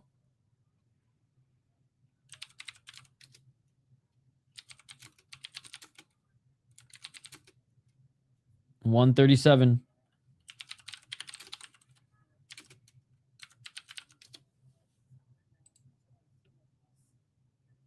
They reset at center. Front kick by Edwards. Low kick by Dumont. 119. We got spoiled the last 3 weeks of fights in the UFC, and this week has just been okay. Yeah. Which honestly, UFC standards is pretty good because my bar for the Ultimate Fighting Championship is so low. So when we do get even okay cards, I'm happy. And that Davey Grant fight was just... The whole card could have sucked. That fight, I would have been smiling. I would have come away with the card smiling, even if every fight was like this. Because that fight was so fucking awesome. Oh! Edwards rocked... Or crashed. I shouldn't say rocked. Cracked Norma Dumont with that right. Dumont with the left jab. Edwards starting... Looking a lot more confident now. High kick by Edwards. Dumont couldn't land that left as Edwards kept her off of her. This is the first bad fight, though, in like a month, but Davey more than made up for it. Where do you watch all the MMA, other MMA stuff you watch? Oh, everywhere. A lot of it on Unext. I buy a lot of pay-per-views. I buy a fuck ton of pay-per-views. There's so many services and so many pay-per-views. Oh, spinning back fist by Edwards. Dumont shaking her head. That means she got hit. 2-1 Edwards, maybe 3-0. And that does it. Edwards won the third round. Other than that, I have no idea how... Like, for me, round 1 is literally a coin toss. Round 2, I thought Dumont landed... Honestly, round 2, I have no fucking idea either. At one point, I thought Dumont was landing more low kicks, but then Edwards started to even them up a bit. Round 3 was Edwards. I think the fight's probably going to go Edwards. Out of the 3 rounds, at least we had one clear one go one way. Let's see if the judges lean Dumont in round 1 and 2. That is true. That is true. But based on how that, and again, this 10-point must system, I get it. I just want to preface by saying that. Dumb Truck FC. But ending the fight like that, I like to see the person or fighter win when the fight is close and they end it like that. I think Edwards won by the skin of her teeth. I have no clue how he ended up with almost 100 significant strikes between them. 2-1 Edwards for me, but to be honest, who fucking knows? Felt like 10.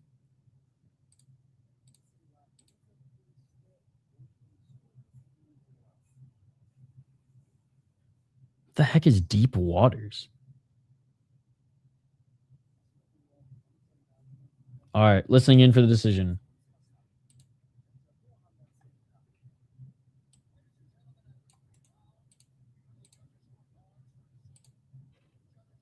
And Edwards wins unanimous decision. I'm happy she got it because she had the better. She had one standout round where Norma Dumont didn't.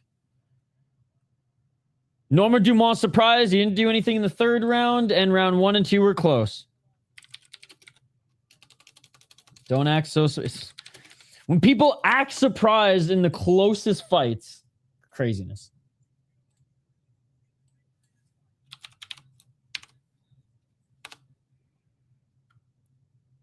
And DC asked if she did enough to get the victory. She's going to say yes, DC. She's not going to say no.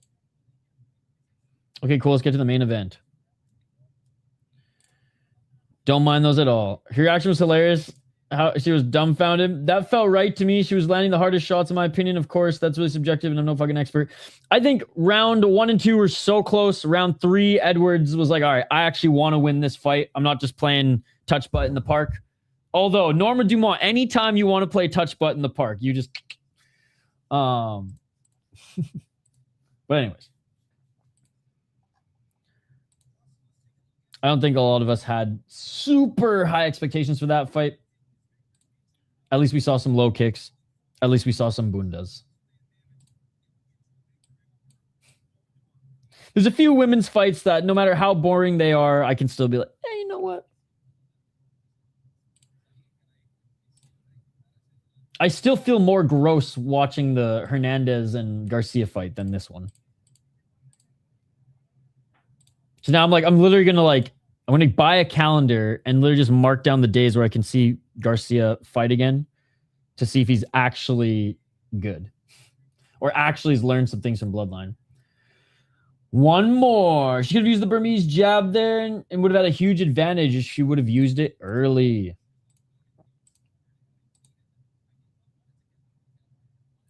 Shit, she wanted to get the knockout. She was going for it in the third. And you know what's funny? The start of this fight was straight crack when they were both just fucking swinging in the pocket like crazy. That was fun.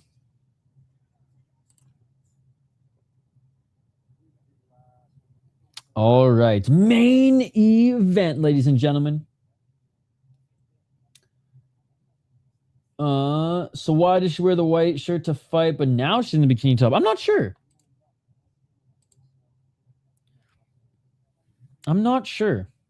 Oh, cool hat from Alberg. The light heavyweight champ who's showing off his crutches.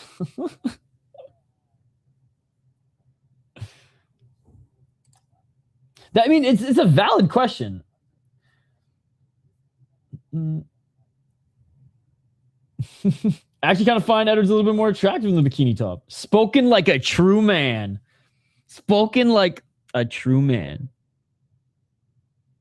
Wait. Oh my God! Whoops, wrong one. I meant to play this. Exactly that. There we go.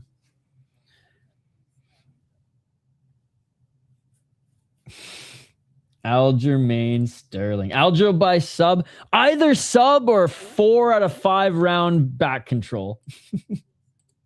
Aljo by sub or 4 out of 5 round back control.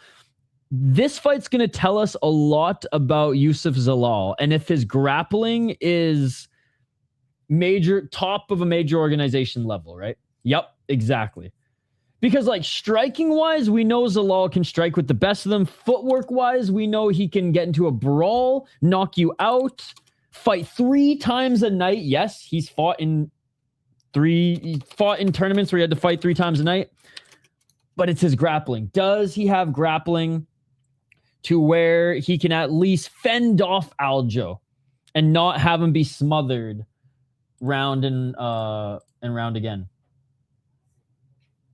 Everyone hate on Edwards like they did Aldrich. Luckily our chat has not been like that. I think we all kind of figured, you know what though, our chat, we all were on Edwards winning the 3rd round and 1-2 being a complete toss-up. So I got no issues with that call at all.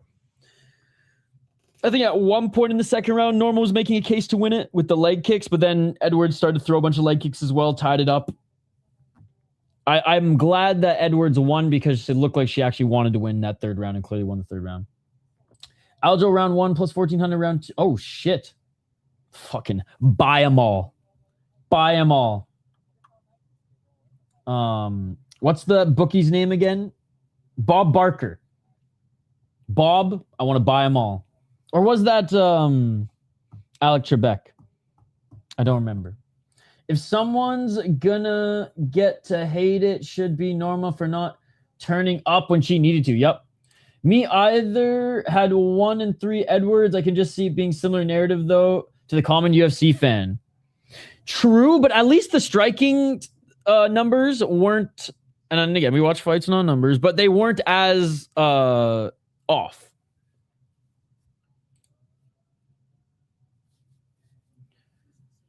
You are going with... Wait, what? Pat Sayak? Oh, the Wheel of Fortune guy. Yes, that's the one. I need to buy a vowel there. Pat. Sajak, yes. Joselyne was going for it in the 3rd hard too. Yes. I need to buy some odds there.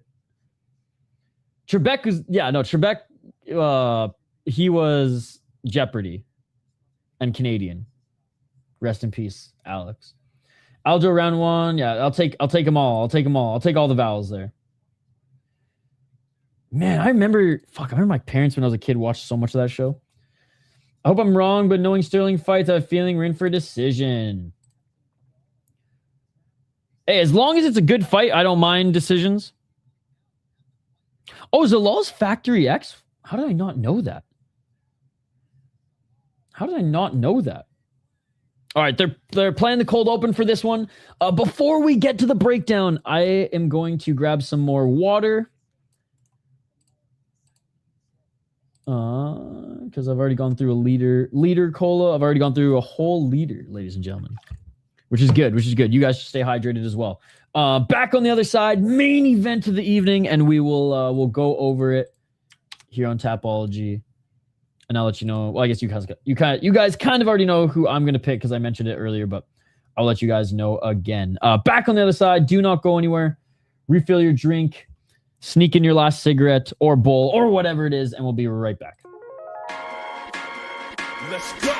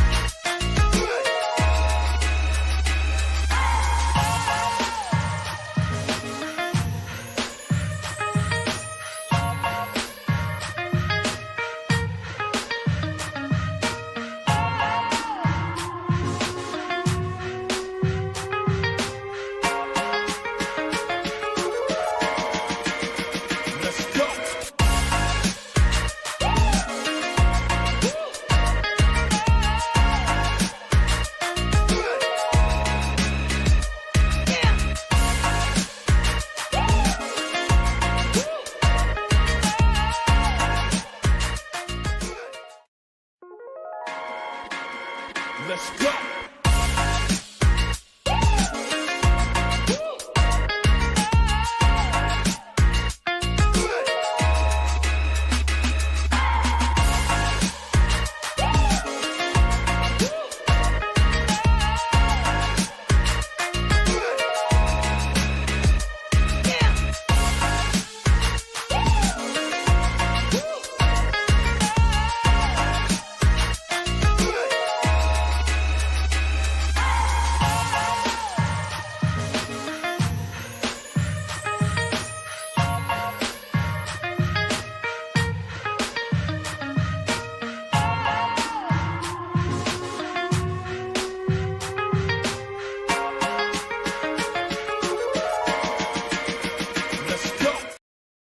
And we are back live here on the City Light Project YouTube channel for the main event of the evening. As Youssef Zalal rocking the green shorts in the blue corner, making his way to the cage. Is this Zalal's first main event, guys? I want to say it is. I guess we'll find out here in a sec. Let's get to the breakdown. 5 rounds at 145 pounds. What the fuck? That's not what I want. This is what I wanted. Aljo, it has to be one of the most hated fighters from the UFC fans. I don't understand why. He's like such a... Like, he's kind of goofy and naive on things, and he's kind of a smartass sometimes like me. But I feel like it's all in good fun, and he's less cringe than he is just playful. I can understand that like sometimes he might try a little too hard, but I mean, fuck, he's built a pretty solid, successful brand around him. He's got his liquor company. His connection to Merab is huge. And I love how it's kind of like swapped. It was like Merab was like second fiddle to him for so long, and now he's like second fiddle to Merab. And I don't mean that in like to put them down by any means, but look at Tracy Cortez's ex in the purple glove. I don't mind him. I hated him after the... Yeah, I mean, me too. I didn't like that for the longest time. At least in the rematch, he won, so it's like whatever. And he did rematch him. If he never rematched him, I would have been pissed. Yeah, Aljo to me will always be fake MMA, but I don't hate him. Thank you for the Chuck Norris fact as well. Youssef Zalal, the Moroccan Devil. I do really like watching Youssef Zalal fight. 18-5-1 as a pro. 4 KO TKO, 10 submission, 4 decision. He does like to attack. If he's on the ground, he likes to attack. this might be one of those occasions where he's not gonna be able to attack if he gets to the ground. He might be able to attack. He might have to attack and get the fuck up back to his feet. That might be what he has to do against Aljo. All 5 of his losses have been via decision. He's never been finished. 8-3-1 in the UFC, 4-2 in LFA. Great win against Josh Emmett. Definitely, I think redemption after. Let's be honest, Calvin Kattar taking a lot of damage throughout his career. He is far from the Calvin Kattar in his prime. He's like, what? Remember when Rob Font was like not what we thought he was, but he had like a little good early run. Like Calvin Kattar was starting to be in a little bit of like his Rob Font phase, where it's like, oh, we know what he's good at. We've seen him do it before. He can still stuff some takedowns. Rob Font wasn't able to stuff any takedowns. But it's just not the same. It's just not the same. And honestly, since that knee injury, it hasn't really been the same for Calvin Kattar. So like a lot of people didn't like this one. He kind of ran around a bit. Shit, man. Kattar kind of came back in the last round. This was a headliner, right? No. Damn it. I thought that was a headliner. Anyways. So this one, I understand why some people were really critical of him. You come back and armbar Josh Emmett that quickly. I mean, Josh Emmett has since fought again. Oh, no, wait. That was Josh Emmett's last fight. Yeah. Okay. People might. Oh, no. He bought Vieira. Right. Quick turnaround on that one. So, yeah. People weren't saying that Josh Emmett was like completely washed at that point anyways, and he got it done really quick. Jack Shore, good win. Yarno Aaron's, good win. Billy Quarantillo in 2024, whatever. Yeah, okay. So he boxed a guy, kickboxed a guy, and fought a guy in MMA all on the same night. Now, the guy in MMA was making his debut in MMA. He was a striker, I think a kickboxer. But he fought boxing, kickboxing, and MMA in the same night, which is insane. And that's what got him back into the UFC, motherfucker. 3 fights in one night, that gets you back to the UFC. So he was in the UFC back in 2020, took a short notice fight against Ilia Topuria and actually looked good in that fight, then lost to Sungwoo Choi, then lost to Sean Woodson. What's crazy was split decision to Sean Woodson and close fight to Dumont Blackshear, yet gets cut. Goes to this fucking Sparta league, fights once there, or twice, once in Sparta, goes to SLC, comes back to Sparta, fights 3 times in one night, and then comes back to the UFC, and he's on a crazy win streak now. I think Aljo is going to take this one. I don't think... Is it just me? Is Aljo starting to look like Uncle Aljo here? I mean, he is Uncle Aljo. He's 36 years of age. Holy shit. He's 36 years of age, bro. He's looking fucking swole, too. Fuck. I'm going Sterling. 5 round. I think he either wins via rear naked choke and gives Youssef Zalal his first ever loss via submission, or he wins via primarily, God, I can't talk. I'm so fucking hungry. He wins primarily by control time, kind of like how he won most of his fights.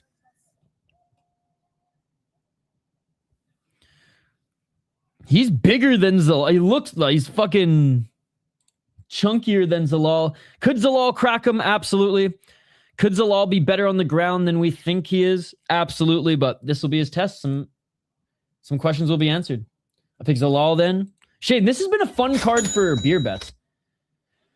His last 3 losses are all decision. I'm with Aljo. Yeah, Aljo, the Funkmaster, 25-5 as a pro, 2-2 in his last 4 fights. 3 KO TKOs, 8 submissions, never been submitted. He's only been knocked out twice. And 13 decisions. 17-5 in the UFC is insane, bro. 5-0 in Cage Fear UFC. Beat Ortega, but whatever. Really good win against Evloev. Good win against Kattar. He's been doing a lot of side quest grappling too, so he's like still keeping that fresh. And then I know his title run has asterisks. I think all but Cejudo was an old man, sure, but like no asterisks behind Cejudo. Like maybe Cejudo shouldn't have got the title shot, but like he still beat fucking Henry Cejudo. Beat Petr Yan. I do think he won that fight. I had no issues with that, but Petr Yan should have beat him in this one. Dillashaw was broken. He's an incredible grappler who's fought some of the best in his division in the UFC. From Henan Barao, Stamen, Rivera, Munoz, Sanhagen. And some guys, I mean, he like came up in the UFC with Cody Gibson. That's crazy, man. An absolutely dominated cage for UFC as well. Incredible wrestler, incredible grappler. We don't really see the Funk Master strike because that's not his game. And I doubt it's going to be his game here tonight. Round 1, final fight on the card. 5 rounds if needed. Let's freaking go. This is not the last live stream of the weekend, by the way. We're doing Rise later as well. Let's get it on. AI Joe looks tense. It's time. No worries, Amberly. You're awake now. Good to see you. Aljo by sub plus decision, or sub/decision plus 120. Let's go. 4:45. It's that time. Go watch the Davey Grant fight. That's the best fight on the card. Dude, I know, man. Right hand by Zalal. Aljo trying to set up that takedown with a double right. Oh, okay, Zalal is taller than him. I didn't watch the weigh-ins. I'm sorry. Actually, I did watch. I kind of watched the weigh-ins. I was working, but I had him on in the background, which kind of defeats the purpose. Yeah, the Davey Grant fight of the night, 100%. And the Hernandez fight and Garcia fight was pretty good too. Stained, but good fight. Left by Zalal. Low kick, swing and a miss by Sterling. Doing his best Alexander Hernandez impression there.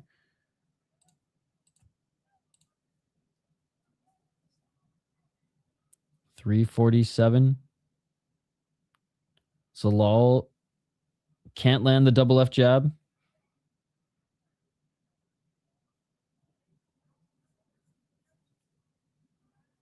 Zalal missing with the right hand. Aljo with the overhand right. Aljo being smart. Don't want to get clipped. Yep. I mean, he's got 5 rounds to work. He's missing with that low kick, though. And Zalal lands the low kick. Zalal with the left hand. Oh, Aljo lands a right. Aljo missing with the big leg kicks. 307. Aljo with the left hand. I'm not a big fan of fighters cutting their hair off for obvious reasons. Aljo, yeah, he is going with the short hair here, but on the other side, Zalal's starting to grow out his afro. I'd love to see Zalal with a big Alex Caceres type fro in his next fight. Hell yeah. I know, Scott. I might get it. I might get a trim soon. Starting to get crazy long again. 232. And Aljo finally looking for the takedown. Underhooks here as he pushes Zalal up against the cage. Actually, only has the... Oh, Zalal tripped. Aljo's like, fuck, I probably should have pounced on him. Back to center. So reference, I've had 3 perms, so I know what it's like to have a fro. That is unreal. Yo, Scott is not on. Oh, what a trip by Aljo. And Aljo jumps into the guard of Zalal. What a beautiful trip, man. That was... The fucking... Rod Tang is looking at that trip going, oh my God, this guy's going to beat me in the UFC. 147. Dude, the fucking ties are going to ask Aljo how to trip that good. What was I saying about Scott? Scott has slayed in the 80s, 90s, and still today with those locks. Perm and fucking Dave Mustaine looking. Dave Mustaine of the 90s. That's what I expect from AI Joe. Aljo. I keep reading it AI Joe. Oh my goodness. Aljo. Left elbow by Zalal on the bottom. Oh, Zalal's looking to try to trap in an arm. Oh my goodness. He doesn't have the triangle, but he's trying to lock that right arm of Aljo. He's holding on to the left arm, so he's not going to be able to lock a triangle here because that left shoulder's in. God, if we were allowed real MMA rules, Zalal could just keep kicking Aljo in the face right now. Aljo looks healthier at this weight, but I don't know if he's strong enough compared to everybody else at this weight.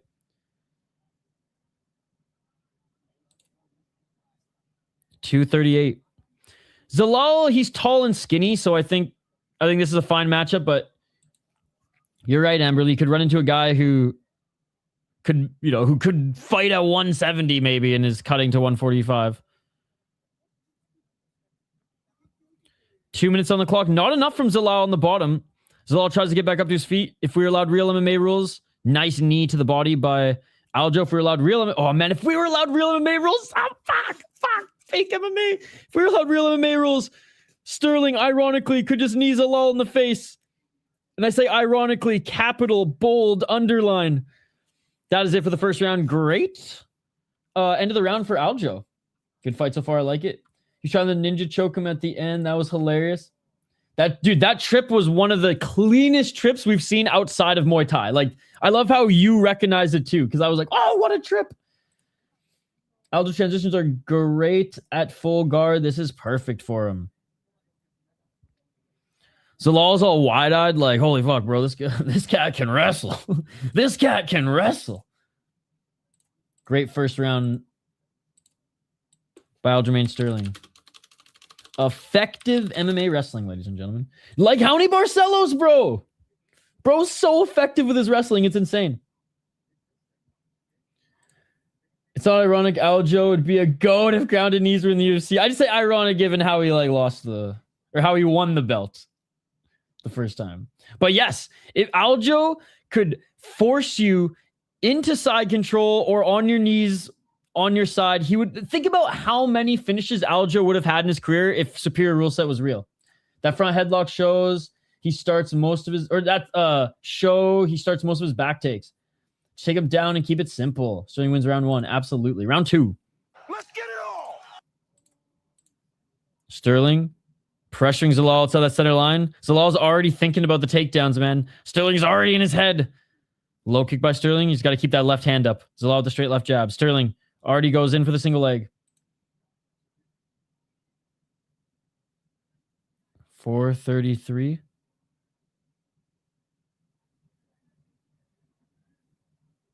Where does he fight? 420, smoke him if you got him. Why would the UFC broadcast put on that Barstool Sports guy's tweet that's talking about Zalal's head movement when Zalal's freaking defending grappling? Aljo looks a lot leaner this way at 135. He looked water heavy. Oh! Right hand, left hand by Zalal. You fucking casual? Is he not a fighter? 351. I always assume you guys are talking about fighters. 343. Swiss Fight League. One of these days, bro, Swiss Fight League's going to be on Fight Pass, and you can't clown anymore, and they won't be able to clown anymore. 333. Oh, Zalal with a nice right hand. The longer the stays on the feet, the better it is for Zalal.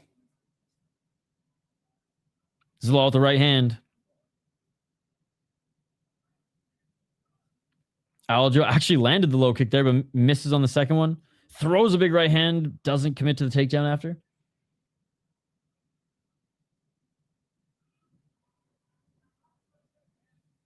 Aljo holding his own on the feet right now. He's... What are the striking numbers? Actually, you're right. It doesn't seem like it. But I will say he's not getting beat up by any means. Like, Zalal's having a hard time even hitting him. When he does, I like those straight shots. The right and the left jab. Let's go. And Aljo getting him in the clinch. Aljo, some good knees in the clinch by Aljo there. Hey, if you can't land body shots on Zalal at range, fucking hit him up with some knees in the clinch, right? Aljo with the right, another knee. Dude, that's so smart. Aljo's fighting a smart fight and he lands a left hook. Those knees are clutch. If you can get him down here with over a minute, I think he wins the round pretty easy. If he gets him down, I agree. Oh, there's a nice left jab by Aljo, but there's that left jab by Zalal. It's so fucking fast. 205. Aljo ducks under, back to center. Zalal with the left. Aljo throws a left as well, but kind of a blaring hook. Aljo doing his thing. He's running out of time, though, in this round. Aljo striking has always been unique. But yeah, he's not like Ronda Rousey out there by any means. He lands good hooks, but it's just not super dynamic. But this is perfect. This is perfect. Gets him in the clinch. Left arm around the shoulder. Got that left hook in and just dragged him to the ground. Didn't even really take him down. Just dragged him to the ground. And this is what Aljo does best. This is what Aljo does best. He's like a fucking boa constrictor, dude. He's like a fucking boa constrictor back mount. You ain't getting out of his fucking body lock, dude. No one gets out of Aljo's body lock. Body triangle, sorry. 1 minute and 8 seconds. 103.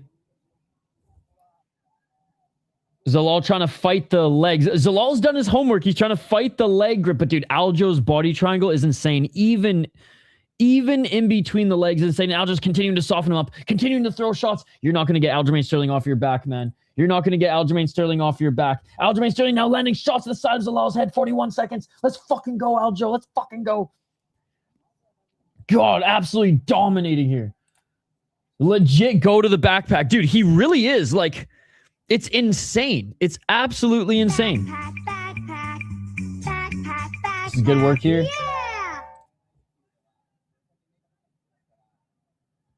Like, that body triangle is the tightest body triangle I've ever seen in mixed martial arts.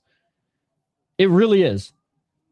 I don't remember anybody reversing out of it. And if so, it's like maybe once out of like 4 times. Or once, maybe like once in a fight where Aljo like is still getting that position a lot. And that is it for the second round. And that's going to go to Aljamain Sterling. Good to have all the homies still in the live chat here. Appreciate you guys. We're only 4.5 hours into this stream. It's because we took a little bit of time. We took about 15 minutes between Glory and UFC. But yeah, I'm not going to make a habit out of the UFC, of starting UFC late. I didn't see Guru streaming though. So like I said, whether you guys are fans of him or not, whatever you think of him, I guess that's positive to see if you guys are worried. Or if some of you guys are worried. I just commented Phil to freeze the GOAT. Aldo's up 2-zip for sure. Plus 180 round 3, plus 2,000 round 4, and plus 2,500 round 5. Come on, Aljo, finish him. I like this version of Aldo. He's acting like he needs to make a statement in order to get a championship shot. Yup. How cool would it be, too? Like, again, we went over his resume and everything, and it's like, again, not the strongest title reign, just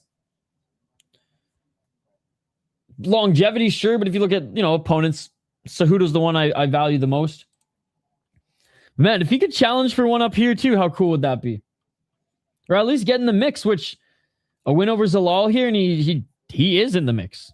Right to the body by Aljo, round 3. And as an unk, no less, 36 years of age. People probably like, oh, he's past his prime, but he could still just be in it. And Aljo going for the double leg. Let's see if he can drag Zalal down, and he does. He does drag him. Zalal's got his left foot planted, though. If he wins Movsar rematch, Movsar needs at least 5 to 6 more to prove it matches before championship. His fight with Movsar was close. Yep. That was a great fight, as we talked about earlier. Oh. Dropping for a guillotine is Zalal. Dropping for a guillotine is Zalal. Aljo, not panicking yet, but not fighting the hands by any means. Zalal's squeezing. Oh my God, Zalal's really fucking squeezing. Oh my God, if Aljo can't go to sleep. Oh, now he's fighting the hands. Zalal in the top position. Zalal actually might have lost it by going to side control there, but now he's in the top position. So Zalal did, that was tight. Zalal did lose the guillotine. Good on Aljo for rolling to his left, and it actually forced Zalal to follow him and lose the guillotine, but is now in the top position.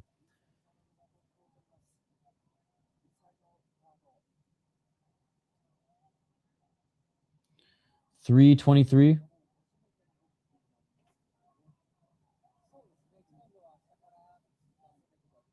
Zalal in the guard of Aljo. 3 minutes and 13 seconds. Plenty of time for Aljo to sweep. That would have finished most, dude. That wasn't quite Ortega Volkanovski, but like, that was tight, man. And Zalal was squeezing. 255.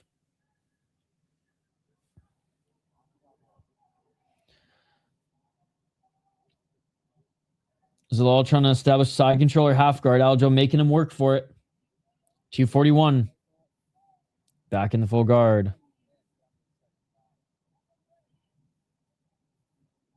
235, or I guess half butterfly. Is the right foot of Aljo's between the legs of Zalal.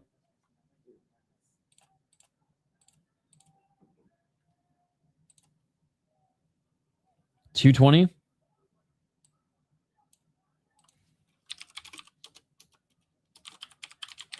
Oh, Aljo trying to get a triangle position here. He's got his left leg up. He can't get his right leg over, though. Oh, up kick. Up kick by Aljo. Zalal was like, what the hell? But, bro, you were standing. Got to reverse this or he's going to lose the round. 1 minute, 58 seconds. He's trying to lock up a triangle here. High guard by Aljo with that left foot. Zalal doing a good job of trapping that, or making sure that that right leg of Aljo stays trapped. Kick to the face. It's a Zalal round so far. I do agree it's a Zalal round so far. Submission attempt and control time here. 136.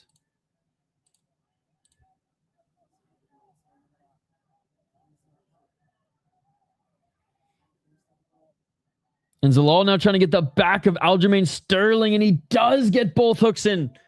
Oh my God. And now Youssef Zalal is going, all right, Aljo, let me show you my body triangle. Let me show you my body triangle. And that's a tight body triangle. Aljo doesn't look too phased, but shout out to Youssef Zalal. What a great round. What a great round to answer. Yeah, this is a good fucking fight, man.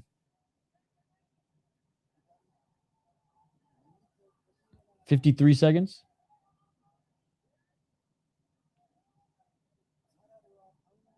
Man, Youssef Zalal's got a good body triangle because Aljamain Sterling tried to reverse out of it and Zalal kept the position.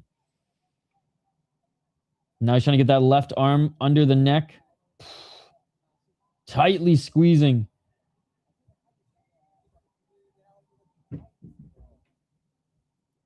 $26 seconds.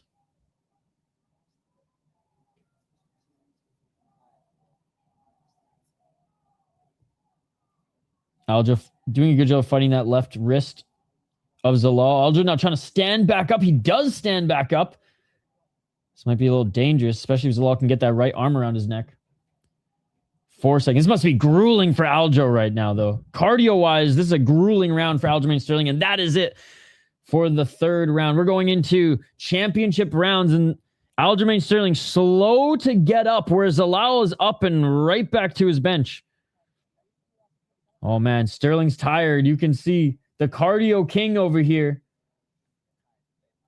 Monsters on Zalal shorts. 2-1 Sterling, still in the lead. I think Monsters on all their shorts now. I know they're UFC sponsors, so it's not like his own.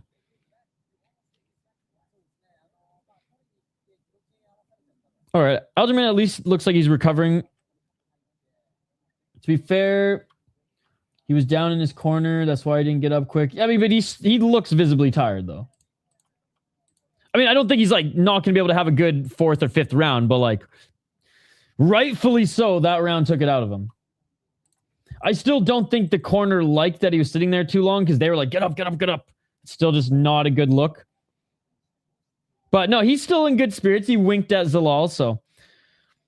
Zalal looks like a fucking crazy person. Look at those crazy eyes. He's trying to backpack Aljo. And he in fairness, he did. All right. First of 2 championship rounds in a non-championship fight.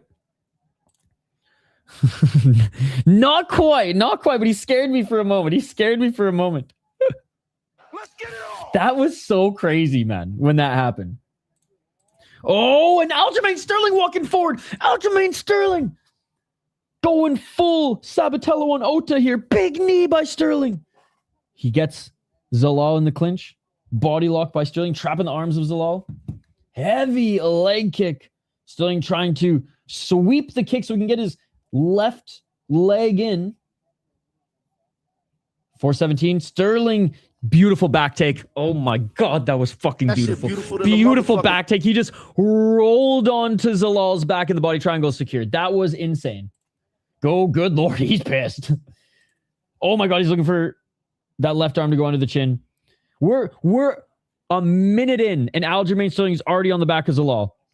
And he's landing big shots to the side of his head, trying to soften him up here. Right arm, trying to get around the neck. He's hoping Zalal moves that left arm so he can sink in the choke. He's very angry. He's smashing his face. Let's fucking go, Aljo. Let's fucking go. I love to see the unks do well, man. Oh. Zalal's shoulder's not in place. Zalal's trying to push that elbow up. Aljamain Sterling's continuing to punch the face of Zalal. He's not even going for the choke here. He's just punching him.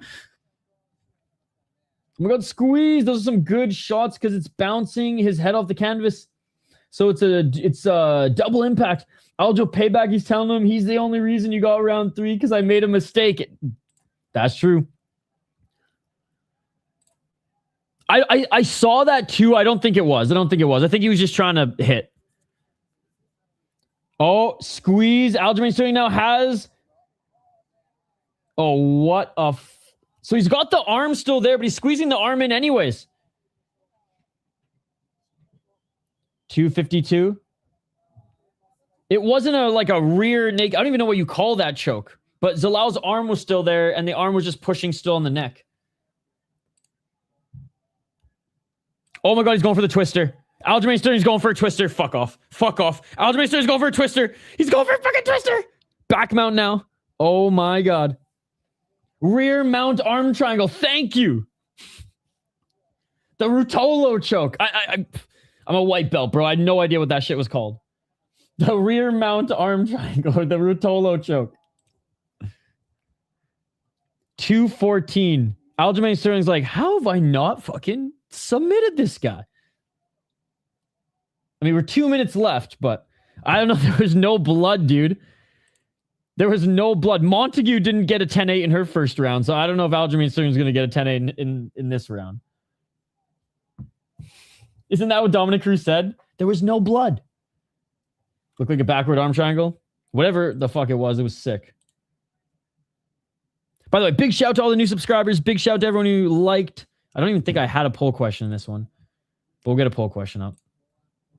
Oh, can Zalal reverse? Fuck no, he can't. You can't reverse the backpack, baby. You can't reverse the backpack. I thought it was over there, man. Aljamain Sterling continues to be Zalal's worst nightmare here.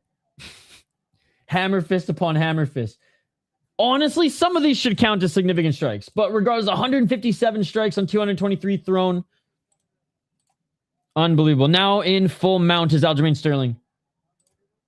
I thought round 4 was plus 1,000 was cash. We got 1 minute left. You got this.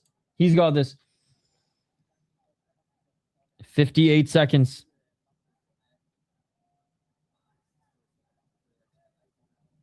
Side mount here for Sterling.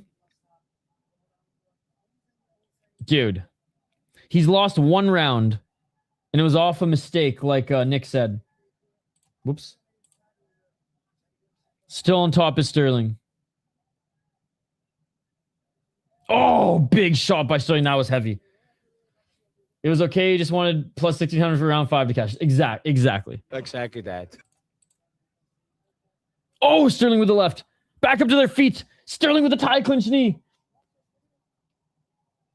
Oh, Sterling with the right hand. He'd beat Rod Tang in the UFC. You missed it, Andrew. We had one guy being like, could this guy beat Rod Tang in the UFC? We're like, bro, what are we even talking about? And that is it for round 4. Round 5, ladies and gentlemen. And Zalal looks shell-shocked.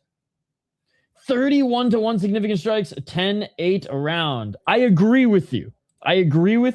That's the one thing I don't think the judges are going to do tonight because they're fucked and they didn't give Montague a 10-8 in that first round. Literally because there was no blood. And Aljo is stupid high IQ, so he might legit run the whole 5th. He's squeezing the life out of Zalal. I've never... Yes, I mean, look at Zalal. He's all... I don't know if you guys can see the corners here, but like Zalal is getting a talking to by his coach. He's slouched over.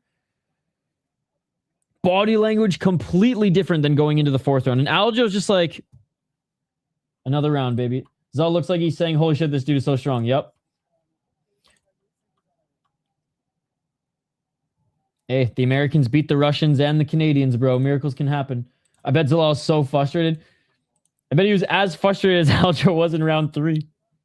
Round number 5. What a fun fight, honestly. I said I didn't give a shit and I was apathetic about this fight, and I was, but I'm very glad that it delivered. Or it is delivering. Oh, left by Aljo. Low kick by Aljo. And it's never that I doubt Aljo. I just didn't think it was going to be as dynamic. Do you believe in love after love? Oh, Zalal with a nice kick to the body. I think Zalal knows he has to go for it now, and he is. Nice left hand by Zalal, walking down Aljamain Sterling. All Sterling needs to do, though, is find that clinch. Oh, that clinch and that double leg. Zalal's going, oh, fuck. He's got me in his graps. Aljo looks like he's got a little gas now. Stephen Thompson actually with a good tweet saying Zalal somehow survives to round 5. 352.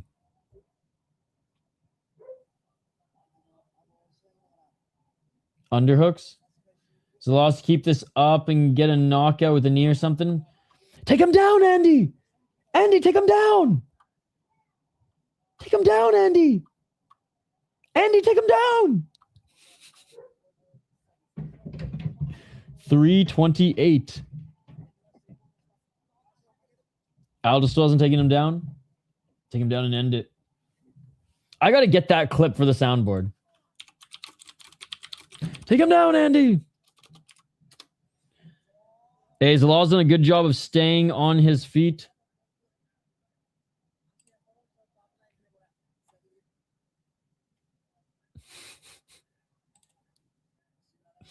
BJ Penn just yelling at Andy Wang is peak UFC. Wolves dominated the Nugs. 249. Zalal is all defense. All defense. 241.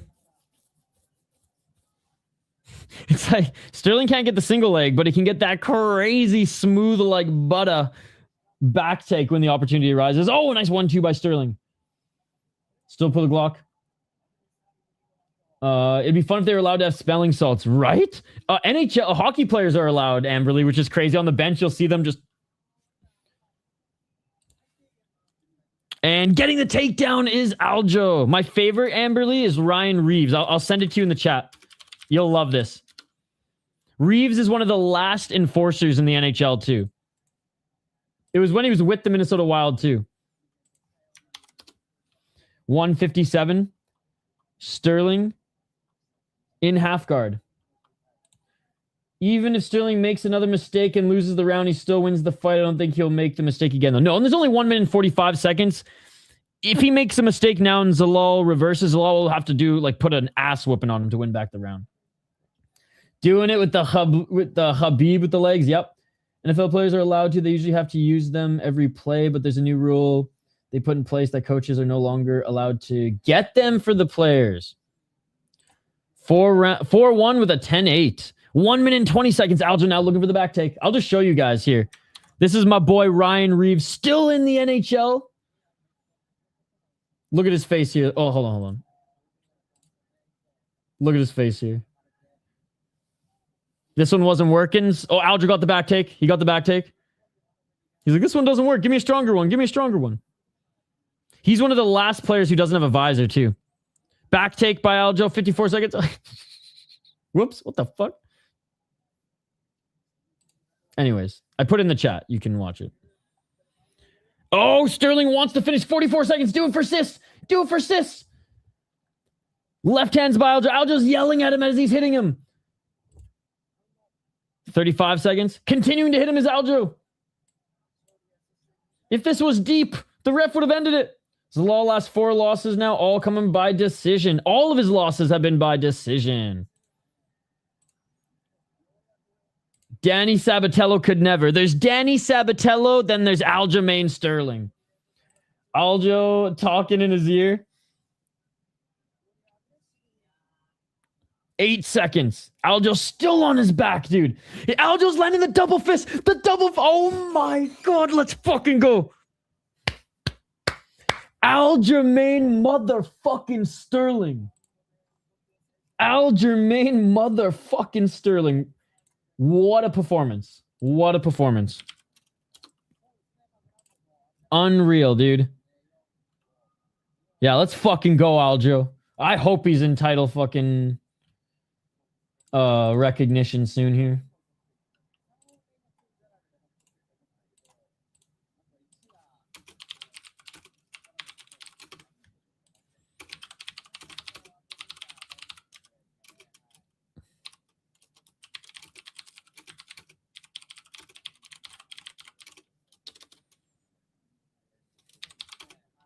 Dude, the Unks rallied tonight. Night of the Unks.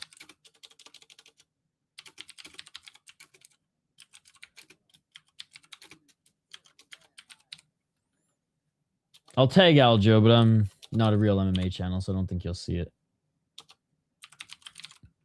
Is this Twitter Funkmaster?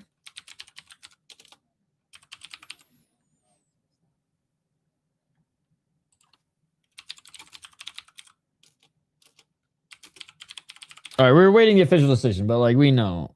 Funkmaster MMA, of course.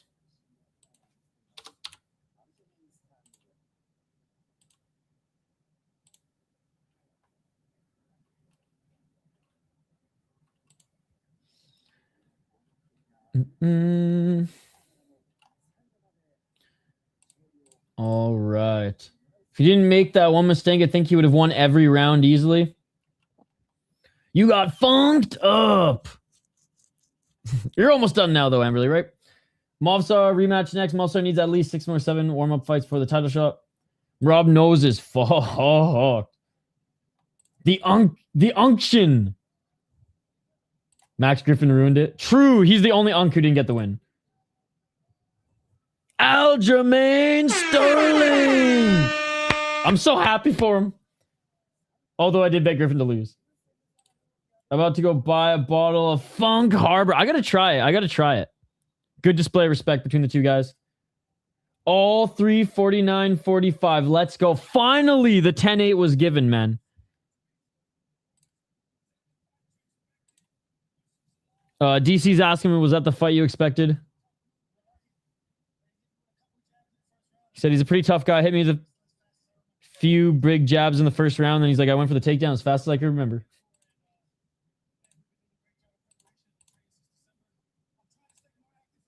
He's saying, I'm trying to stay more active. He's like, I'm an Unk. I'm 36 years old. He wants to come back. He said in the fall. The backpack, baby. What the fuck? Max challenge attempt succeeded? Excuse me?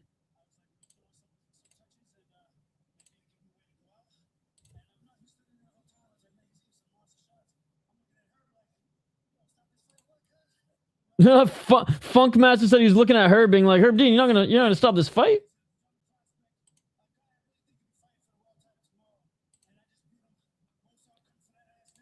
He's coming for Movsar's ass next. There you go. He said, Movsar, I'm coming for that ass. And he wants the championship next after that. He wants to make one last run for the title. Hey, Terrence, thank you so much for hanging out all day, buddy. Dude, Terrence has been in both live streams today. Have a great night, Terrence. Thanks for all the support you showed the channel. I had lost every single time. I had bet on Aljo before. I had a crazy streak, plus 120 sub decisions. The first Aljo bet I cash. Level showed there, yep. Took him to Funky Town.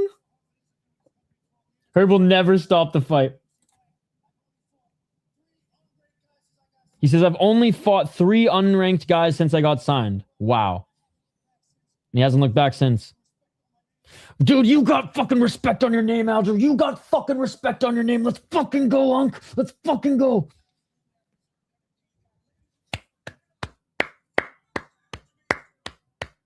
Great win, Aljo. Great win. All right. They're interviewing Youssef Zalal. I don't give a shit. Let's fucking watch some Andy Wang, baby. This is all we give a shit about. I have no say in the matter. I mean, yeah, this isn't, nobody can be a part of no team. It can't happen that way. So I talked to Jens and told Jens, here's the situation. Jens talked to his team and they all want you. So you are now a member of Team Pulver. This is after BJ Penn fucking kicked him off the team. I have no say in the matter. I mean, yeah, this isn't colors like we're in LA and Oh, this is not the one I wanted. This is not the one I wanted. Hold on. I'll find it.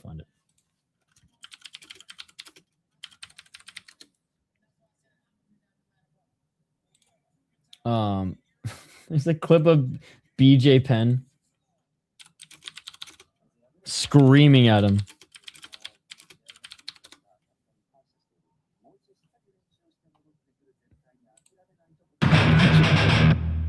Go. You're off the team. All the people. BJ practice. I asked the team. Come here. Where is? Oh, there's so many clips. Okay, this is the one. Dude, poor Andy Wang. Andy Wang was actually a pretty good fighter too. And he would have been beloved by UFC fans today because he would not grapple. He would only strike, even though he's a really good grappler. He'd go up against a better striker and he wanted to go out on his shield. So he just ended up getting himself knocked out so many times instead of listening to his coaches. And that's why BJ Penn couldn't stand him. After the fight, I felt really sorry. Andy, take him down! I know I let some people down, and that's hard on me. By the way, fuck Gabe Rudiger. Poor Andy. There's no reason to be sad. Because BJ was ruthless this season. you decided what you wanted to do when you went out there, man.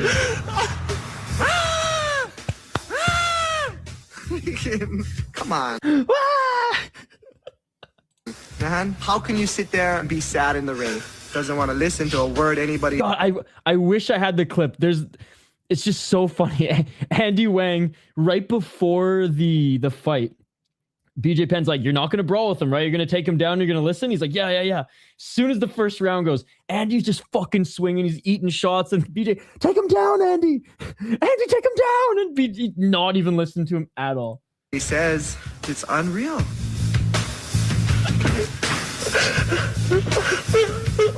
I feel like I let down a lot of people, basically. I didn't let myself down, but I know I let down a lot of people, and that's something I'm going to have to atone for. He thought, that's his bottom line. He thought he was going to go out there. Oh, yeah, this. Brawl, and everybody was going to hold him up and say that he's the greatest thing since Bruce Lee. Nope, it's done. Not even sliced bread, Bruce Lee, bro. Took a stab at him being Asian. He's fucking, I think he's Filipino or Vietnamese. He's not even from China, BJ. Come on. Your chances were over.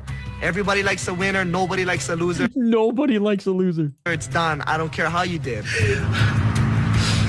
Disappointed that I lost, but I don't feel like a loser, honestly. I feel like people, when they see Andy Wang, they don't say, oh, he's a punk. They say, hey, man, this is a warrior. The production doesn't do him any favors. I love this line. This is a warrior. I think he actually fought in the UFC after. Hey, man, this is a warrior.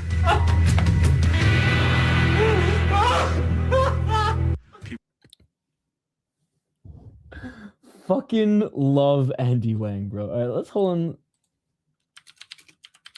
Let's take a look at Andy Wang. I'm fucking crying. Fucking love Andy Wang. The yellow peril.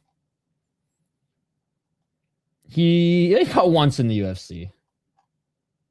Oh, he's better than his record shows. I'll say that much. He was actually really fun to watch fight. He loved to brawl. He would abandon the game plans to brawl, man.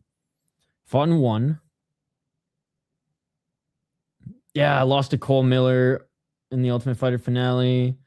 The Gladiator Challenge. Yeah, I never really beat anybody of note after that, but fun to watch on the come up, man. Fought in the Arizona Regionals and Super Brawl. I don't even think Super Brawl is a thing anymore. Andy fucking Wang, dude. Oh, the early Ultimate Fighters would just be nuts because that's what they wanted, all that shit. They wanted all that shit. Yeah, I know. And now he's famous for it. There's a lot of Ultimate Fighter memes, though. Everybody who missed weight and Dana White just carving them. Oh, man. Anyways, guys, I want to say a big thank you to everybody who joined us here today. We're going to wrap this up here in a moment. However, I just want to quickly go over what we got coming up. We aren't completely done this weekend. We got a few other things that we're going to get to. Let me share this. Oh, so good. I don't know if you go and watch. Do you know the account Larone? He every single season, he has found every highlight of the season and basically shortens it to like 3 hours. It's awesome. I go back and watch him all the time. For me, like there's not round one. Seasons 1 and 2 had really good drama, but like the fights weren't necessarily great, other than like obviously the Forrest Griffin and Stephen Bonner one. And like the challenge aspect was pretty dumb. 3 onwards, like 3 to like 13. And then there was some good ones in the teens, but once I hit like the 20s, it was like, yeah, Early Tough was awesome. It's literally what made me a bigger fan of the sport than even watching all the Japanese shit with my dad. Because I was 12 or 13 when the first season came out, and I watched it live on Spike every week with my cousins. Highlights for the prospects in which we saw, other than Lucas Brennan, the rest of them did really good. Poor Lucas Brennan. I posted a video about a guy getting his ear cut off even worse, or getting his ear bitten off even worse than Mike Tyson did to Holyfield. I would do a prospect report, which I'll probably do another one next week. So check out some of the new videos that we dropped on the channel. As always, we cover all sorts of combat sports every single week, ladies and gentlemen. We did a little kickboxing, Mexican MMA, Muay Thai this week. And we got one more. It's a lighter week for sure, but we will be back Tuesday night / Wednesday morning for one championship set. I got distracted by Norma Dumont. All right, so we've crushed all this shit. We'll be back at 4:30 a.m. Eastern, ladies and gentlemen. 4:30 a.m. Eastern. If you have a VPN, set it to Japan. You'll be able to watch free on Abima. And then Tuesday, Wednesday, we'll be live for One Sammer. Tomorrow, I might go live. It's Chris Gray's birthday. Contender Series isn't until the end of August. Chris Gray's birthday is this weekend, and he wanted me to... I've never had a Pop-Tart in my life, and he wants me to try every single kind, especially the kinds that were banned in Canada that you can only get in the States. So I might mukbang some Pop-Tarts, which I hate eating on stream, but literally my breakfast, lunch, and dinner is still sitting next to me. A half-eaten bagel. This is all I've eaten today. A little bit of a bagel. Setting my alarm now. Yeah, actually, you know what? I'm going to set my alarm with you. I've slept through the last 4:30 a.m. Eastern shows that I've tried to get up for. I've actually fallen asleep. I've slept through my alarm, so I'm going to actually set my alarm too. All right. There we go. But yeah, so I might be live on Sunday. If not, I will see you guys Tuesday, and then we'll do a membership stream either Monday or Wednesday. All right. I'll be live covering the Minnesota Wild on the Soda Pod, so be sure to check that out. Thank you guys for hanging out with us for UFC. Thank you guys for hanging out with us for One Championship. Thank you guys for hanging out with us for Glory. We'll be back later for more kickboxing. Rise right when the sun's about to rise, even before the sun's about to rise. Make sure you put them in the toaster and make sure you get the frosted ones. I have a toaster oven, so I'm going to do that. I think I'm going to just get every single one on the shelf. I think that's the plan. But comment on this stream right after I clock out what flavors of Pop-Tarts I should buy. My parents were like fucking hippie health freaks, so I wasn't allowed to have a lot of sugar as a kid. And then I just didn't end up craving sweets as an adult as a result. So I just never had a fucking Pop-Tart. Dude, Scott, my parents were so fucking I had some health issues as a kid. Like I was just a sick baby. I was fine ever since like toddler onward. I was fine, but I was like a sick baby. Doctors didn't know if I was gonna live, whatever. And I think it just tripped out my parents. So they were like health freaks, man. Like Scott, I didn't have McDonald's until I was 13. When I went to birthday parties, I wasn't allowed to have cake. My parents would give the parents who I went to the birthday parties as a kid their own healthy fucking, banana protein something, which whatever. In hindsight, it probably was pretty good. But like when all the homies are eating ice cream cake and you have to sit there with your little banana fucking thing. Every summer camp that I went to, I'd get a coloring book. Everybody else would get candy. So they were very, very strict on health and stuff like that. And then once I got a job in high school, I was like, fuck this. I'm going to do what I want. And I did. And I got like from 13 to 14, I was fat because I tried all the candies, all the sugar cereals, McDonald's, all that shit. And then after that, I started playing sports and playing music. And not even playing. Actually, I actually stopped playing sports, started working out a lot, like doing a lot of hikes, biking, and weightlifting. Actually stopped fighting around 15, 16. Dude, I had to go up a size in a fucking gi. My parents were too. It's understandable. He's Canadian. Unfrosted. I'm definitely going to go with the frosted. Although there were 2 Pop-Tarts that had too much sugar and they were banned in Canada. So I want to definitely find those ones because I feel like when in Rome. There's a bunch of stuff you'd never believe he's tried or been to. You don't even surprise me anymore. I have pictures just like you with a cigarette, but with a Budweiser bottle. That is awesome. Yeah, my old man didn't drink, but he smoked like a chimney. Which is ironic, Pops? Love you, but my dad is so healthy when it comes to eating and all that, and like pretty much everything, except he was addicted to the nicotine. My dad and mom made me bike ride every day, then run together, my entire family. That's super cool, though. That's super cool. Yeah, that's what you're saying. I remember your dad was 71 and preparing for an Ironman. That's so cool. Hey, tell your dad if he's going to do one next year, I should train and I'll train with him. Sorry for eating. I'm so fucking hungry. My dad was a police officer. Oh, that's fucking awesome. For 30 years. You can imagine the terror I was. Oh my goodness. It's so funny. One of my best friends in college, his dad, his uncle, his grandpa, all really respected cops in the community. And he was such a shithead growing up too. Now, ironically, he's a cop. He had to wait a year and a half to beat the lie detector test, though, because everything was just still too fresh, which I thought was pretty funny. Cherry, my favorite. Strawberries, the continuous, by far number 1 most popular, and blueberries are good. Okay, I was going to go for the fruit ones for sure, so thank you. Like, seriously, thank you for the suggestions. 2 finishes, but some really good fights, Alex. The Davey Grant fight in particular. Good to see you, by the way, Alex. My dad too, but my dad drinks at night and on the weekends. So my dad still, I think, has a ciggy every now and then too. We all have our vices. Like, there's more flavored Pop-Tarts too. Maybe I'll just like go live in the store and show you guys the selection.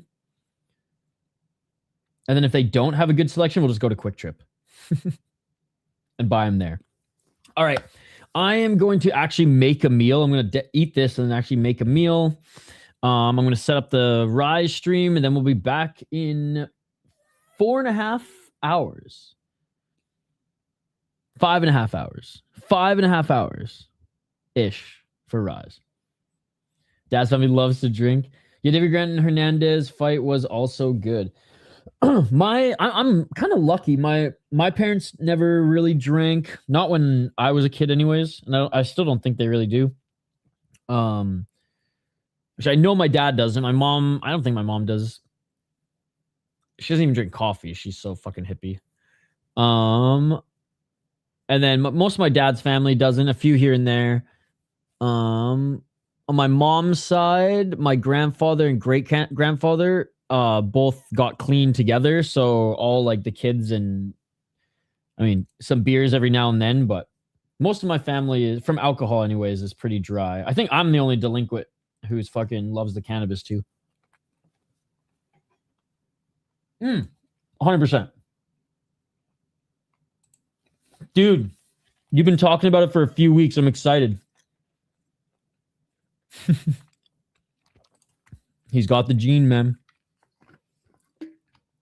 My friend's dad who taught me how to roll joints at 10 years old. I'd help him roll cigarettes. And I'd be like, man, I don't want to do this. We wanted to play video games or Smash Bros. Whatever. He's like, you're going to thank me someday. Bro, I thanked him that day. Or I thanked him. Fast forward, I thanked him. I don't understand how I was drinking like 3 of drug as a piss noodle. Hey, your liver thanks you. Your liver thanks you. Oh, all right, guys. Time to eat. Time to eat more than just a bagel. You guys are amazing. This was such a fun stream.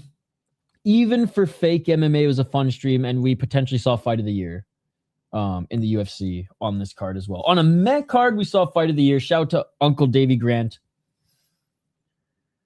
I haven't tried his beer. I've tried his whiskey. His whiskey was whatever. I haven't tried his beer yet. I do like a good Irish stout, though, so I'd like to try it in Ireland fresh, though, because same with Guinness. It's just so much better fresh. Hell yeah, guys. Hell yeah. Aljo did amazing. Amazing, just like you folks. I'll see you for Rise. If not, I will see you next week. Thank you so much for joining. Smash that like button and subscribe, and we will see you on the next one. I'm kidding. I won't do that to you guys.